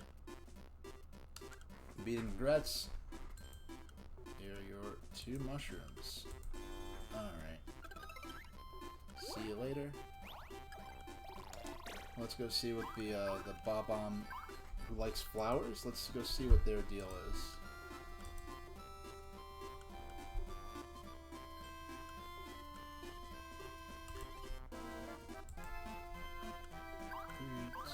There we go. Babamba. Let's see what she's all about. Babamba, nice to meet ya. Hi, Bombette. I see you've changed your name to escape from Nintendo's code enforcement police for being in an apocryphal Mario game that has modified Mario enemies in it. Listen, I've got a favor to ask. What is it? Flowers are a blast. Thanks, it's no biggie. I'm after a gift. I'm after a flower. A healthy, pretty flower. Can you go get one for me? Thanks, honey. You're so sweet. Now, I want a healthy, pretty flower. I bet you'll find one in the desert. Do butterflies fly in the desert? Now, bring me one. I'll give you a gadget. Thanks again for helping. Okay, they even tell you where to go. Mushroom challenge. So we're already... Now, let's see what we have to... Pesticide. This one's pretty easy. But Boo Bye is one I sometimes win at, sometimes lose at. It's a nice balanced one. And the last time I played it, I was like, oh, I love this game. And the second it started, I instantly lost because I forgot exactly how the game worked. That's one of the more cutthroat games where if you get hit by an enemy, instantly lose. You know, this makes me a little sad because I had a dandelion that I had in a pot. And I took care of it for a year. I took care of it for a year and a half. Yeah, I took care of it for a year and a half, and then it died. Just a few days ago, it died. Seemingly. I'm still watering it, because once about a year ago, it died. I thought it died, and then like a week later, it shot up a new leaf. So... I'm still watering it, still holding out hope, but I don't think it's coming back this time. I thought I was just going to get some free greens by just taking some dandelion seeds from my yard and just throwing them in a pot and growing them. But, apparently dandelions would rather just grow in a random, like, crack in concrete than in a pot of fertilized soil with a sun lamp on them. They apparently flourish in the wild and not in an artificial environment. But I had this one dandelion. I had a bunch. They all died but for one. And then that one lived for a year and a half, apparently until a week ago. It may still come back and shoot up another leaf. I don't know. But it never grew big leaves. It never flowered. It would have 3 or 4 leaves at a time. then one leaf would die and it would just shoot up a new one. And it never flowered. This was the most disappointing part. But I did not realize that dandelions lived that long. Good heavens, I've been robbed. Wow, an actual robbery. And they must have had the freaking Hulk with them to have the safe broken open like that. Please, won't you help a Koopa out? Of course. You can all... Oh, wait, okay. No. I forgot. I wasted a turn there because I forgot. I'm supposed to be... No, that's not. I have to go down to get to the desert. They said it was somewhere in the desert. Mushroom field? That sounds like a baseball stadium? That doesn't sound like a field of flowers. It sounds like a stadium. Pokey? The hammer. Piranha plant. Can you help? Piranha plant? What's this? What's this area? Is it a forest? Okay, I forgot about the jungle area. I do remember the snakes. The little, cute little striped snakes there. Okay, I'm guessing piranha plant might have flowers. 3, 2, 1. Oh, man. Yeah, I have 5 mushrooms. I'll go ahead and take the minus on that. Mushroom challenge. Time to spin the wheel. Treadmill. This one isn't so hard.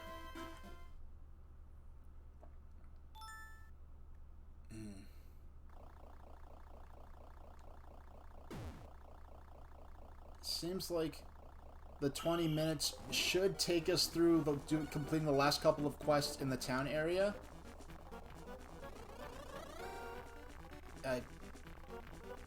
But I do want to hold out. I do want to beat the last couple of quests in the town area, because this shouldn't...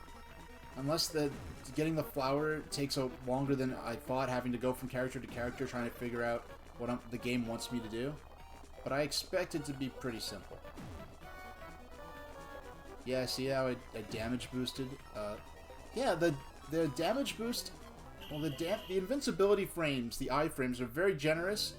So even if you get hit by something, the iframes last so long that you're almost guaranteed to be able to run straight through it after that. Got 3 mushrooms. Now, where are we gonna go? We're gonna go up to Piranha Plant first.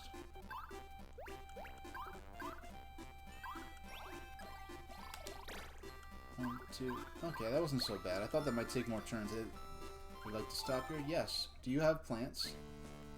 Piranha plants, they're healthy and pretty. Take a piranha plant. I don't want to... I hope you're... No, let's do it or no way they bite. You got bit, but you got a piranha plant. Piranha plants are some of my favorite Mario enemies. Not in the game, just as a character design when they're not enemies. Because something about big, like, creatures with big slobbery mouths but no actual faces or eyes I always liked as a monster design. I actually have a couple of monster designs that incorporate features like that. I never shared them here because they have nothing to do with anything I do here. But if you look on my blog on Tumblr, tumblr.com/SuperTrainStationH, if you look up art or whatever, you'd probably find it. Although if you look up art, you're probably going to also find a bunch of stuff I've reblogged from other people. Alright. Now, where is... Now, one game I look forward to... Oh gosh, I forgot. That was minus 10 points for that. Wow, that's pretty brutal.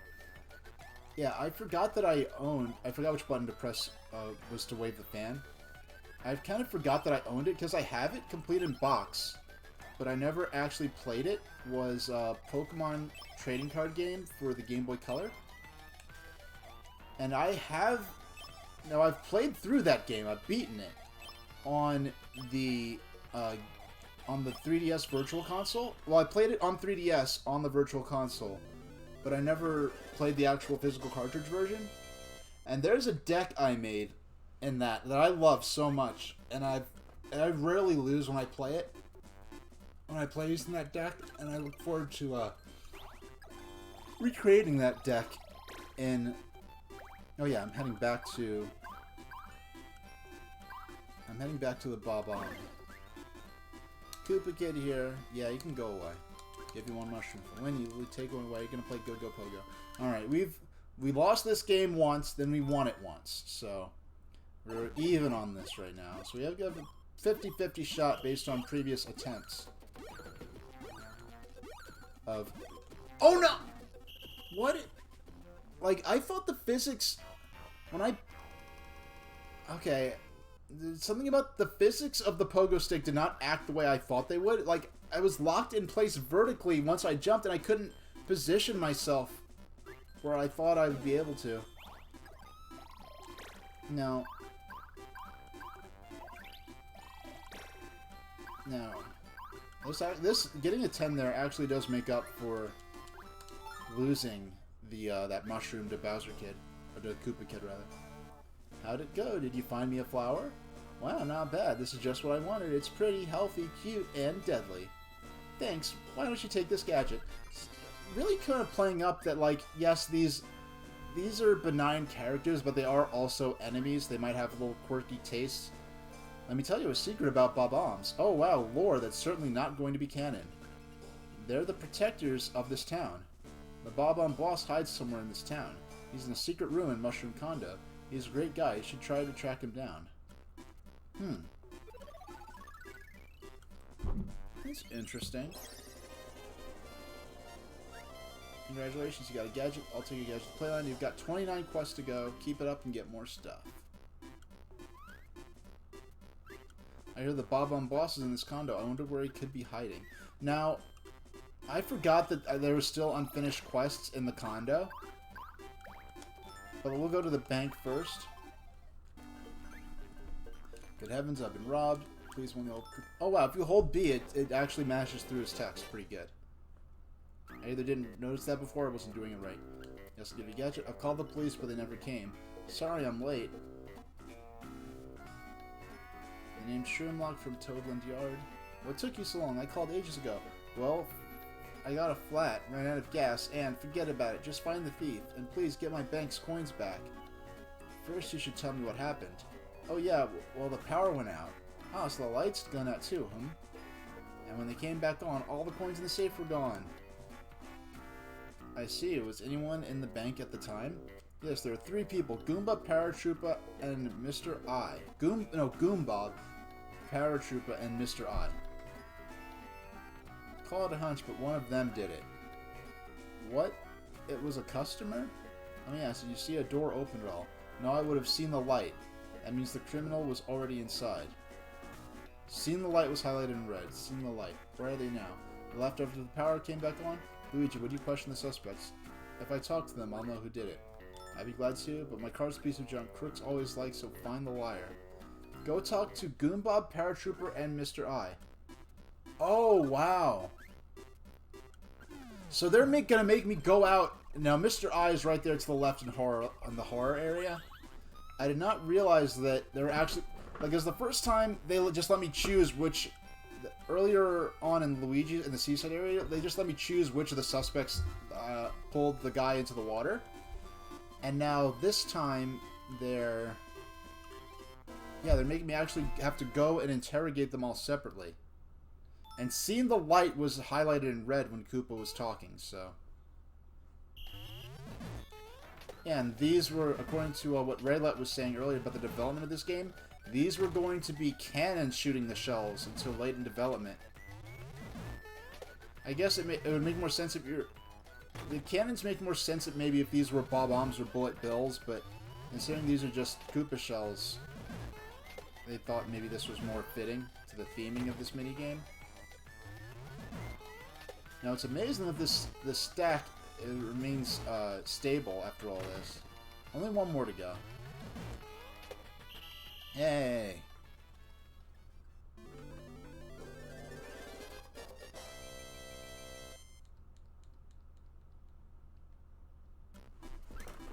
You get 3 mushrooms. Actually, you know what? I'm gonna save, and we'll call it soon. But first, head towards Mr. I. Oh, I have to go. Okay, here we go. Save. You can save your progress and quit. Save and quit. Yes. And we'll look at the gadgets we got, and then I'll call it. Playland.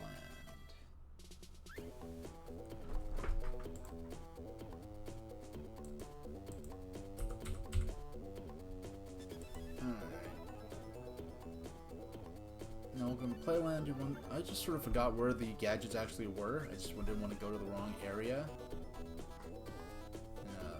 And mess up my game. And I'm just... Okay, for a second, my camera looked like it froze again. I think it was just on my end, though. I think it was alright. So we'll check out the dumb gadgets we got. See if there are any decent ones. One full of toys with many functions, blah, blah, blah. Okay, we've seen nothing new here. Now what's this? Eye exam. Play with eye exam. I don't remember what this is. Okay. Change, slide, rotate, ring. Stand about 7 feet back. Look and see how well you see. Try it on friends.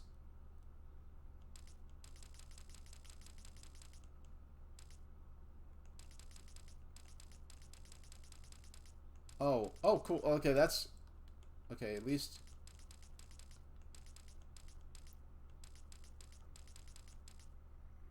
What? I don't get it. Okay. That was dumb. Bullseye. This is probably going to be 4 players holding the Game Boy Advance darts game. Or it could just be a 1-player darts game.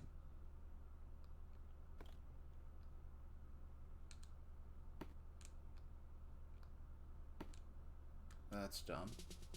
Man, Darts on the Cyberco was a better game than that. Map Maker. That sounds overly ambitious for what these typically are. Select move, create your own treasure map, hide the treasure, and let your friends find it.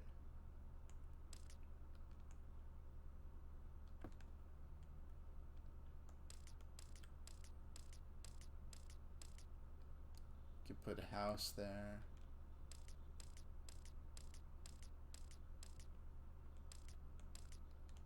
Put a minus. Okay, that's dumb. That could have been more useful, but that cursor moved way too slow. Dart attack. We already saw that. Is that different? Is this different from the darts game I was playing a moment ago? A, B fire, L fire. What? Okay, that's dumb. I remember that now. Rochambeau.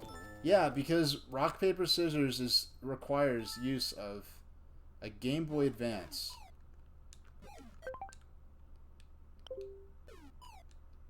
That's silly.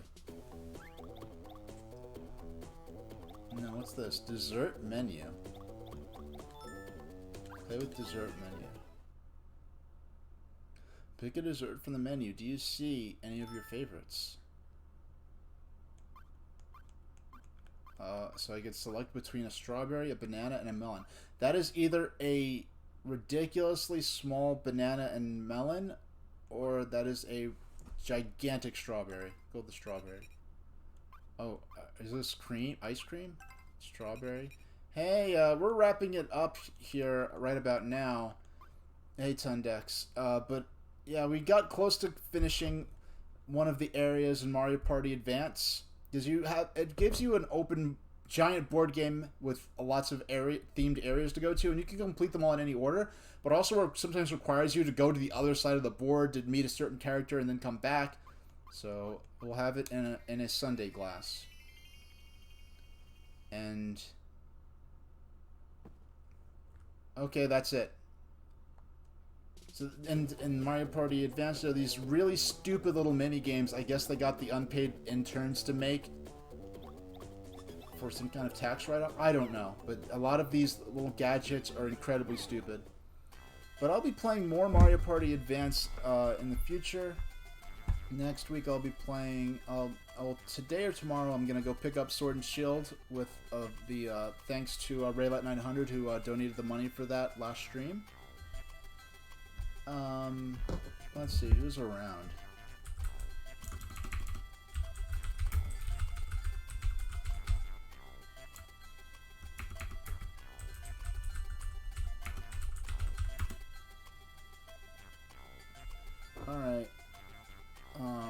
So I'm going to send you over to Gunstar Heroes. He dropped in earlier. He does a lot of great Game Gear coverage. I have no idea what he's doing now, but let's go see what he's up to. Thanks for dropping by. Sometime the next day or two, I'll have whenever I'm going to do my new streams up on the About page on my YouTube channel. I mean on my my Twitch channel. So I'll see you around. Thanks for dropping in, and thanks for watching.